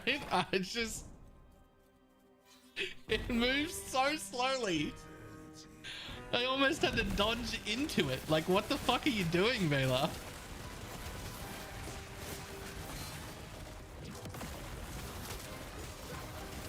That.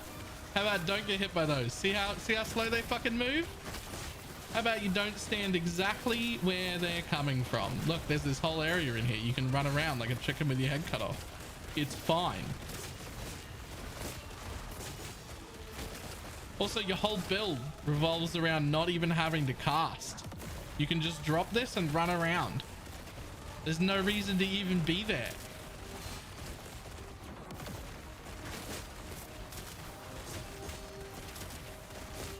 The build plays itself. There was no reason for me to stop. There was no reason for me to walk into that. It's just stupidity.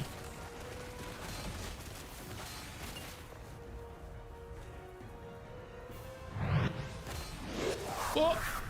Or blink into it again. I blinked into it. He'd already done the jump. I'm so bad at video games. Balor blasting. Also whoop. Got my results. Cancer-free baby laughing face.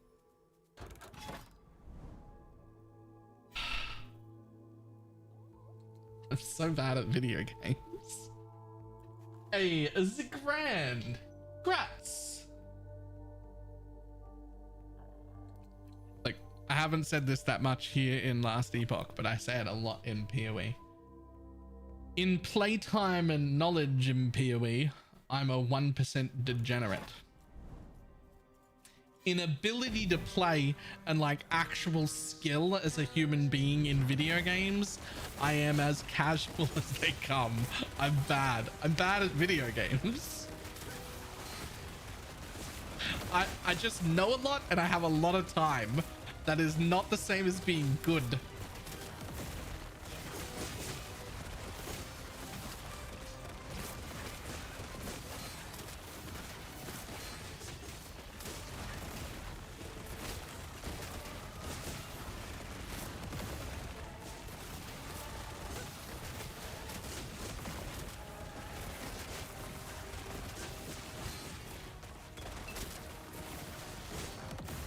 Ooh.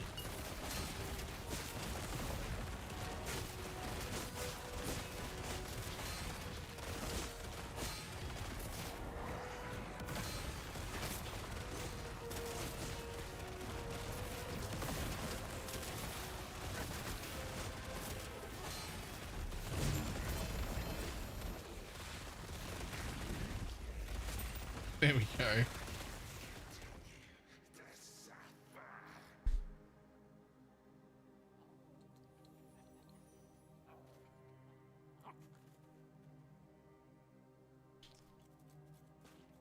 Love the relic on kill ward. Yeah, just like boom, that fight's over. Here's 50,000 ward. Okay, thanks.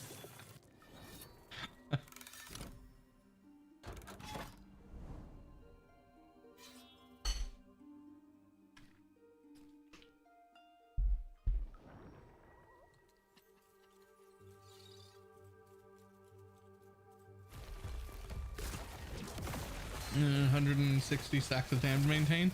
It's 200 if I get to stop and cast my bolts as well. Like if I can stop, it's 200, and if I can't stop, it's 160. I'm still missing about 70% chance to damned on my helmet. My estimate is that that will make it, if I manage to get that, it'll make the like passive stacks 200 and mine about 240 to 260 ish if I can cast at the same time.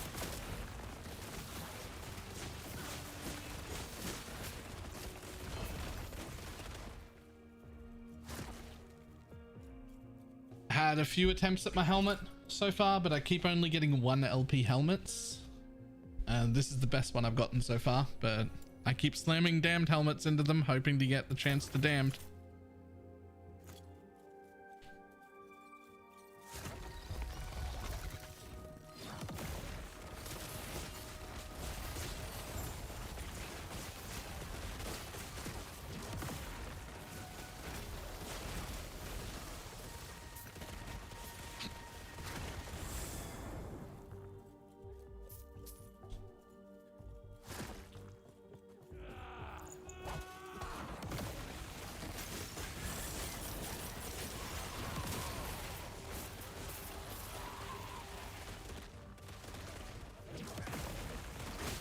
The Warlocks seem annoyingly rare. About to go back to Monolith Hell.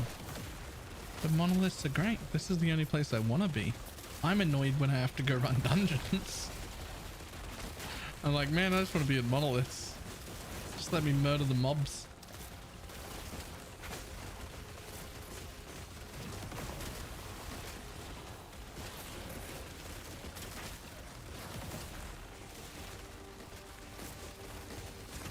Which broadcast app would you recommend for news streamers, and which one do you use? Honestly, you should just use OBS. OBS or OBS Studios. There's a stream element plugin for OBS you should get used to using. There's a slightly easier one to use than that. I think it's called like Streamlabs OBS or something, but it's kind of bad and not worth it.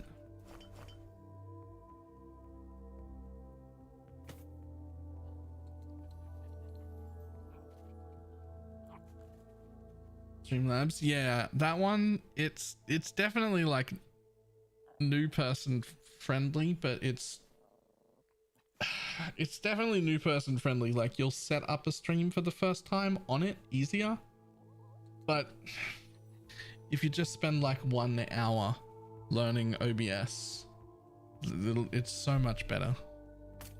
It's so much better.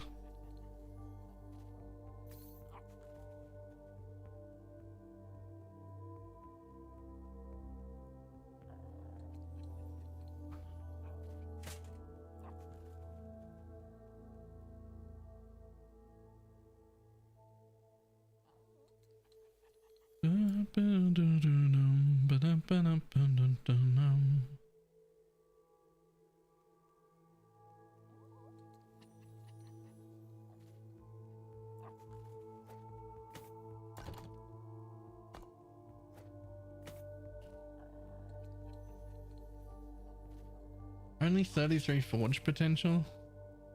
There's no way you become worth using in that. No way.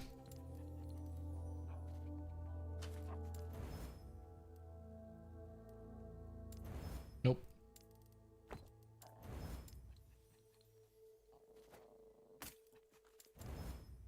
To my thoughts in every now. Uh-oh.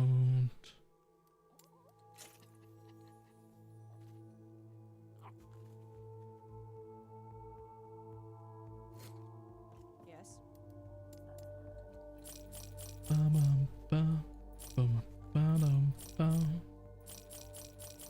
Did you just vendor a thing you hadn't sealed yet? Yes.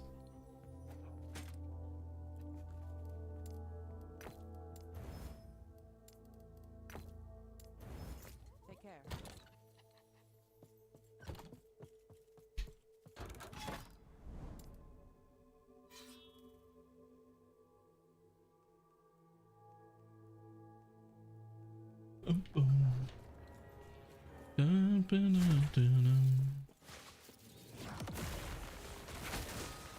Why seal if you're gonna shatter? To get runes of insight for crafting.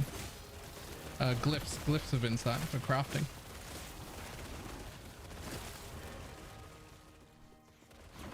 Do you know about the glyphs of insight thing?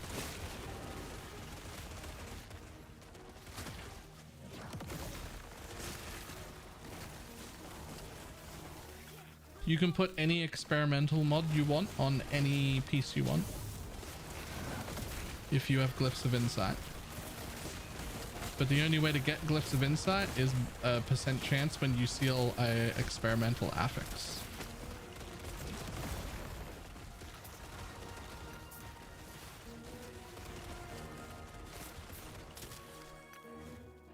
But I get enough from using my runes apparently. I mean, the only way you get glyphs of insight is by using those runes of creation on experimental affixes to seal them. That's the only way.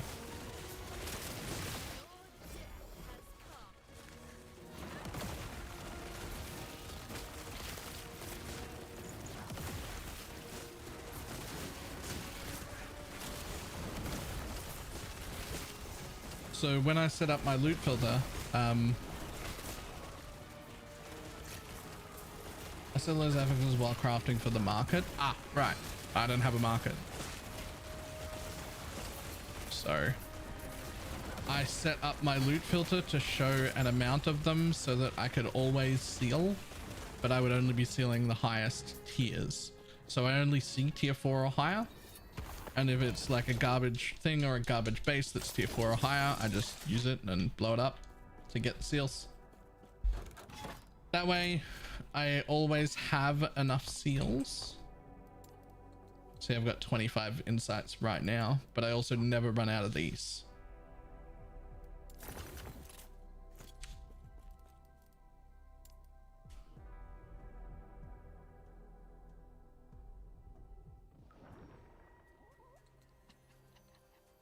Really quiet tonight, am I?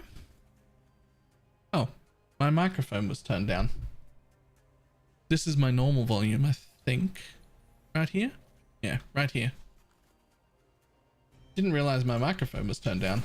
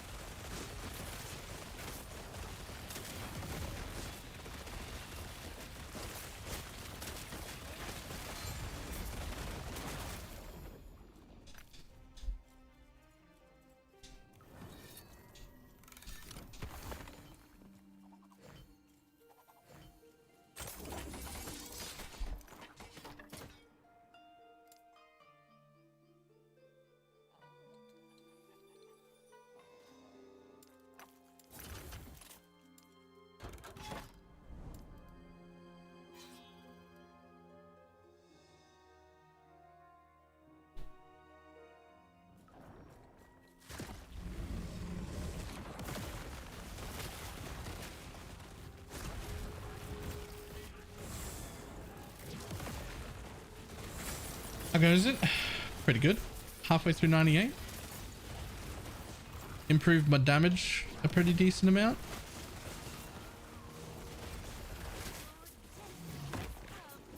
Got unlucky with several helm slams and didn't get any extra damned on my helms though, which would have been a huge damage up, but I ran out of LP'd helmets and didn't hit any of them, so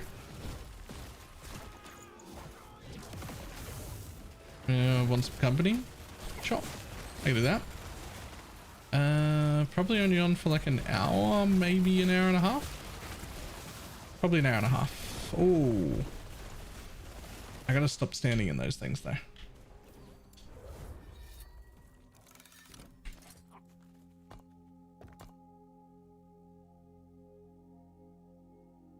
I also got to get rid of some void res, some poison res, some physical res, and some fire res. Yo, I have so much extra res. Holy shit.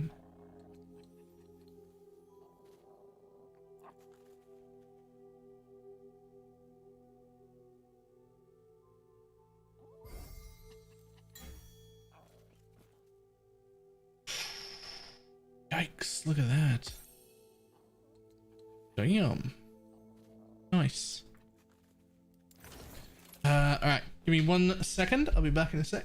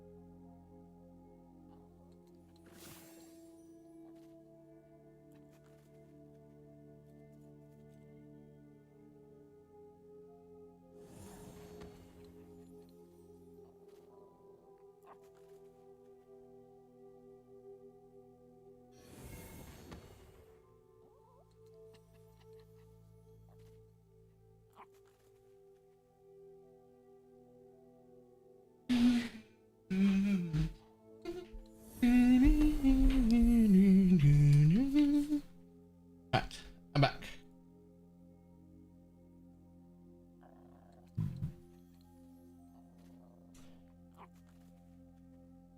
Why, hello. Why, hello. Oh. Yeah, what's this time here? That's a piece of fiction. Ooh.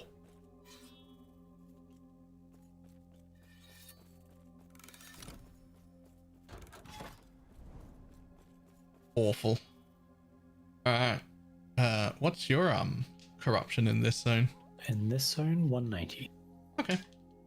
I'm at 280. Nice.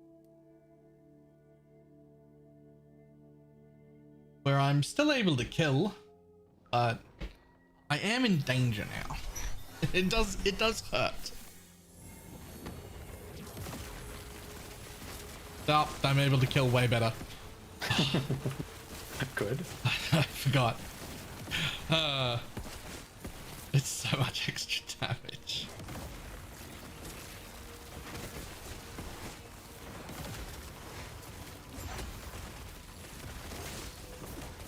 And the 2 extra multipliers to my damage that I got today both affected for all your increases as well. Ooh, nice.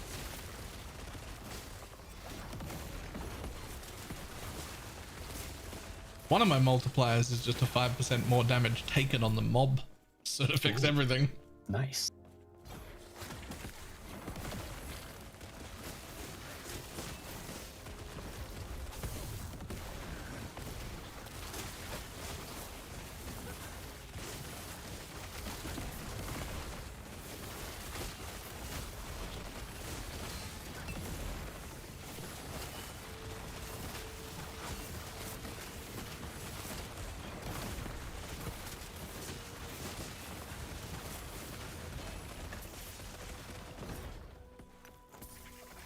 Was it end of me?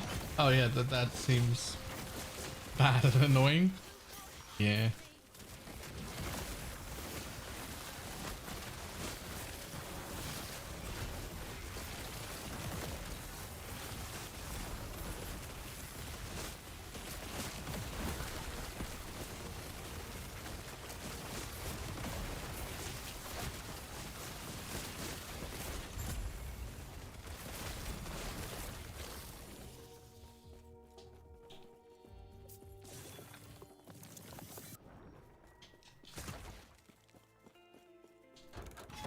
Alright, I get the usual no rewards on the first time I've joined someone else's zone. There were actually no rewards for me there either because there wasn't meant to be.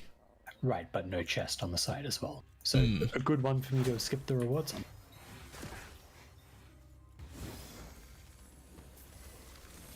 I wonder if I can stand in the fire at this at this corruption. It was okay at 100 something. Feels risky at nearly 300. I don't think I walked close enough.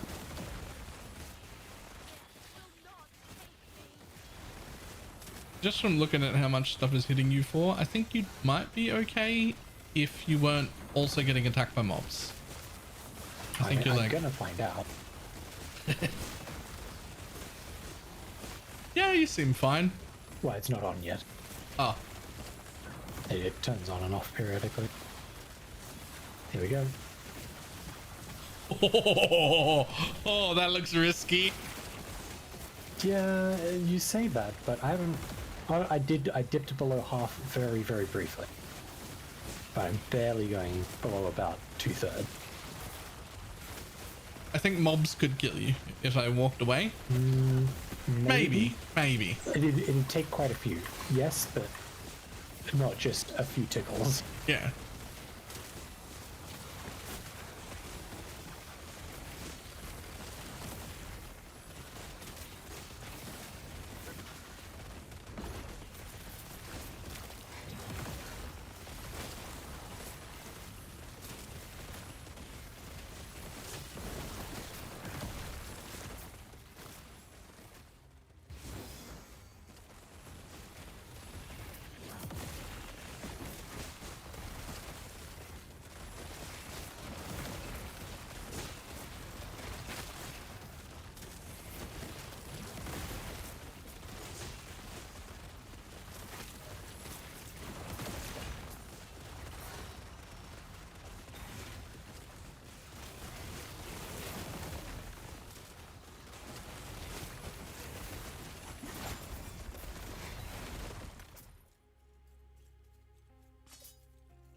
Just trying to loot shit. Yeah. Just sneak in and out. There we go. Now I got rewards. Yes, same. Did you make it to level 100? I don't know if you did. Yeah. You did? Yeah, I'm 100 and half a bar. Oh. I'd be half barred if I was level 100 too.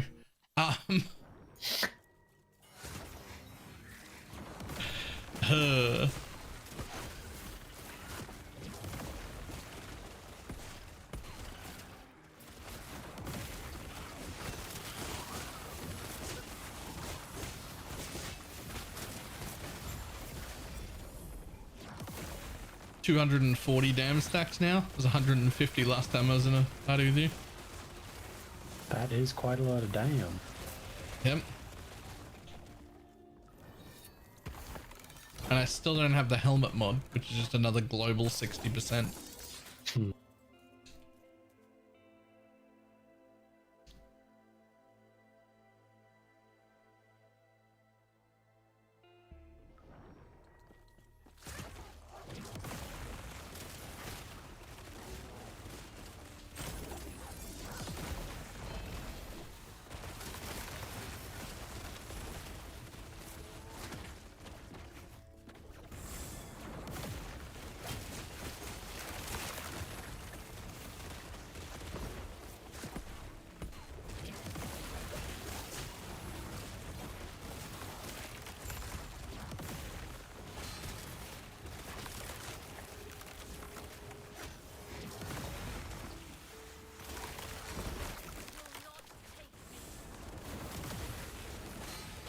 I'm back home looking at my web and I have very little motivation to play.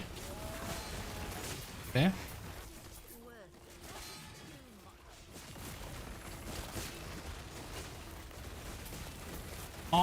If I was to guess, I would say you're like decent ARPG fans probably only have between 100 and 150 hours worth of fun to have in the end game here.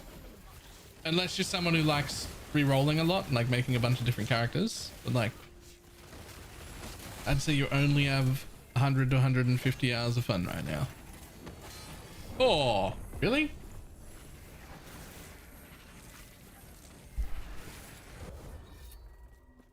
Yeah, they hurt.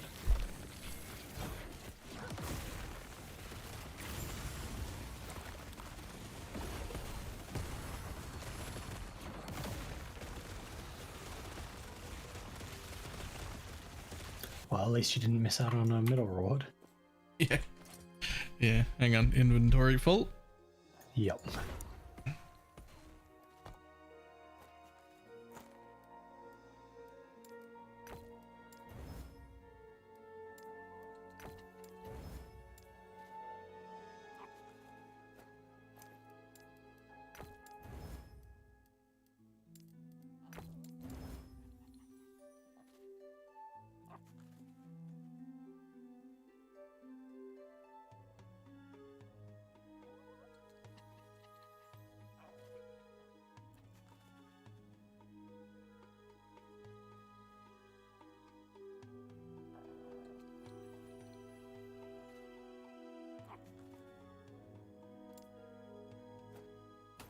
maybe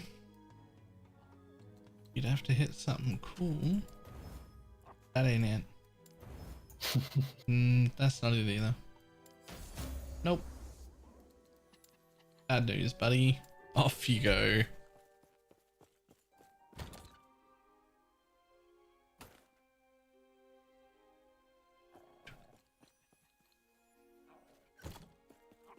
Yes.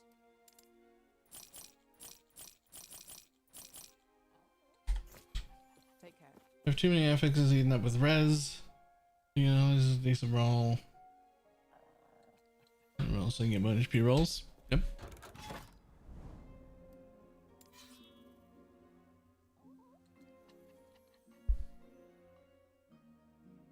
Only experienced empowered monos. I keep dying, so I've only experienced empowered monoliths for like an hour. Hardcore problems.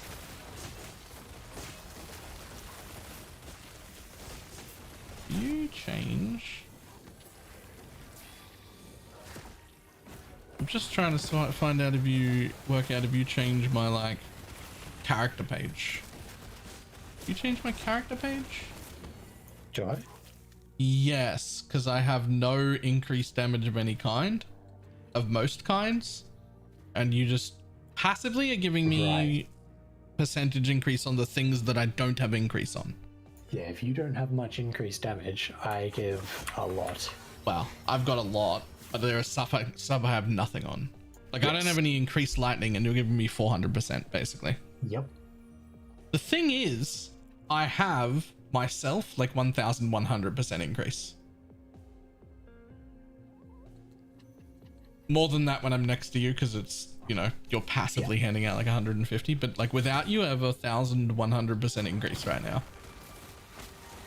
So you must be giving more than just that, because my damage is enough higher that it's like way more noticeable than that different increase would be. Yeah, it's something like 350 to 400 increase, 30 flat, and then bit of cast speed, bit of crit, bit of this and that.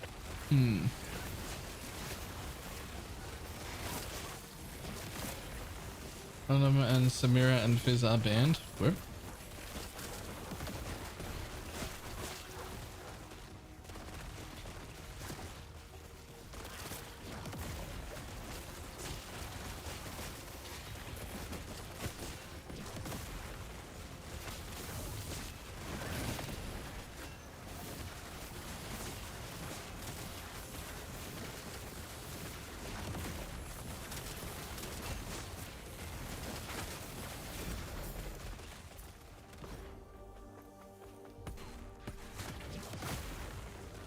Teemo it is.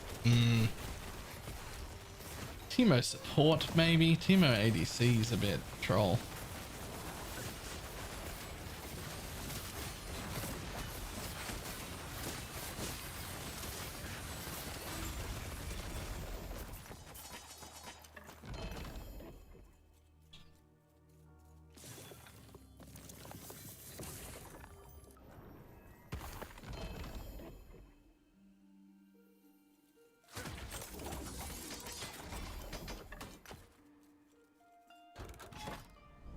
Yeah, I've not actually seen a bot lane Fizz, but I imagine you just don't engage with the lane until you're level 6 and then you one-shot the enemy ADC. That's how I imagine that going. You just farm under tower and don't fight, and then eventually you're level 6 and you fucking murder them in one shot.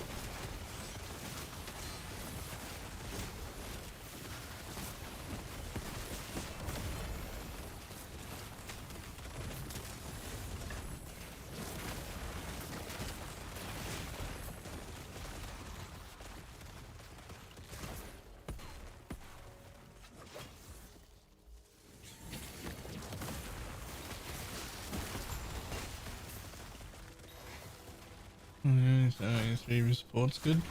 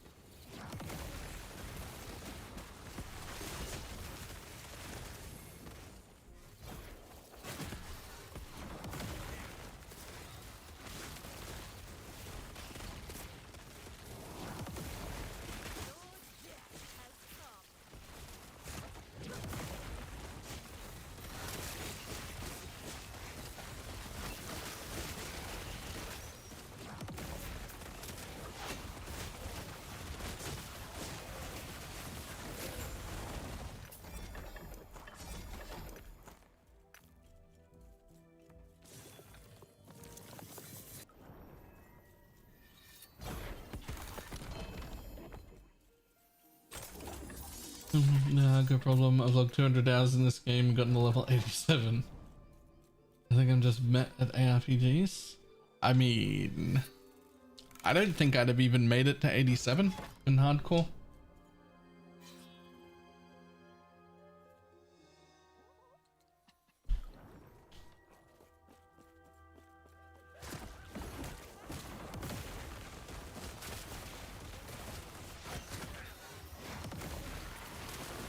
The trick is you don't actually have to be good at video games to enjoy playing them.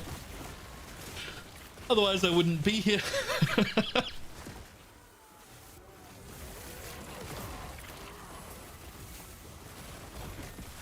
What the fuck are you? Temple Guardian. Says so. It's fucking massive. Yeah, he's massive in the story as well. He's just in a place that makes sense and not like out in the wilderness like this. I'm having a blast, don't get me wrong. I got the campaign speed leveling unlocked. Nice.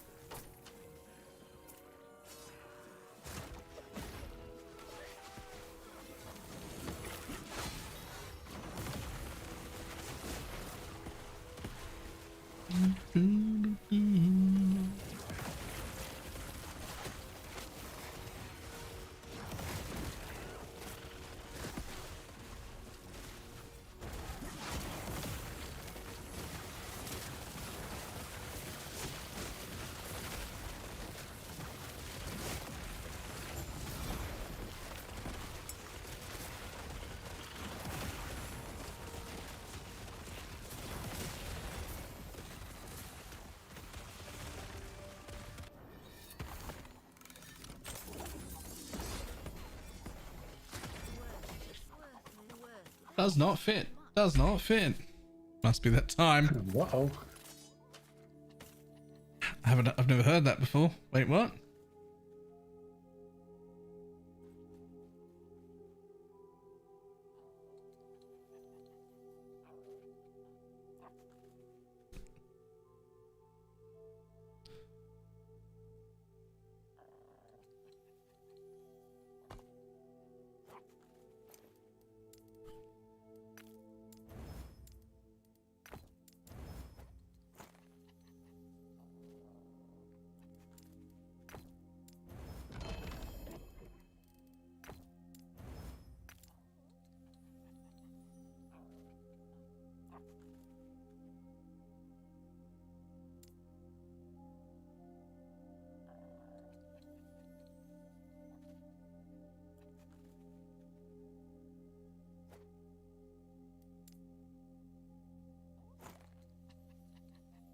Ooh. 14 is not worth nearly as much. Okay, cool. Put that away.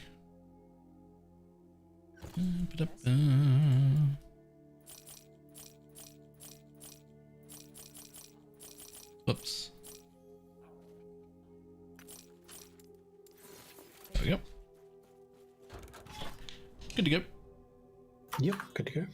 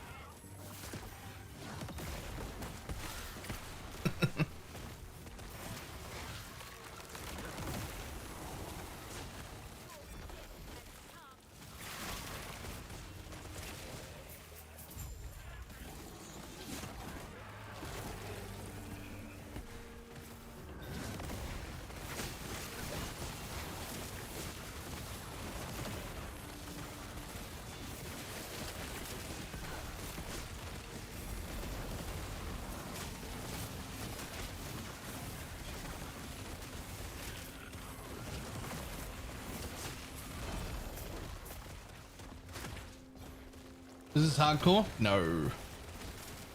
No. I enjoy video games. I'm not good at them. It was a softcore for life. See previous statement about not having to be good at video games to enjoy them. Yeah. Yeah. I've already died like 4 times today. Hell, you've died once in the 10 minutes I've been playing. Yeah. Might be a little longer than that, but still.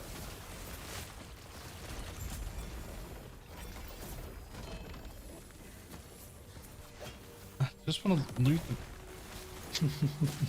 Is this like, I don't know what this is. This thing you have to walk around to loot the other side of?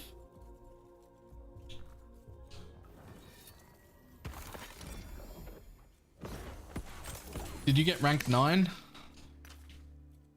Yeah, I've had rank 9 for a little while. Yeah, I got rank 9. Now those fucking shadows show up with the, not shadows, like the beams show up in this giant fucking group of green. And I find myself wanting to check them all the time, but they're filtered out. Like I shouldn't care.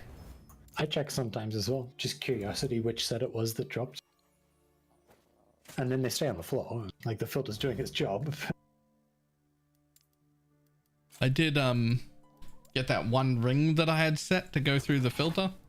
So I don't remember why, but I had set one set item to go through the filter. So I picked it up and it's matching pieces off the floor and just put it in my stash. I don't know why I have it or what it's for, but someone said, show this set item. It's the one set item. And it was like, Tanky or someone, like someone who knew. Like, it's got T7 int and a big armor roll. Like it's definitely usable.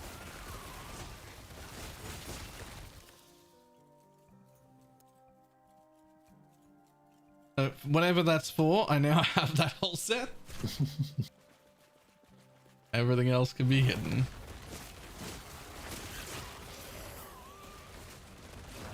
We have no shrines? Apparently. Wow, what a ripoff. No shrines, no rogue exile, and it's an arena, so also no mobs to kill.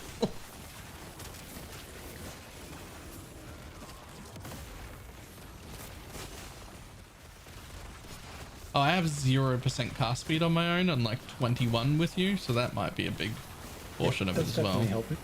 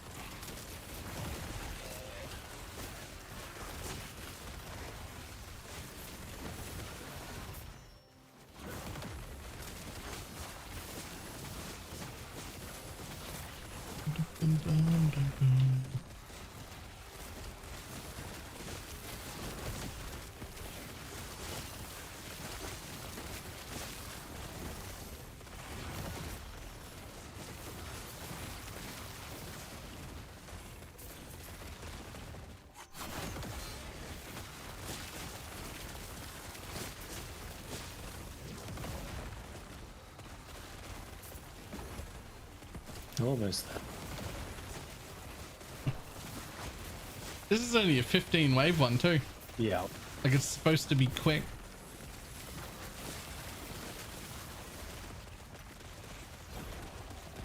It is not.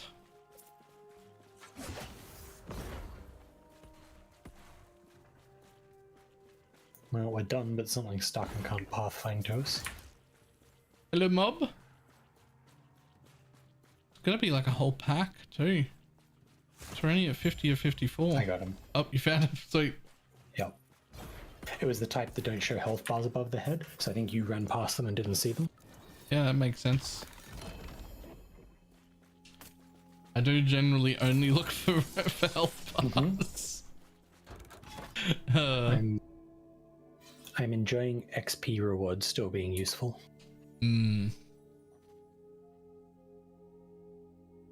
What did you end up going with for your compasses? The 80% cost, 90% cost, the double use, double power. And one blocker, or? And then I think I've got more uniques or more helms or like something that I'm fishing for. Yep. I did the double and then no campaign. Yep, so I can see more useful ones.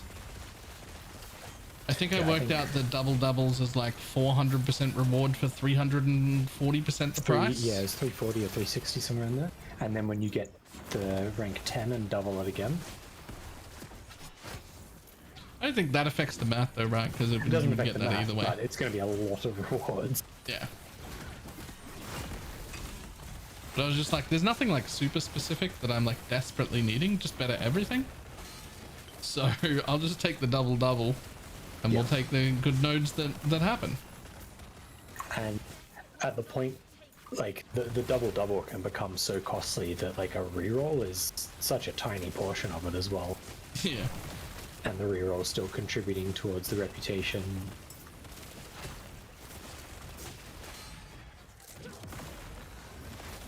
Got old mate down here.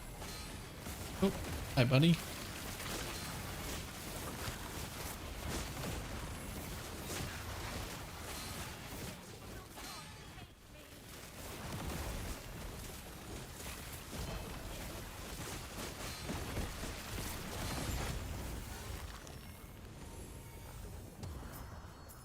So I've ended up putting that 2x2 Eidolon that ramps up fire damage. It would tons of armor stacks. Yeah.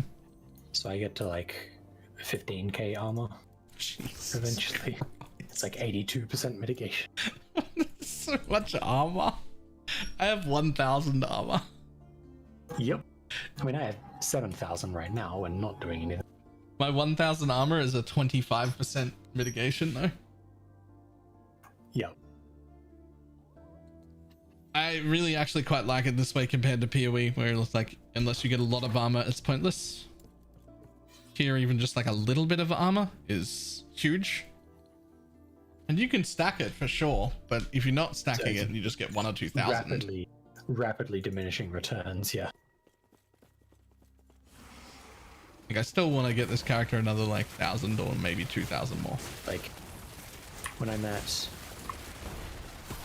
I need to. Okay, where are we? When I'm at 9,000, it's at like 76% mitigation, and so nearly doubling that to 15,000 is a couple of extra percent mitigation. There'll be like a perfect sweet spot somewhere. Probably.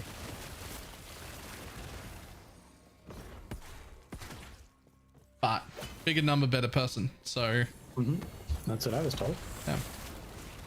And like it's the same thing with the old reduced mana reservation stuff, where it's not actually linear, it's hyperbolic, and so it's good that it's massively diminished returns. Yeah. Like it should be.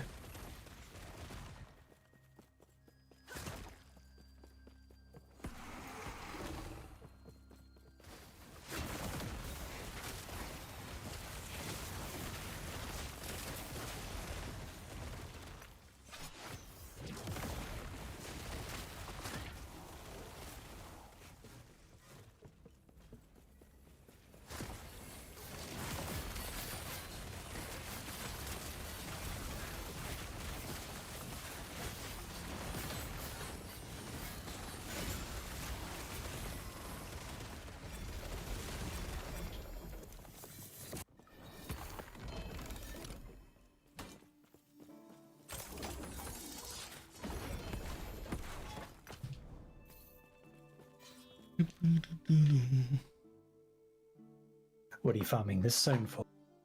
Helmets. Same. Yeah. What's your helmet? For the other character I'm playing, I'm looking for the Elemental Mover helm.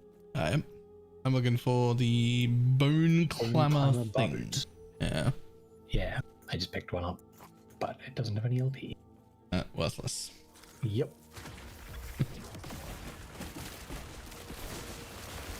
Obviously more LP better, but I really only need ones. I just need like the damned chance.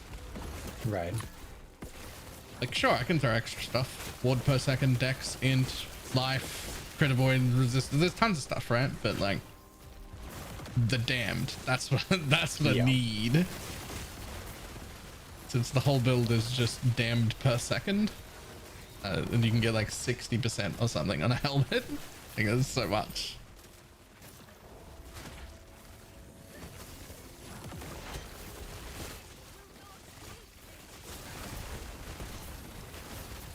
I think I've got 240% chance on my main ability. So another 60 globally is pretty big. Substantial. That's like 25% more damn. Yeah. And there's only that much on my main ability.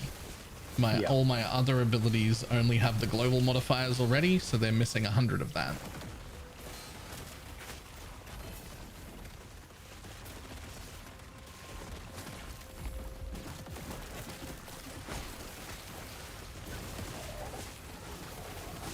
One designated ambush coming right up.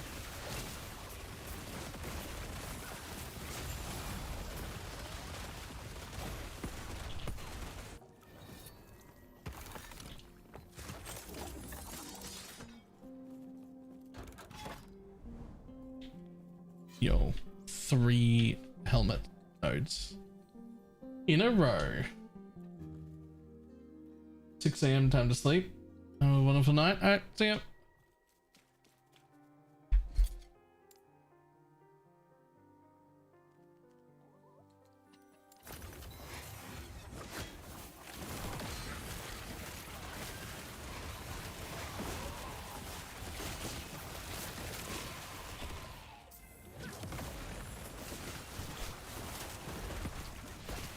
This is the only one of the 3 nodes that was an arena, but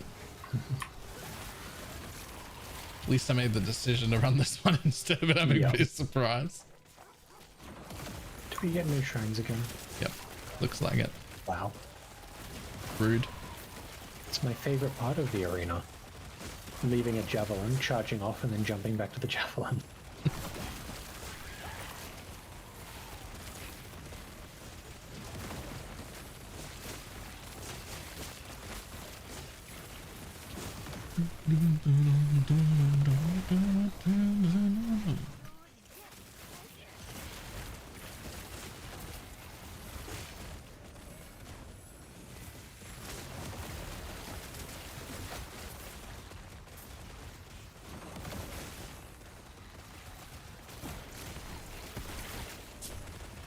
Is whatever is over map.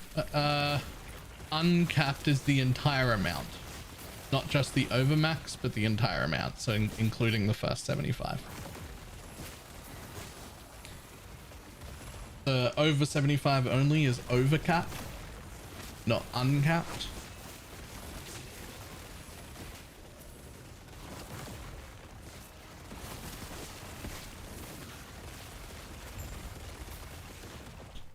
Oh, good, let me out.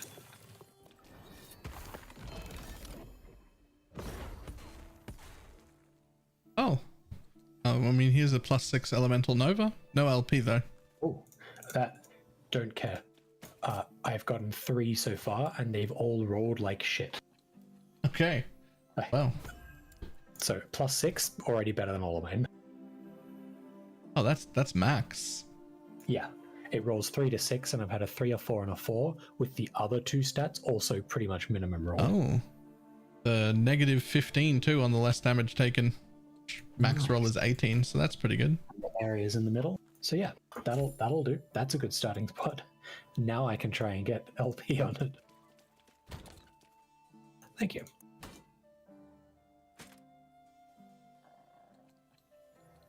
Oh, hold on. If I check in my stash here.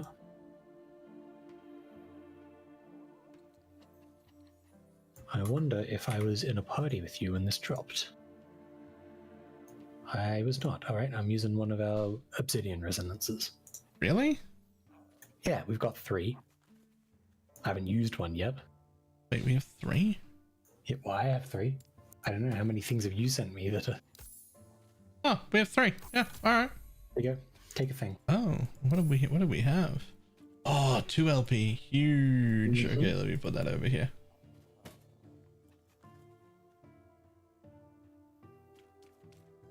Watch Last Epoch eventually add a currency that adds LP to an item? Nah. Maybe like a relatively rare currency that lets you re-roll a chance at having LP on an item. I could see that.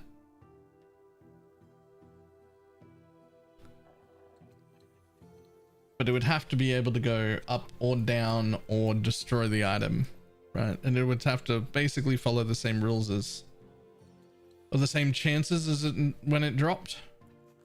The Divine Teardrop Stone. Yeah. Yes.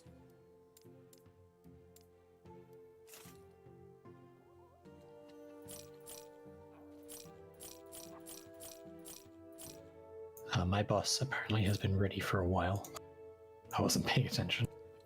Oh, I forgot we're supposed to be like separate on those. Yeah, mine's been ready for ages. I'm at 1200. What do we do about that? We just do them and then reset the area and do it again. True. Alright.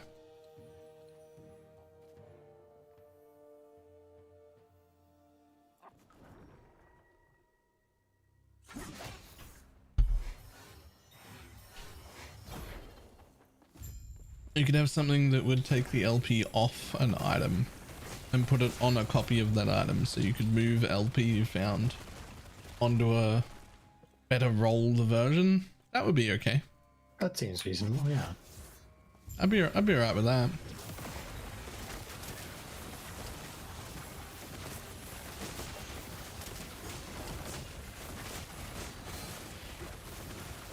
This kills me without you, so I'm just going to assume that I shouldn't take it.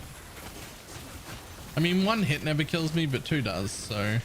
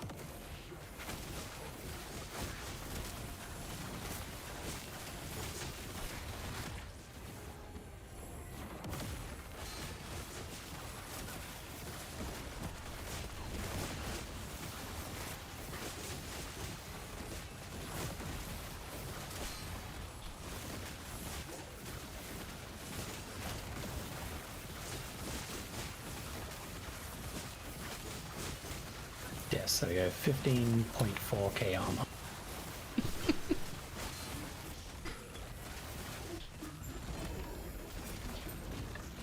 That's so much armor. Ah. 1 less on the health roll than my current one. Ooh, how much void do I have? Oh, I have so much void. I don't need any of that. I can take the 187 ward decay threshold with 14 ward on kill. Doesn't matter if you don't need any of the void. Yeah, I mean, I got 191 void right now. You're not giving me any void, are you? I should be giving only elemental and poison. I'm gonna wait for you to leave this area just to make sure. Sure, yeah. Oh, and wait for the thing. Yeah, okay, so elementals went down. Poison went down, but they're all still capped anyway. Yep, I'm good. I'm giving no void. I will take that. Let's see what happens to my ward then. So my ward sits at... Waiting for it to like... It should be 187 higher than it was before. Is that how that works? Yes. It basically raises the 0 point by that value. And so it doesn't start decaying until 187 higher, and the decay rate starts as if it were 0, 187 higher. Right. So it's exactly going to add 187 to your passive point. Well, that's quite a bit then. Yep.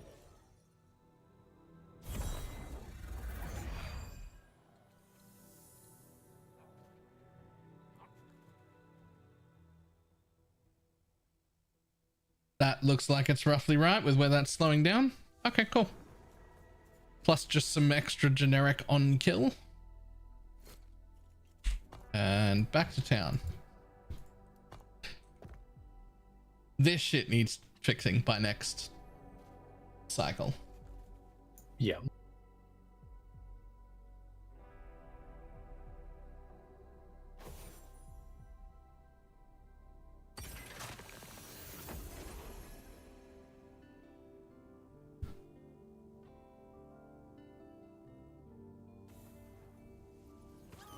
And back in town.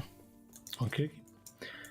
I will head over. Wait, which zone was it? Yep. I've already forgotten. It's the one with health, which is the Black Sun. Yep, that's the one.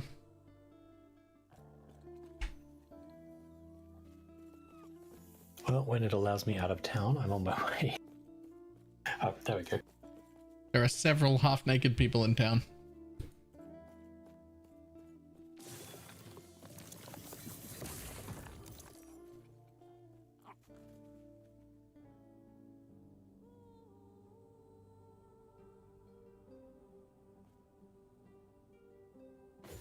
Alright, I have landed. And I'm here. Alright. This one should go a little quicker. Only 190.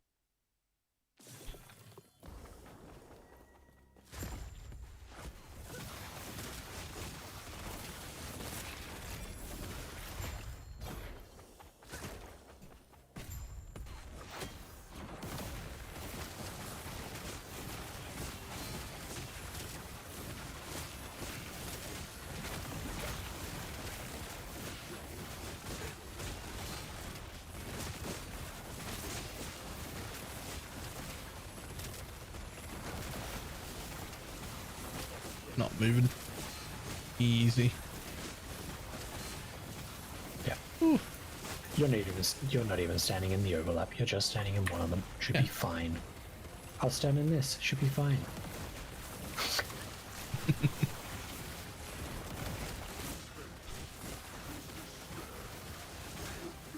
Yeah, I don't know about standing in the big line and your corruption.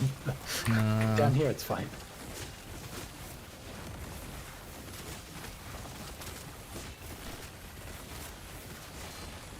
This is fine too, as long as I don't stand in an overlap place. Oh, I stood in an overlap place. I still didn't get through your pod. Yeah, but if it does that, I'd probably die. I don't have a large amount of health. I mean, I guess I got 2k. It's not nothing. Yeah, you got, like, it's a pretty decently sizable amount. Hello? Oh, there he is. Oh, hello. He decided to show up for work. The late shift. Yeah. Had a dentist appointment. Had to make it to that first.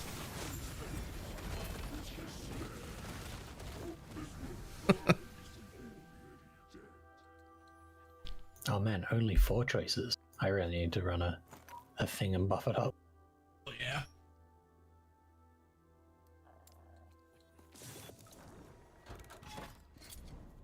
Can I see one on my thing? Not yet. What does a fresh start offer? At the point in playing the cycle of a very strong character, what does a fresh start offer? I mean, a fresh start offers a fresh start. That's like the main appeal of seasons, is that there is a fresh start. If that's not something that appeals to you, there's no reason for you to play in the cycle right now. There will eventually, although probably not next cycle either. but there will eventually be cycle specific content, like new stuff that isn't added to the base game first, but is just in the cycle. When that happens, it'll be time for you to join cycles. But for now, do you want to travel to a thing? Sure, I can. I've got some amount of tree, but I can't see one yet.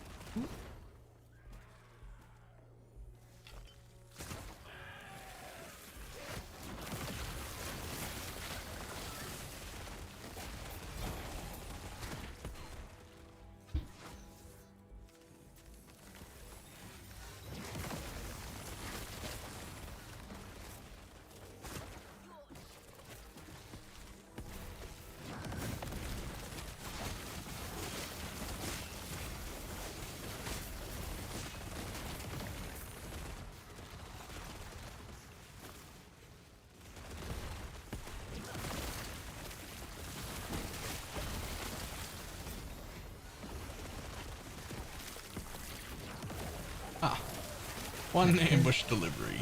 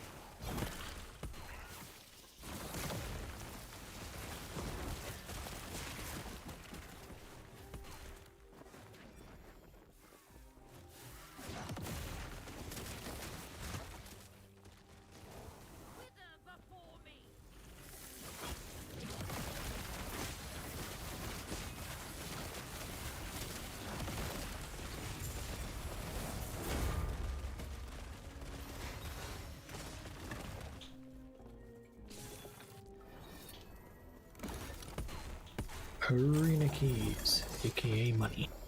Thanks for the gold. Oh, silly inventory full of items. We'll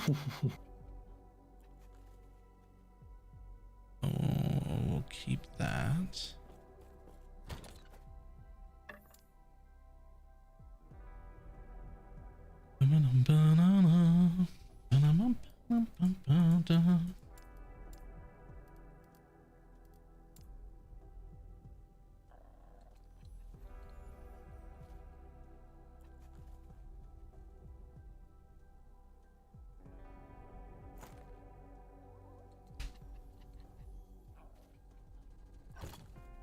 Yes.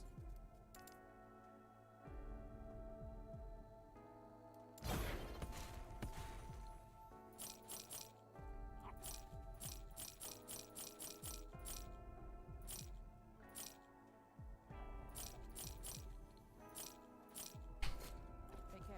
Alright, good. Okie dokie.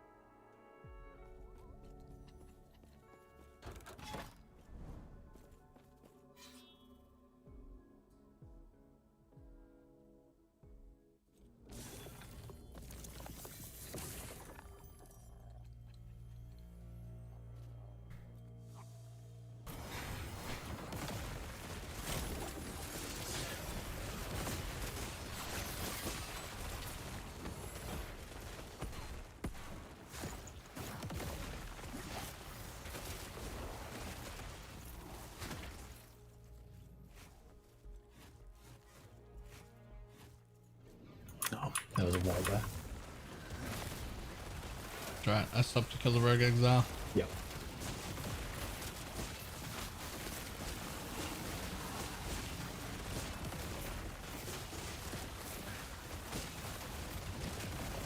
Or did I? I did. He's dead. I have arrived. Funny, there was a quick way to get to you. Graham. Look at that.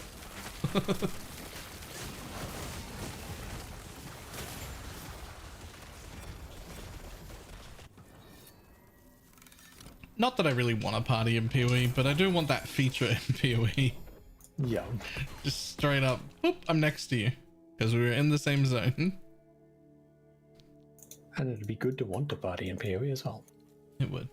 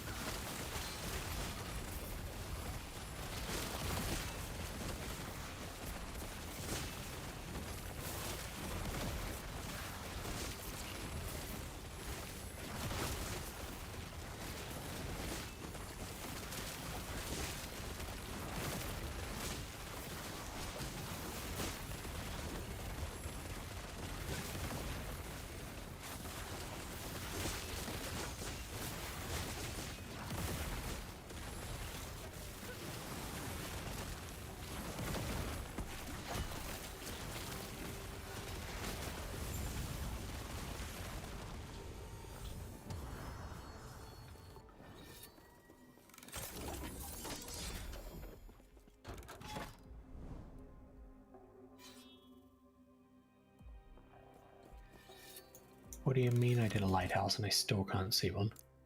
Yeah, it happens. Okay, Helldivers 2 is fucking amazing. I've been hearing a lot about Helldivers 2. Like a lot. People seem to be very happy with it.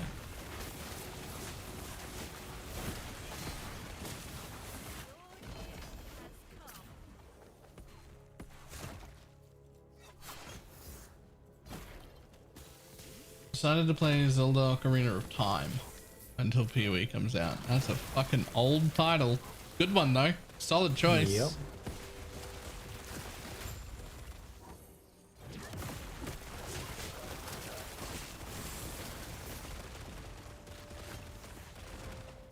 You get to deliver some liberty.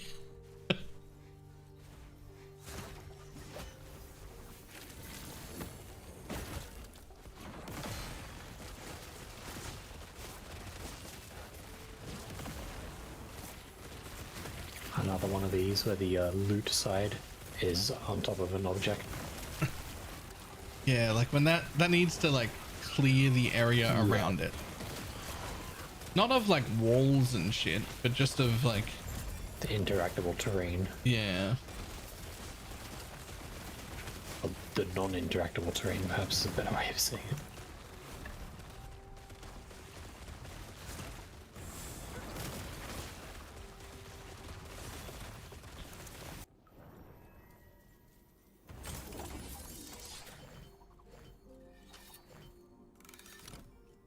I'm not really sure how to describe it, but it feels like a AAA game that we would have gotten in like the early 2000s before all the big companies went to shit. That's a pretty good description, actually.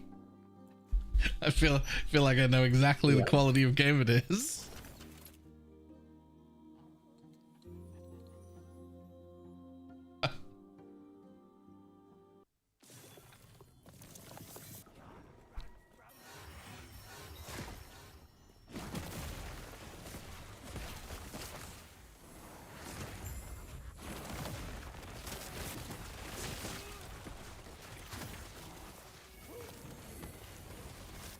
How much is it? That's the real question.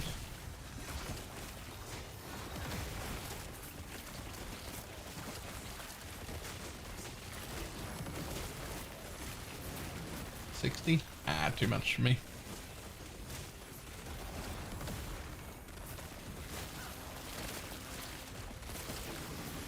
Yeah, that's a pretty good price, but just I'd only get to play for like 1 or 2 days anyway.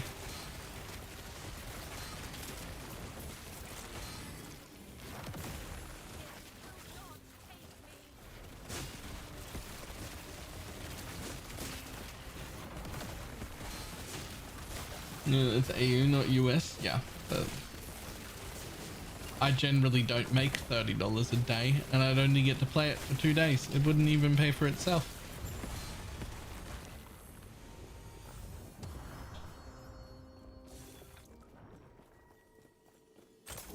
Okay, found one.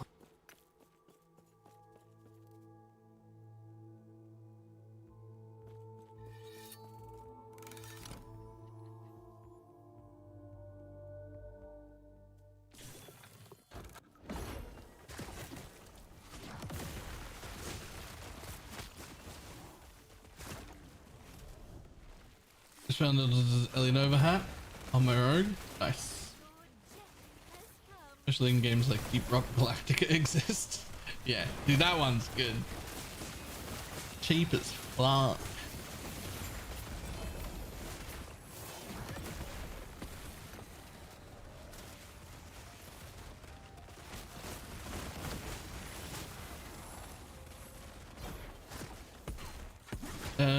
I don't know what kind of mage you're playing, but are you using that water orb thing? No. Okay. Oh. Oh. This wasn't a disconnect. My controller went flat. Ah. Have you seen Elatro, the poker roguelike? I haven't seen it at all, but a fucking ton of people are like, you should play this. And then I look at like some screenshots and whatnot, and I'm like, this looks like a card game. Hard pass. Because I don't like card games normally.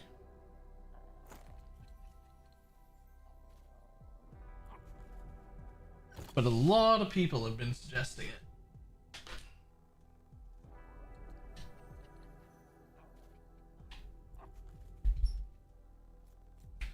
Okay, plug that in. Deal with my full inventory. Yep, me too. And you've been told that it's far from a card game? Yeah, but then I look at it and it looks like a card game. So, I don't know, man. Like, people are like, oh, it's not a card game. And then you look and it's a fucking card game. And so, I don't know what to think about that.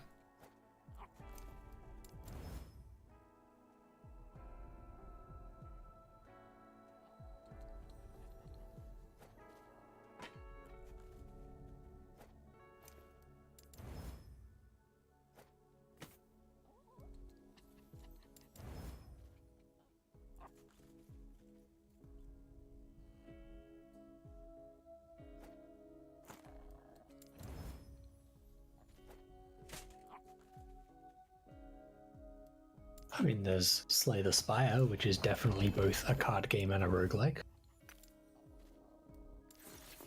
I'm gonna attract some hate. I didn't like that. That's fine. It's a great game. It's not for everybody if it doesn't suit the kind of thing you enjoy. Yeah, I tried it. And I was like, eh.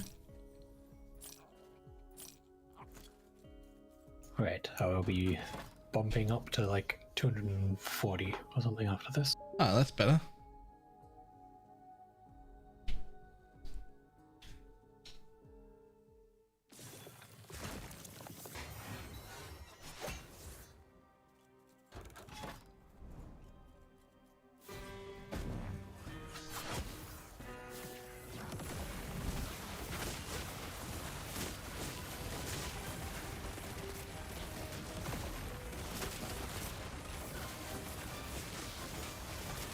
Oh, no, I won't.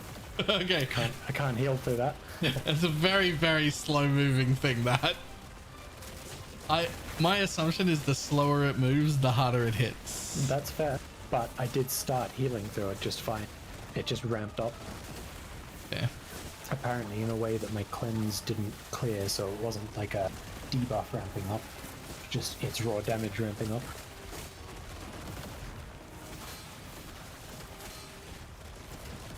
Well, my deep slowed down a lot. I'm still gonna kill it, but like, yeah, it was going very fast, and now it's not as fast.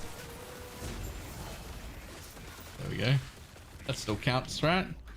Yeah, I just don't get the gaze bonus. Don't you? Nope. If you die, you don't get the gaze. Ah, right. There's nothing we could have done about that though. It's only 225 instead of 245. Oh, still better. Still over 200. At least next time you do the thing, you get the all choices. Yeah. That's what really matters. It's ready. Oh shit. And yours is 2 by the looks on the stream delay. It's a bedtime later. See ya. Good question. Do I need a second monitor to see chat? How do I get to see that in game? It's real hard to deal with chat without having a second monitor. A lot of people when they're first starting out and don't have multiple monitors use things like phones and tablets. Usually tablets. Like if you've got like an iPad or something, you can just open up chat on that. Sit it on your desk. People do the same thing with phones, that sort of stuff. But you have to have chat up somewhere.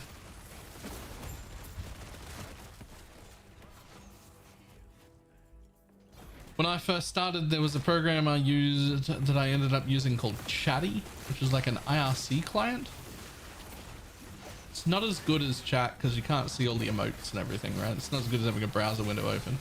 But when I first started, there was fucking nobody in chat for hours at a time. Like hours at a time, there was just nothing happening, and you try your best to talk to yourself, but the problem with no one being there for several hours, other than it being demoralizing as fuck, is that you're not used to looking at chat because no one was there for several hours, and so someone will come in and say something and you won't even glance at that window for like 15 minutes because nobody's talked to you for the last 3 hours and you're just not used to it. So I used a program called Chatty because it would give me a little chat, like the sound of somebody typing. You could set it to what it was, but it was like a rapid typing of the keyboard sound when somebody typed, so that I wouldn't miss them.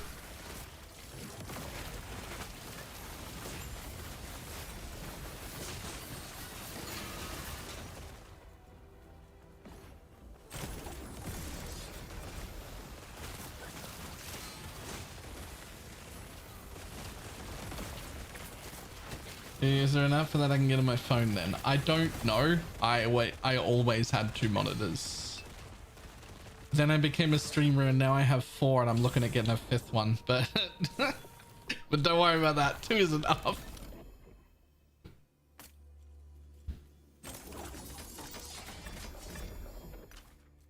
Yeah, for normal you just close the video out on your phone and have just chat open. Just have it like on your desk beside your monitor there so you can see chat. Phone's gonna be small, doesn't matter, no one's gonna be there. You just need something.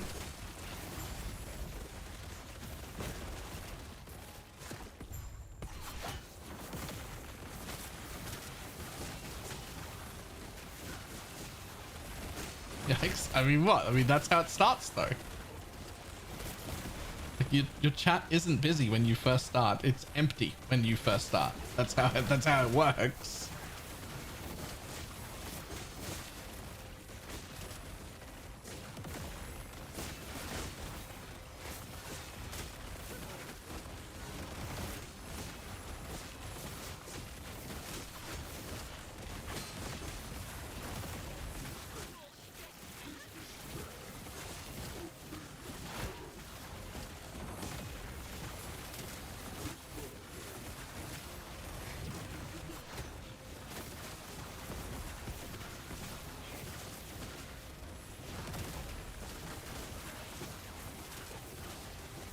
And just the Twitch app? Yep, just the Twitch app. And what you can do is you can turn video off. You can just look at your own screen. Like you just watch your own stream on it. And you've got an option to make it like audio only. And then you mute that audio anyway. And then it has chat up on the screen. It's just full screen because it's turned the thing off.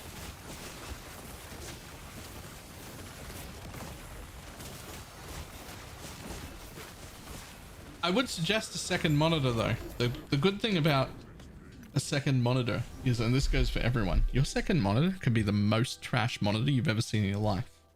You can go on Facebook Marketplace and pick up some shitty 16-inch 8-year-old monitor for like $15 because it doesn't matter.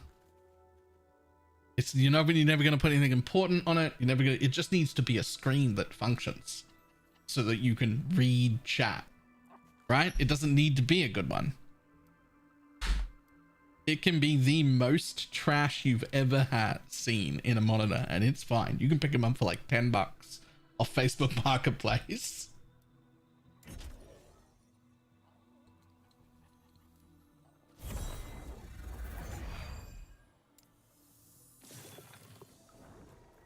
Playing in an old CRT is your chat monitor. Yeah.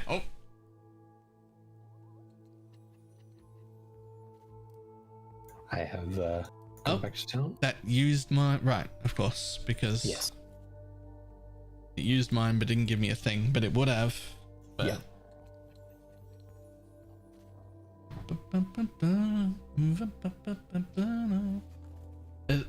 As funny and like self-deprecating as it is to get like a chatty program so that you can make noises because nobody was there in chat for 4 hours, it's not nearly as bad as that one Ludwig clip that always like comes to mind when I think about stuff like that. He's got a clip where he's talking about when he first started streaming and he was like trying really hard to like glance at chat all the time to try and miss stuff, and he was also talking about the same thing where no one would be there for hours. And he remembers one time he looked over at chat and there was one message and it was the first message of the whole stream and it was 8 hours into the stream already. And it was the first message and it was from someone he didn't know, had never typed before. And the sentence was just, mate, stop looking over here. Nothing's happening.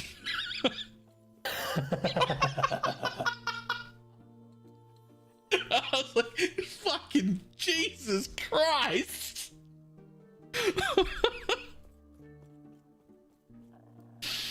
Oh, that's fucking rough.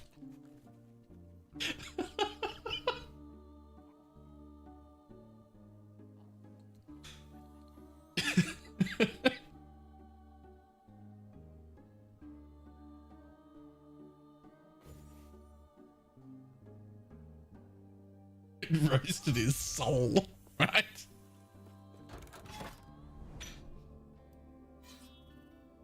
Yep, all my stability's back. Alright, my turn it is. Nice.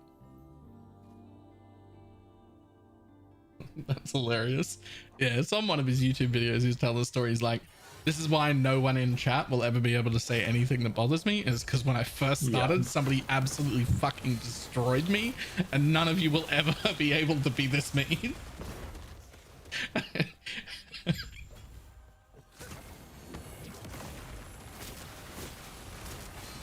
What? Okay. Mine hurt more than yours too. Yep.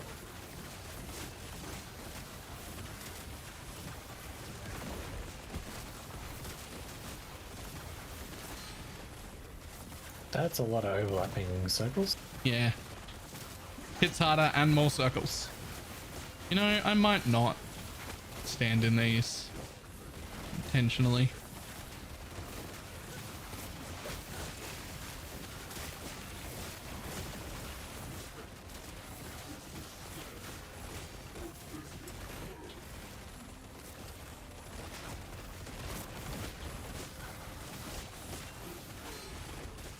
The irony of that chat message is that somebody was definitely in his chat watching him for long enough to notice that he'd done that like over and over again.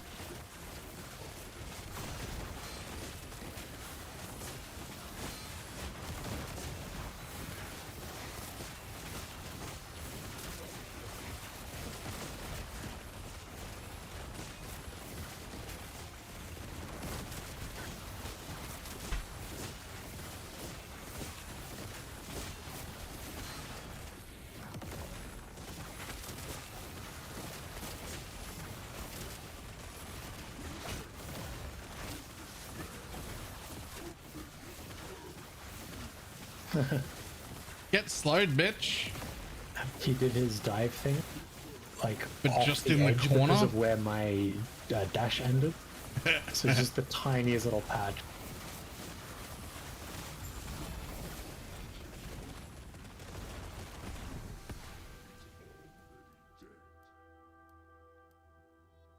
Ooh. An upgrade. An upgrade? No, a downgrade. A downgrade. What does that roll? I don't even know. Oh, it only rolls up to 200. 187 was a pretty good first pick then. Nice. Keep current. Have a belt that you can't really do anything with.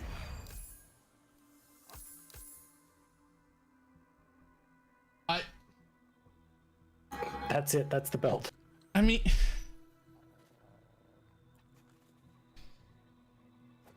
mean, it looks fancy. It does look fancy. It is triple tier 6, but also freeze rate and physical damage don't really synergistic. don't really work.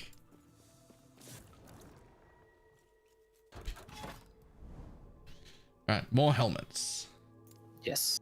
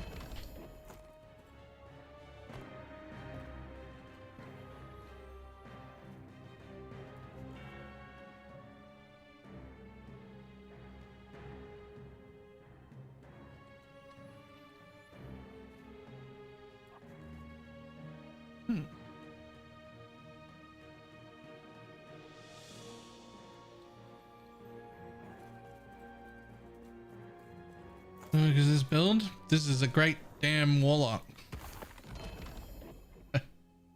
It's a one button Warlock build stacking damned damage. I do like how 3 of your buttons are just movement skill. Yeah, well, I mean, they don't need to be anything else. Everything, yeah. All 5 of my abilities proc off casting one thing. Like, they just don't need to exist.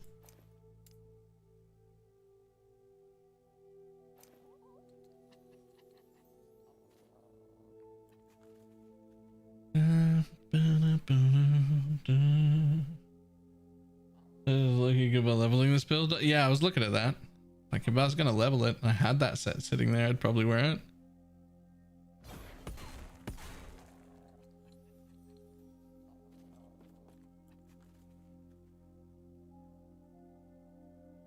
What the fuck? 1% Stygian beam frequency per intellect.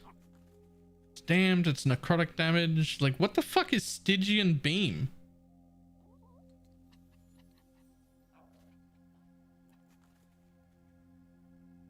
160k to get to the level going to missions is kind of ass. I mean, I only just hit level 9 today on Circle of Fortune. Remember, you're not supposed to hit level 10 before level 100. I barely hit level 9 before level 100. Yeah. Like, this is my second character up to 99, or just about 99, and I'm still rank 9. Like, that's the goal they were aiming for. I think they've done a pretty good job if that's the goal.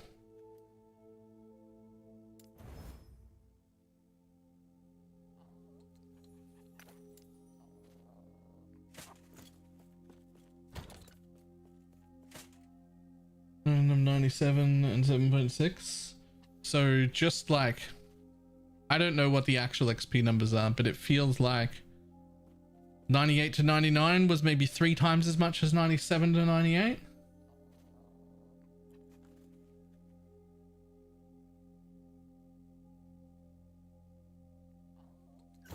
So you might.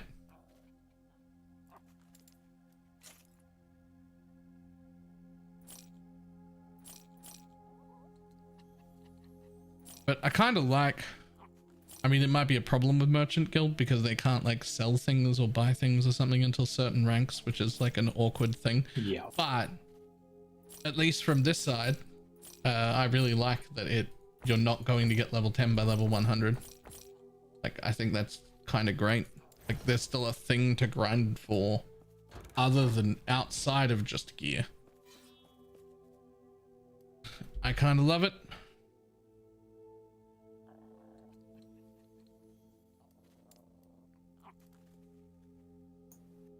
I like how slow the level bar progresses once you hit 100. The bad news is once it fills up, it just empties. It just resets. Yeah, nothing happens. Total XP earned, 332 mil is what you need for level 100. XP to next level, 924 mil, like 3 times the whole level 100 process. Is how much it takes to get to the 101 reset.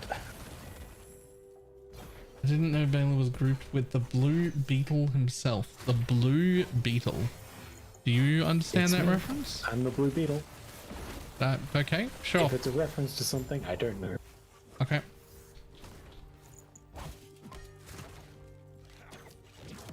But you fucking nailed that charge. It nailed it straight into the fucking brazier in the middle. Brazier in the middle, yeah.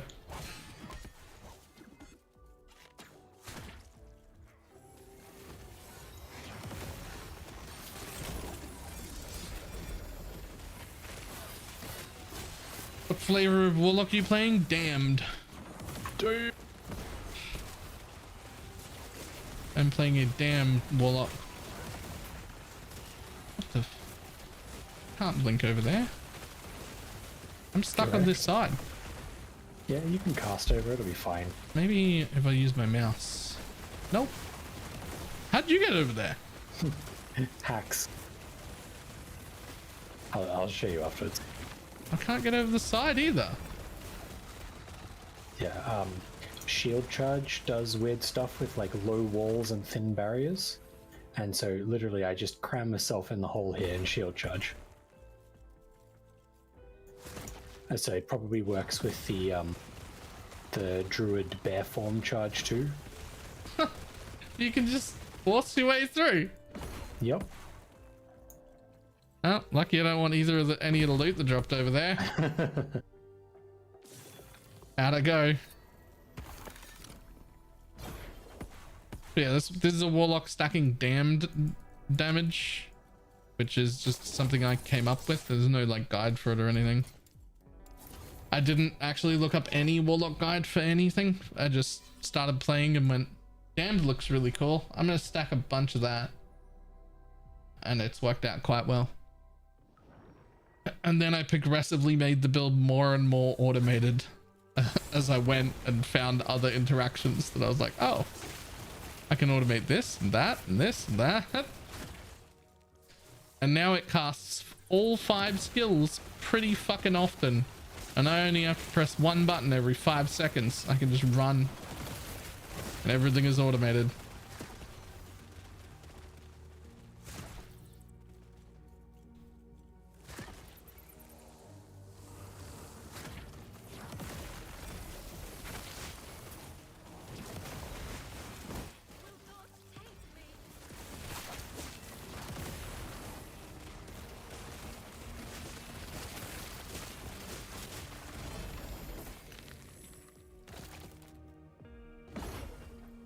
had to quickly check. Yep. I also had a set drop, but it was a different one. Huh.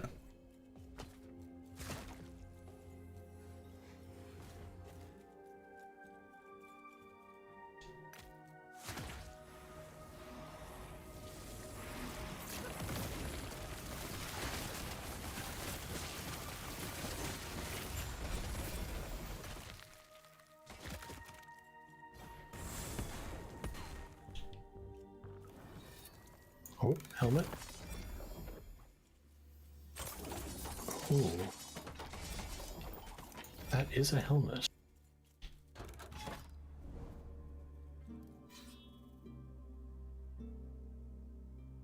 And issues is just poofing items to the main inventory?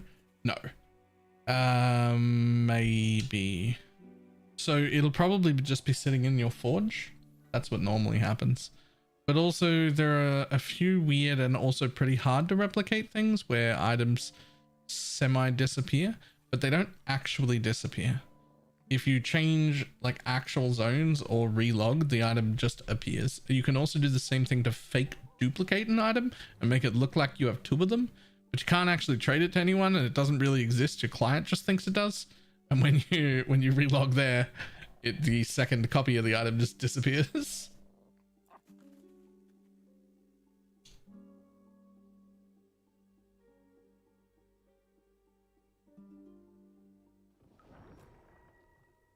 Lost all the gear I was going to use with the LP. You're 100% sure you didn't vendor it? Check the buyback. Yeah. Just in case.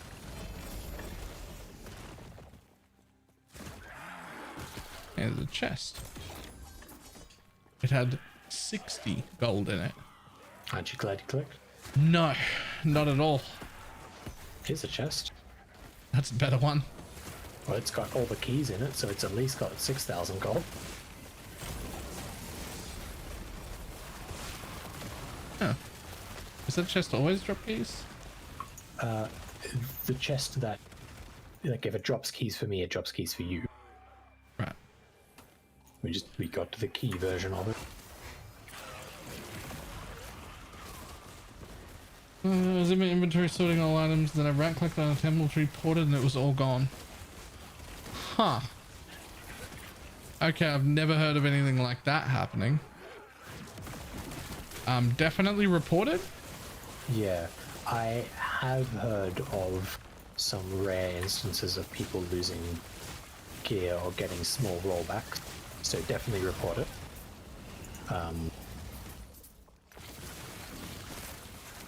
Yeah.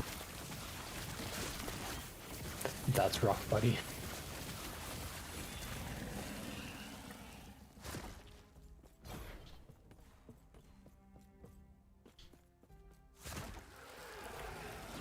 Yeah, check the stash where you pulled them all from, in case what happened was a rollback.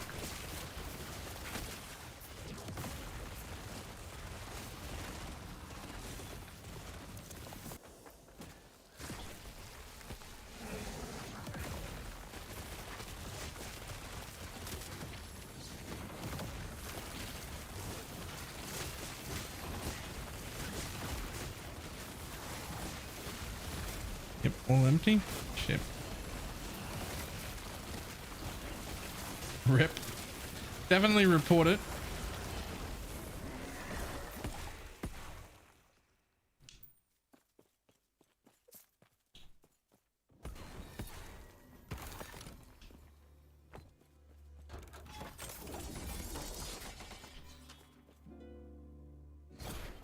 Inventory full. I'm not mine this time.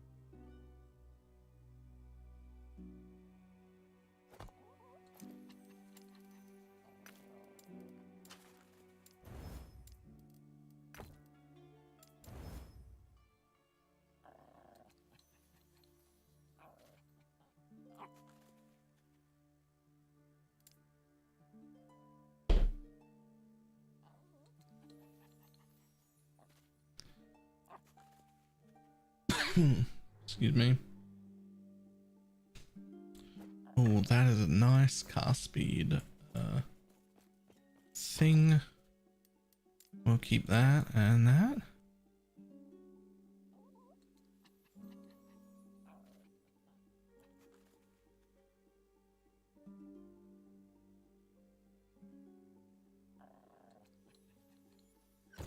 Yes.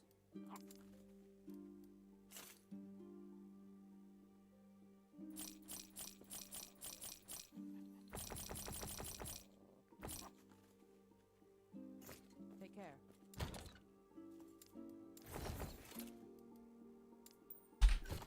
And I'm good.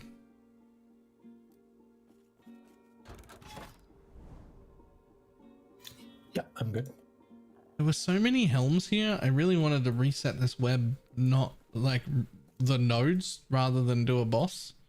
Yeah. But I'm like running out of places to go. There's one more path that isn't blocked by a reset the web node. I want one of the reset all the rewards so I can go do all the helmet ones again. There were so many helmet ones. You can always start looking in the other direction, right? Oh yeah. Nah, because when you reset all the nodes, you have to start from where you reset from. Or from the start again, normally. Yeah.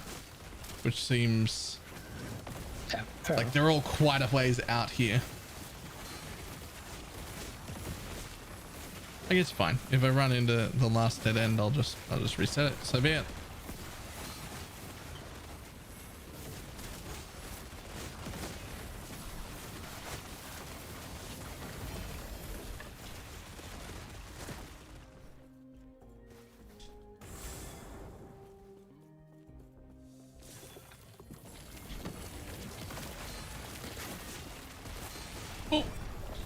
Oh.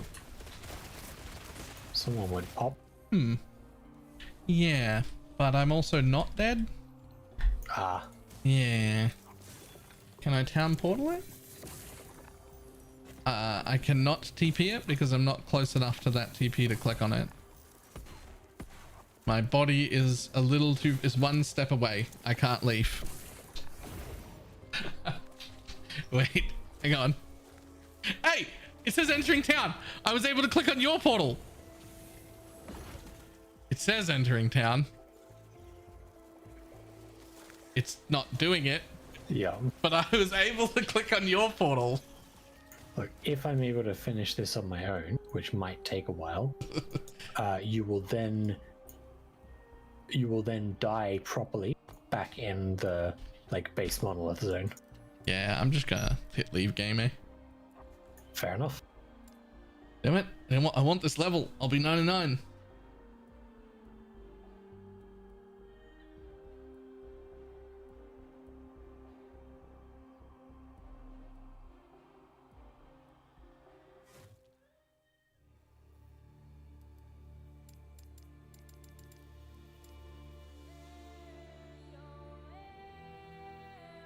Now, what happens from here if I join your party again and try and rejoin the exact same instance that you were already in?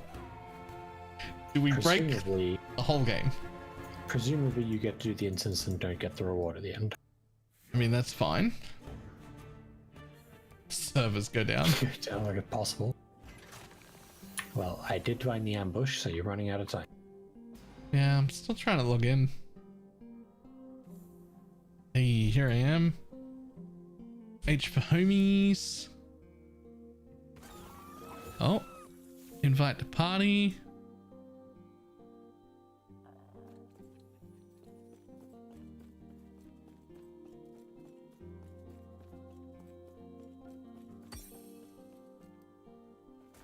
Portal the player.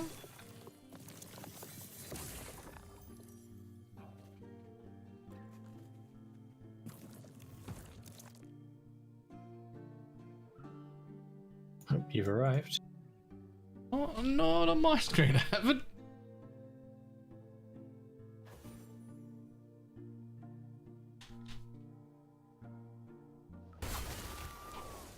Hey, I'm here. Success. Okay, I've got some bad news. Everything on my screen didn't die. Yeah, it's just those little worms for me that aren't dying. Yeah, but they're the only things that were left when I got here. Nah, big guy's corpse there. Oh. You called him. Well, let's see if this breaks. What server are you on?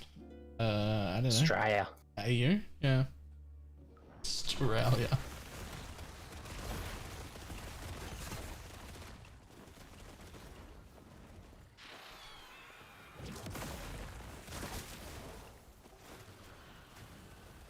Oh. Yep, that's not looking good. Yep, I think I broke the game. Alright, I was worried that that might happen, but I wasn't sure that that was gonna happen. I left. Yup. Might be a good spot to call it. Yeah, it's pretty late. And now that I've fixed the problems with the build, I went to make a build guide last night for this. Yep. But in the process of doing that, I had to really learn what all of the things that I had done were so that I could explain them. Yep. And then I noticed too many problems. Yep. I was like, those nodes are doing nothing. This is doing nothing. I don't have this, and it's probably the biggest nodes on the entire tree, and I just didn't take them because I misread them the first time. I was like, this is not ready. I have to go respec everything and play another one. Baylor misread things, what a shocker. Well, the biggest one for me was there's this one node, Grasping Damnation. It is the only that I have seen in the game anywhere damned duration. Yep.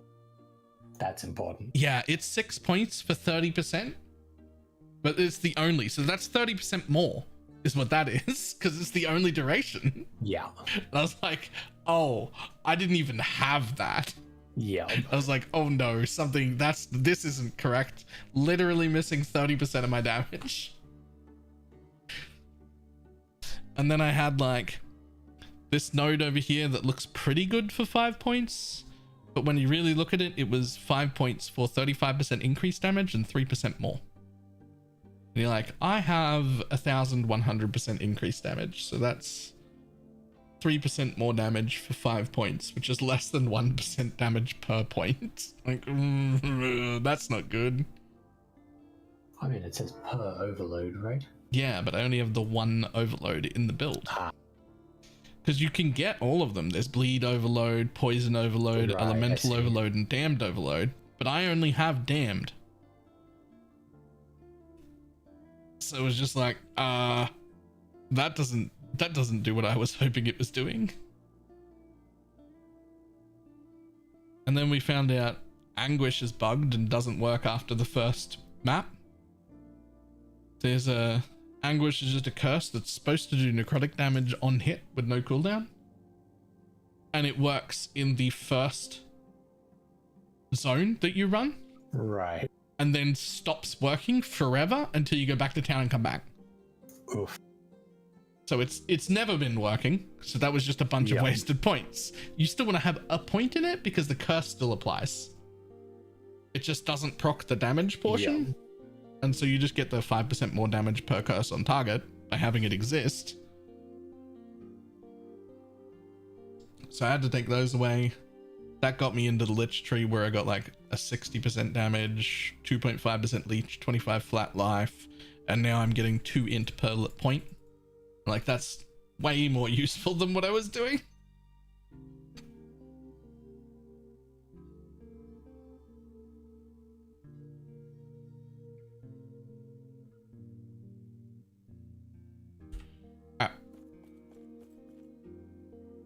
Just like mage things. Yeah, there were just some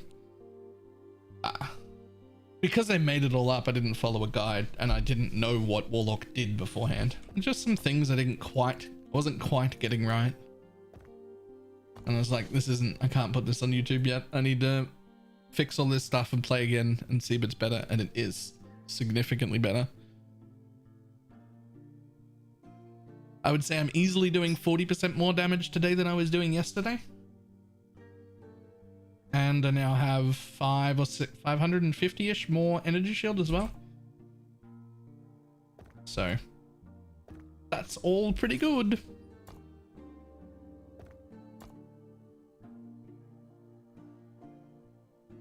Where the fuck is my extra 3 strength coming from?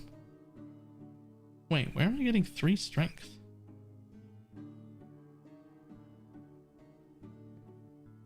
Wait, actually, where am I getting 3 strength? Oh, here. There's a dead affix on my gloves. Right, okay. Actually, 2 dead affixes on my gloves. 10%. 10% damage over time's pretty dead affix, to be honest.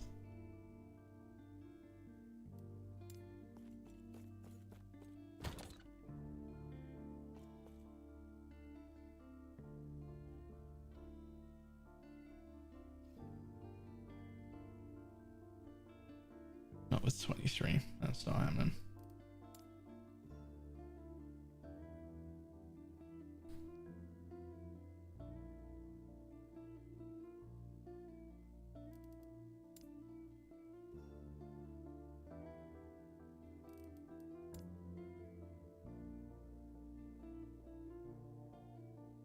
Oh, I don't have any better ones to replace them with anyway.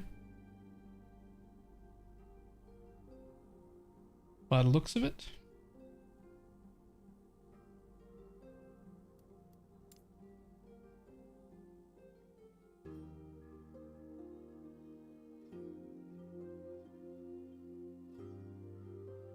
Ah. Well, I can see that I have tried to replace it a few times. I can see some that have run out of forging potential. Okay, so that's not news to me, it's just news to me today. That'll be news to you again tomorrow. Well.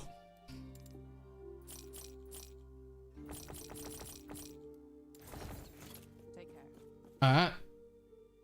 Time to call it a day. At least the build is now in a position where I can make the damn video. The damn video.